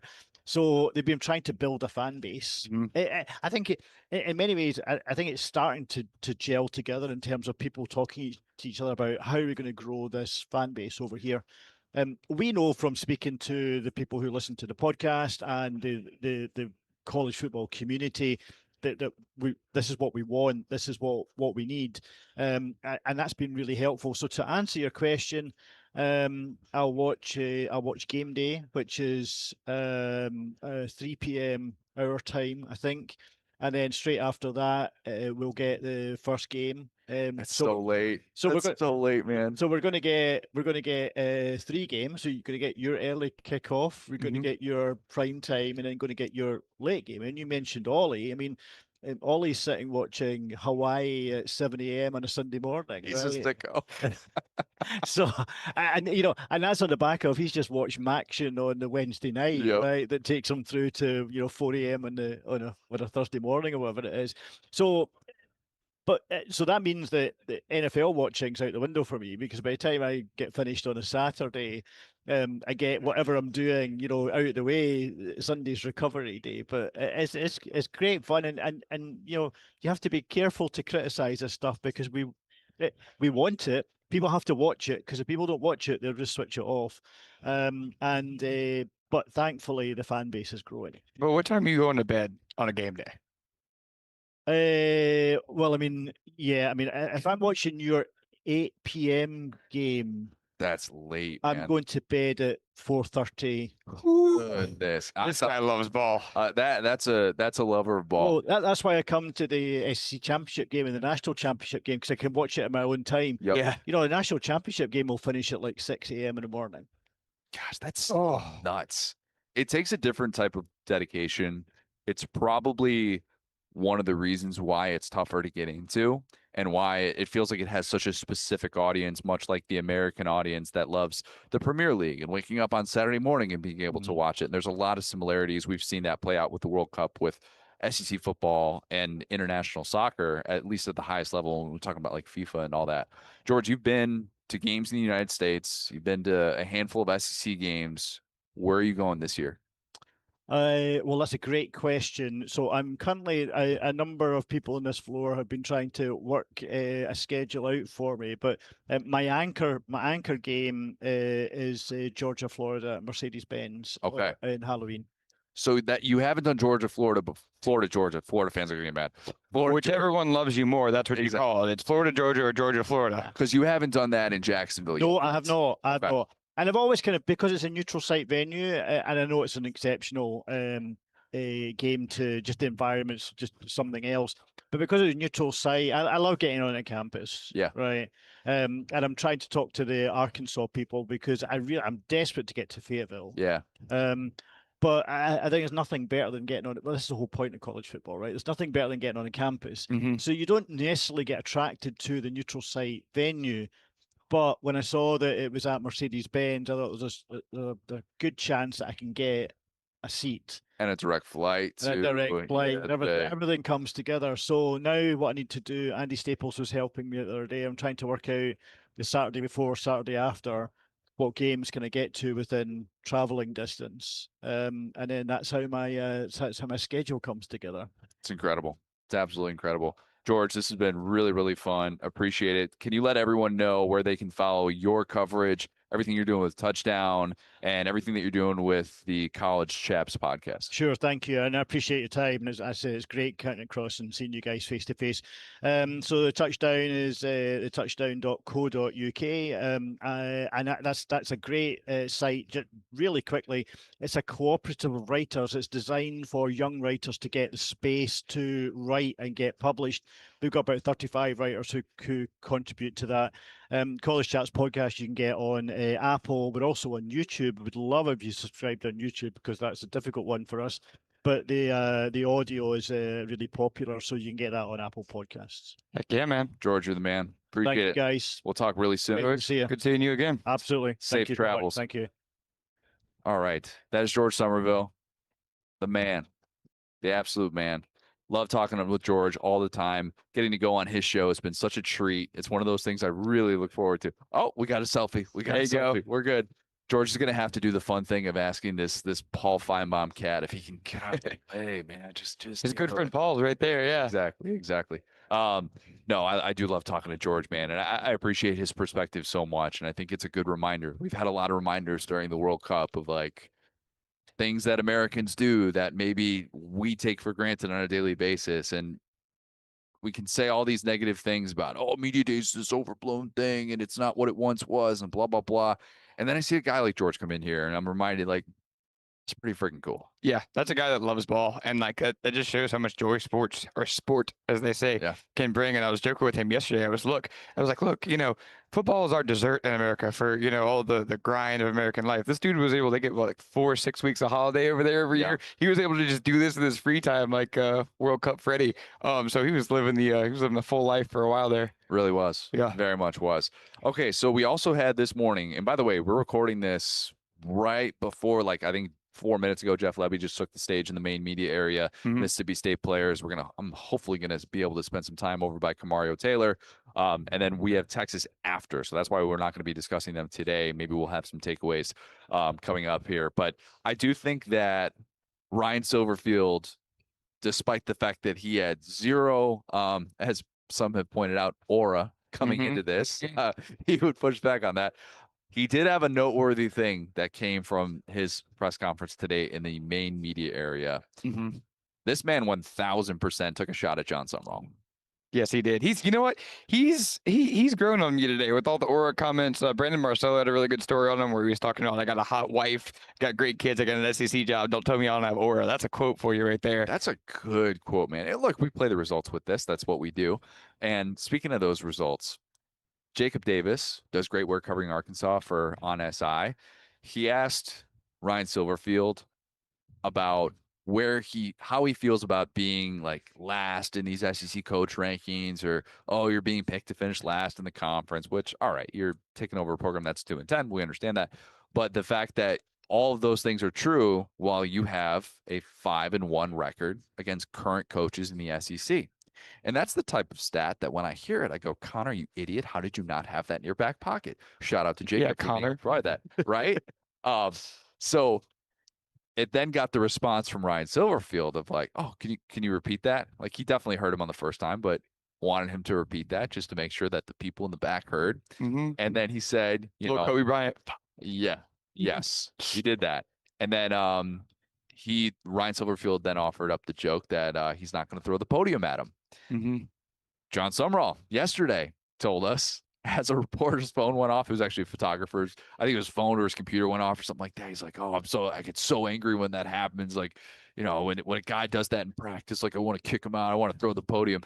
And Ryan Silverfield took a direct shot at that. The irony is that what Ryan Silverfield said felt a lot more like an actual jab. And John Summerall, for those of us that were in that room, it 100% felt like he was joking.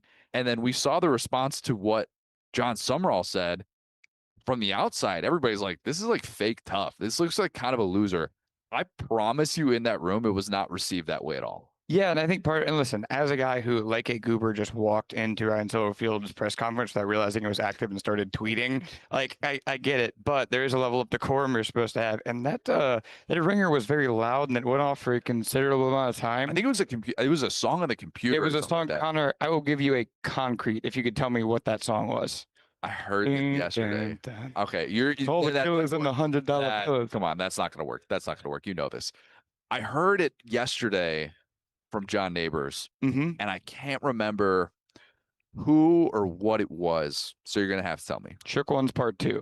Very iconic, very loud song that gets the people going. And so it was not a regular little phone go off. Like you couldn't hear it on the mics, obviously, because they have nice mics in there. But it did kind of interrupt the press conference. So he did that to break the ice. And it came more across as him being like, than like people be, John Summerall's just some like chud. He's just some jerk who like doesn't. And it's like, look, they got me on here defending Kalen DeBoer and John Summerall in my first couple, but trust me, I have no reason to defend John Summerall. Yeah, if you're upset about that, I don't know. I'm going to need to see more evidence that John Summerall is doing some big tough guy thing. I think he's very authentic. And yeah, I did not have a problem with that whatsoever. And I was really surprised when I saw several people, like many of whom I respect, even like my guy Brad Crawford was criticizing it. I was like, I did not have that takeaway. And it's, you do Big J journal him, and you'd be like, hey, Brad, you got to be here, dude. Hey, Brad, you got to be in the room. All right. That's why in-person press coverage matters. Right. Brad loves being an SEC media. Yeah, he really does. That he's Brad's our guy. But yeah, it's a reminder though that a lot of people are going to play narratives. They're going to play into that. And it was also a reminder that it's not all good blood. There's bad blood. I do think Ryan Silverfield has a chip on his shoulder. Yeah. I don't know that I really thought that coming into this. When you hear the record 5-1, that prompted me to go look it up. All right, what's his record against each one of these coaches? A stat that I admittedly should have known, and I knew that it was somewhat favorable just because Memphis has been a solid program in the American, maybe not reached the ceiling that they probably should have during this time in which their 4 best teams in the conference left. But the fact that he's 5-1 with a 3-0 mark against Alex Golesh, a 1-1 mark against John Summerall, and oh, by the way, a 1-0 mark against Josh Heupel when he was at UCF.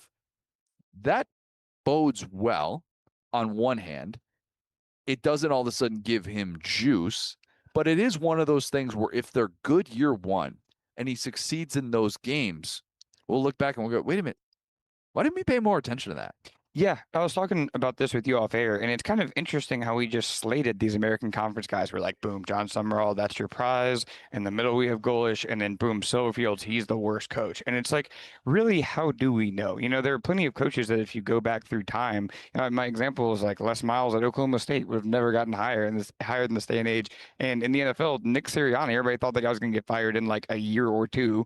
Now, granted, he did just discover ChatGPT, so he's not maybe he's not a great quote, but that being said, that's a Super Bowl champion coach. And so I think that we can get so committed to our ascribing of how these guys fall in that it can be a little bit scary or a little bit disingenuous. Yeah, and I totally get that. And I do understand why Arkansas lacks that buzz. I mean, they lack that buzz because Alex Golesh and John Summerall inherited better situations. They just did. Yep. You know, John Summerall walked into a situation where there were real pieces to be able to build around on both sides of the ball, had great resources to make those personnel hires, and we felt really good about that. Alex Golesh, I mean, being able to bring over all those pieces from USF, you felt really strongly about that as well.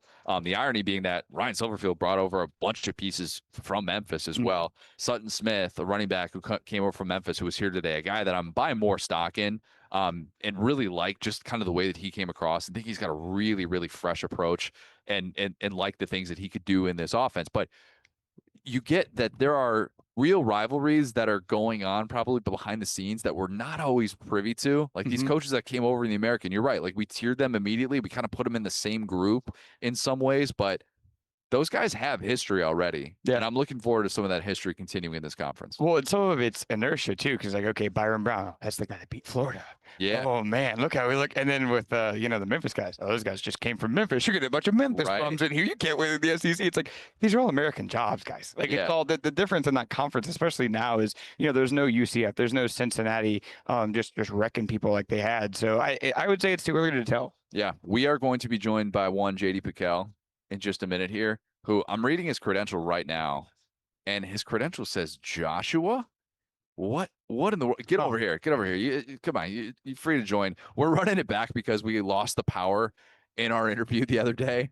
And JD, who is a kind soul, said, look, I'll wait here as long as you guys need. And then it got to 2:00 and we're like, look, man, just skedaddle. You're good to go. Don't worry about it.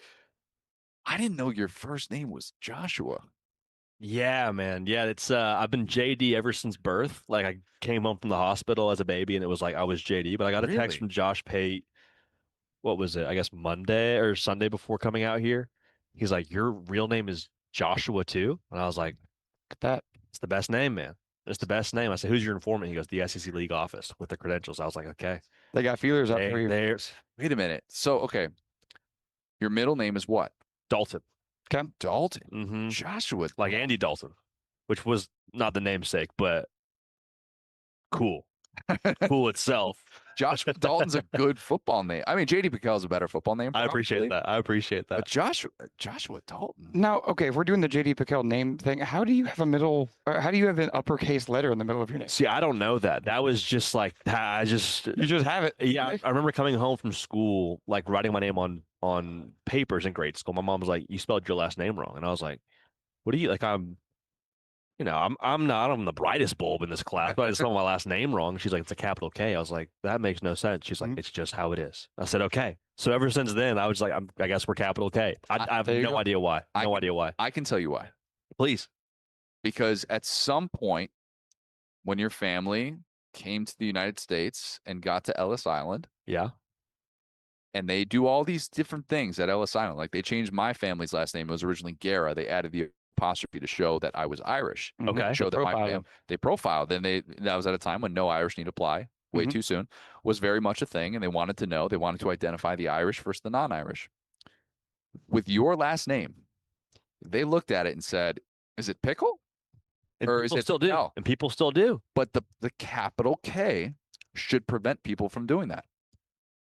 And here we are. And here we are. I'm with you. That's actually like looking at the name. You're like, yeah, it should be Kel. Like the two L's you would think would hopefully be a tip, but I mean, whether it's Pickle or Pickle, I know they're talking to me. But that's good to know. The K is the key piece to that. Kind of want to call you Joshua. You're more than welcome to. You're more than welcome to. Josh Heupel famously said, "If you're juiceless, you're useless." How juiced are you feeling right now? I feel juiced, man. I mean, sitting down with your favorite college football podcast in real life, like, how could you not be juiced? I think John Summerall said something too, where he's like, "I have bad moments. I don't have bad days." And I was like, "That's sick. That's a good quote. I want to live that way. That's dope." So we're not having bad days anymore. We're all moment to moment, but it's all good days. Do you guys feel a little bit of coach speak coming through in your personal life when you get done with one of these? You start kind of talking with your hands a little bit more? Absolutely. Yeah. And it's like, you take that home to your wife and you're like, "If you're juiceless, you're useless." She's like, "What is that? What are you talking about? We have juice in the fridge. We're not juiceless." I'm like, "Yep." Good thing too. Otherwise we wouldn't have any utility. Do you ever have that where you'll say something to your wife like that and she'll repeat it and not know that you came up with that?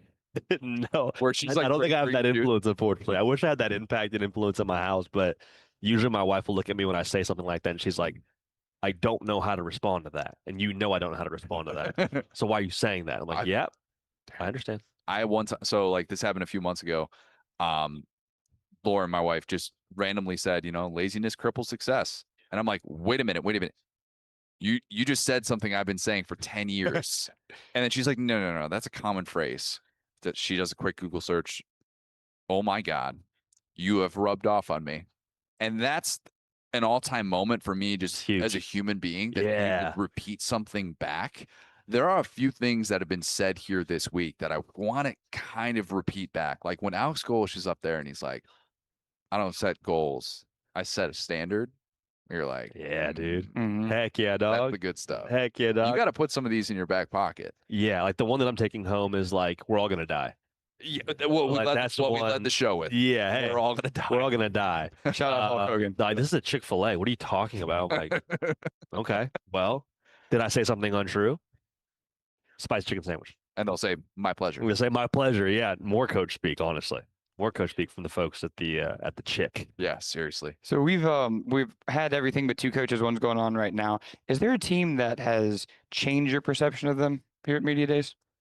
It's a really good question. I've tried to workshop that. I think I left Alabama's day being like, we don't really talk about them that much. Yeah. Like, just, maybe it's a us thing, but I don't think it. I think like overall on Digital Drive, far be it from us to call it Radio Row. Yeah.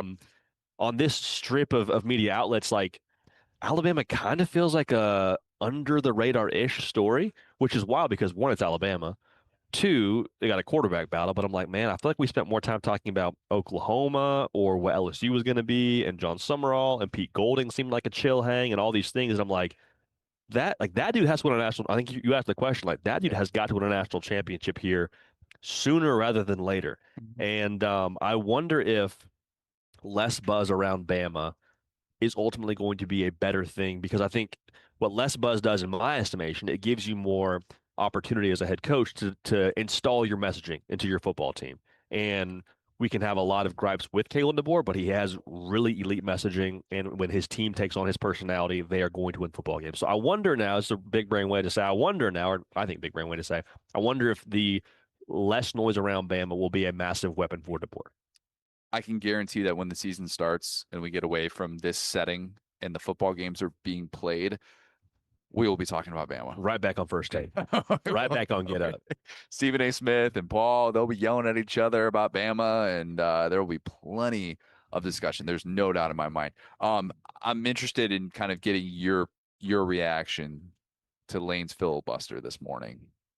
I thought for me, there's no vibes win for LSU this year. And Will maybe could correct me where I'm wrong here, but there's no, like for Florida, if they won 6 games, it'd be a bummer for Florida fans. But if it's like the right looking 6 and they're punching people in the mouth again and they are playing with that right temperature, like Florida fans will say, okay, wish we had more wins, but like check the box year 1, we'll call it maybe not a success, but we are satisfied in some ways. Same thing with Auburn. So in some ways, I kind of am just there for the Lane Kiffin show, like whatever he says, and we'll take something from it. And, I guess Hulk Hogan and We're All Gonna Die is quite a resume of talking points. But, yeah, I mean, I think what he had to say about like the landscape of college football was kind of intriguing, talking about how we should have a cap for incoming freshmen and how that parallels the NFL. Like, I think very quietly, Lane Kiffin has got a lot of really good big picture thoughts. And if he wasn't Lane Kiffin, we'd take them a lot more seriously. Yes. On the vibes win part, and I said this at the top too, but the vibes are he's not Brian Kelly. Not Brian Kelly. That's the thing. We had this really gross win against Florida last year, and afterward he's going at the media saying you were spoiled, and then that's when the beat drop happened in the season. It just imploded. You can't get worse. We're already dead. So that's the thing. We're undead now. 5 of 6 teams, I would argue, in the SEC got an instant upgrade when it comes to a vibe change with their head coach.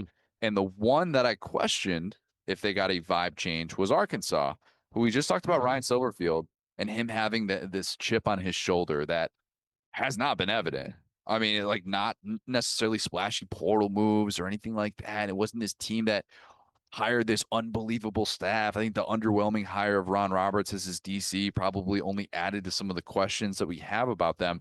And yet he comes here, and I actually thought Ryan Silverfield handled himself like better than most coaches. Did you have that same takeaway? I didn't get a chance to see Ryan Silverfield at the podium, but I just feel for the guy in the sense that the fan base has been very vocal about not wanting you to be the head coach. You're fired up. You got the biggest job of your life now. You're an SEC head coach, and you got to go find a way to win. No, by the way, you start out with Georgia coming on the heels of your non-conference P4 game being at Utah, and your athletic director makes you look like a whiny little baby. So, like, yeah, that was tough. It's just like, if I'm Ryan Silverfield, I'm like, dude, please just start the season. Like, just start the season. Let's talk about something besides the fact that y'all didn't want me here, and my AD thinks that we should have a safer, quote-unquote, schedule for the well-being of our student athletes. Like, it's just, he's the ultimate, can we please play football guy? Dude, there's weird stuff going on with Hunter Yurachek. There's weird stuff, and I mean this from a media standpoint, like an access standpoint, like where they're putting up walls that Arkansas is not used to putting up, and I don't know if they're trying to create their own sort of vibe change with those conversations. Yeah, I've noticed it too, and there are conversations I've had with like local media members there that have made me think like Hunter Yurachek is trying to do this puppet master thing. Yeah. And it's just kind of bizarre. It's really, really weird. And I do kind of wonder if that is setting him up for failure. It's something that could be relevant in a few years here. JD, your SEC champion is who? And have we gone back and forth this week? We've gone back and forth a little bit. And I'm trying to figure out if it is going back and forth because there is genuine reason to go back and forth, because a lot of good looking rosters. I think it's funny. People ask like, hey, who's your dark horse? And I'm like, is there even a dark horse? Because we got Georgia, Texas at the top and like a stack of 6 teams. You say they can make the playoff. Like they can win the championship if they got themselves into that game in Atlanta. To me, it's going to be really hard to say it's not Georgia. I worry about the receiver room, but at the same time, like I think when the dust settles, man, I think Gunnar Stockton is as safe a bet as there is in this conference. I think that you look at the questions a year ago, it was how good is Gunnar Stockton and can Georgia get back to running the football? They did both. They answered both those questions at a super elite level. I have a hard time going against the depth of Georgia when it comes to picking a winner in this conference. So 3 in a row is super tough to do, but I think Kirby and the boys are poised to make a go at it. 3 in a row. 3 in a row. Hold on, I'm trying to think here. Has anyone won 3 in a row in the 21st century? Because I don't think Bama did it. I could be wrong. I'd be guessing. Will, I'd do you be want guessing. Will, can you look that one up for us? That would be a flex for Kirby. That wouldn't all of a sudden make him better than Saban or anything like that. But it would be interesting, the timing of that. It'd be unbelievable. Unbelievable. Like everybody talks about whether or not Georgia still can compete at a national championship like level at the way that they did at the start of the decade and some of the playoff losses that they've had. It doesn't feel like nothing. 3 Bama here, 2014 to 15. Okay. That cracked. I a really sad time in my life. I omitted the time of hopelessness. This is what I'm talking. We're not going back here. Yeah, that's what we're happy about this year. Yeah, look, I omitted 2014 from my brain just because the semifinal loss to Ohio State. That was a brain fart. What a horrible year for Bama that year. Wow. Yeah, I mean, golly, does Saban still have the fastball anymore? Yeah. You know, Trinidad's QB1 in this conference. Yeah. QB2. Is it Gunnar? I'm still going Gunnar, man. Me too. I mean, I'll give you. I think Gunner's QB1 by the end of the year. Like I believe that much in Gunnar Stockton. I think also too, the thing is he doesn't fit the mold of like, first round quarterback in the NFL. He's not big. He's not fast as like some of these guys in this conference. He's not Taylor Green, but at the same time, like when the chips are stacked. In the fourth quarter and overtime, he has the best passer rating of anybody in this conference. Yes, he does. In addition to that, we've seen the fastball from him. Like we've seen this dude in some big moments have as many touchdowns as incompletions. The Texas game, the Ole Miss game, the first time they played, the Tennessee game where you got into a shootout with Joey Aguilar and Nealon. Like I've seen the fastball enough, and I think the second year in the system, he can tap into that more. I think it's going to be a really big Gunnar Stockton year. So he's a big high floor guy too. I think I was making this point actually when the power went out, but it's like Kirby went way outside of himself, and it's like kind of if you date a girl and it doesn't work out, you go the exact other way. Where he had this Monken like offensive innovator, he had Carson Beck, and just found the exact opposite in Bobo and Gunnar, where it's just like these are 2 down home boys. They're not going to lose you the football. They're not going to embarrass you at dinner. And I think that's Kirby Smart football, is just mistake free and don't try to be flashy and stuff. He's like there's like skill player quarterbacks and lineman quarterbacks. Yep. You know what I'm saying? Like in terms of just sweating through his suit, lineman quarterback. Yep. Like we had him at the table, like just linemaned up, sweating through the suit, sweating through the jacket. Yeah, bro. But I was like, I'd follow you into a dark alley right now, Gunnar Stock. Like you tell me the play, bro. We're going on the first sound. Let's roll, dude. Like. my guy. You know what I'm saying? Every comment on our video was like, how old is this guy?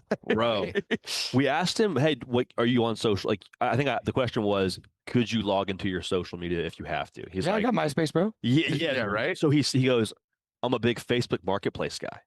He's like, that's a little different than just Facebook guy because there's some economic benefit to that. Sure. I mean, it's like a 30-year difference in my mind. Like dudes who just cruise Facebook Marketplace, it's like you're what, 45, 50 years old. Like, he made it sound like that was his like social media app of choice. And I was lowballing people all day. Hilarious. Yeah. It's looking for a hutch. Also has an alias apparently on Facebook Marketplace. So like he pulls up and it's oh, Gunnar Stockton wants to buy my fishing pole. Like that's crazy. It says here it's Jared from Athens or whoever this is. I don't know, but pretty funny stuff. I have a dumb take, and this is going to sound like I'm gassing you up, and I promise I'm not. I love it. If Gunnar Stockton had your hair, the conversations would be different. And you can't convince me otherwise. That man is losing his hair. And when a quarterback in college football is losing their hair, they get docked for it. Yeah. They 100% do. History always showed, like, find me the preseason Heisman Trophy candidates, guys that are losing their hair. You're not supposed to lose your hair at like 21. I think that's a pretty new. Yeah. Brock Bowers was losing his hair at like 19. Yeah. Best players. And he's the best man in the history of college football. You're so right. Does playing for Kirby cause you to lose your hair? There you go. Another thing. I don't know. No bald coach has ever won the SEC.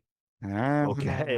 Now we're really cooking. Here. I'm just saying. Now we're cooking. I'm just saying. I told Zach Arnett that when he was hired at Mississippi State, I was like, would you grow out your hair if it meant, like, hey, the stat actually has to hold true and you need to grow out your hair in order to get Mississippi State to those levels? And he's like, well, no, I'd want to be the first.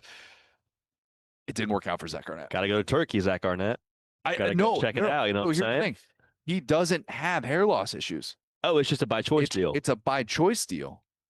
He chooses the buzz cut. He's like, I don't have time to mess around with that. He then made fun of my hair because I do like, the hard part and all that stuff. And he's like, hey, we're going to get to some point where guys are just doing the hard part, like all the way across. Tebow was going pretty far across. Yeah. He doesn't do that anymore though.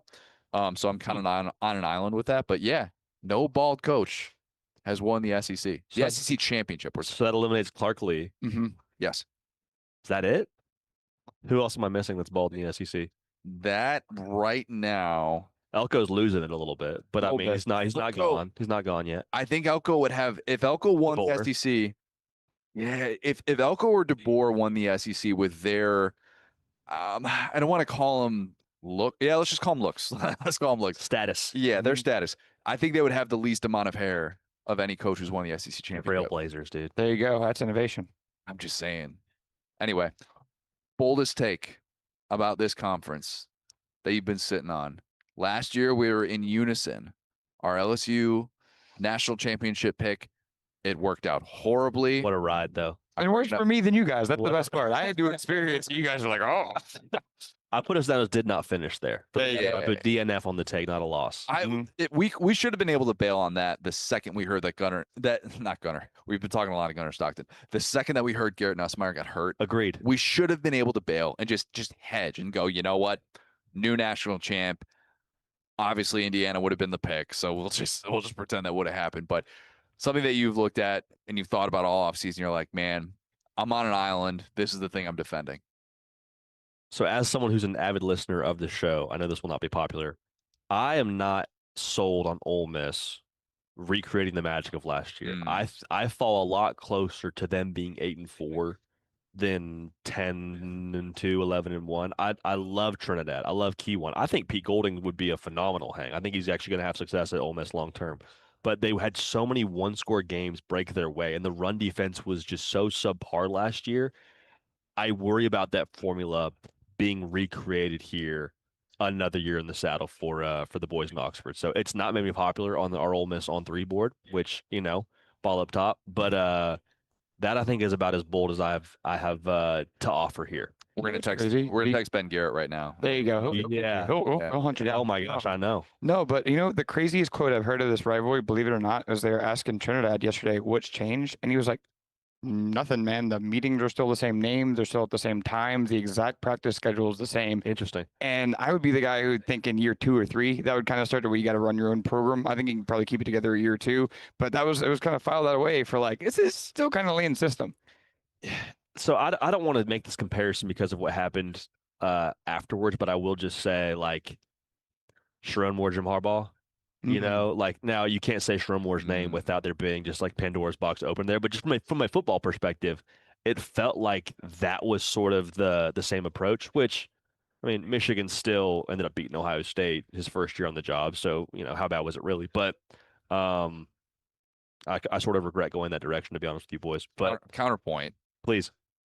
Ryan Day, Urban Meyer. Ryan Day, Urban Meyer, for sure. Usually it doesn't work out though. Sure. That's like the only example I can really. But yeah, I mean, to be fair, I mean, and you also got Trinidad Chambliss. Like, there's it's not unfathomable to think they could recreate it. But if I had to fade someone right now, it'd be Ole Miss. I think that's fair.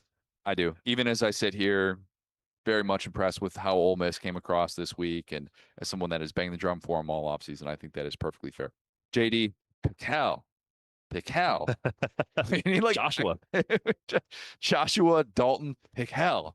We need like an accent over the K as well. Yeah. Just to add like an Enye maybe. Ooh. Just to add even more attention to the K. I'm here for it. Oh, love it. Glad that we were able to make this work and not have the power go out mid-interview. So fun. I love this, dude. I'm sure we'll have you on at some point during the season. Thanks, man. Dude, appreciate the heck out of you guys. You guys do, again, not just saying this because we're on the air. Like I've told y'all both separately. My favorite college football podcast. Y'all do such a great job. It's a blast. Thank you, man. Appreciate you, man. Be in my ears on the way home. Thank you, Big man. good deal. Man. 4 hours of content. JD. Boom. You're the best. Thanks, man. All right. Well, that's a wrap. SEC Media Days brought to you by Culver's. Welcome to Delicious. By the time that you will be hearing us next, I will have already consumed several Butterburgers. I will have probably downed many a concrete. Connor, you're going to look in that lake in Wisconsin. You're like, is that the Loch Ness Monster? No, it's going to be Will swimming for that concrete. Right. Amen. Amen. That very, very big Lake Michigan. It's so big. But yes, we have really, really loved the opportunity to get to follow up the next round guys and being able to do this. We hope that you have enjoyed our coverage. Great guests that we've had all week. Thank you to all of our great guests. Thank you to Culver's once again for being able to do this. We have something very fun coming up that we've already recorded this. Maybe not for the Bama fans listening to this. It just meant more. We're coming back next week, 2022, Bama, Tennessee. Bryce Young, Hendon Hooker, Tennessee's first win against Bama since Saban had been there. I know. Brooks behind the cameras giving us a big old thumbs down with that one. They can have one as a treat, you know. Yeah. We had a lot of fun recording this. So that will be coming out next week. And then right after that, we're very, very close to 2 episodes a week. I know we did 4 live shows this week, but like, well, we're here, man. Yeah. We're here. Yeah. Can't wait. Season, brother. Can't wait. Follow on social media. If you're not already subscribed to the next round on YouTube, just click that subscribe button. I promise we're going to have so much great stuff during the season as well. We have a lot of fun things that we're going to be doing on the OG Kickoff. So please subscribe wherever you get your podcasts. Thanks, guys. Talk soon. When a motorcycle accident turns your world upside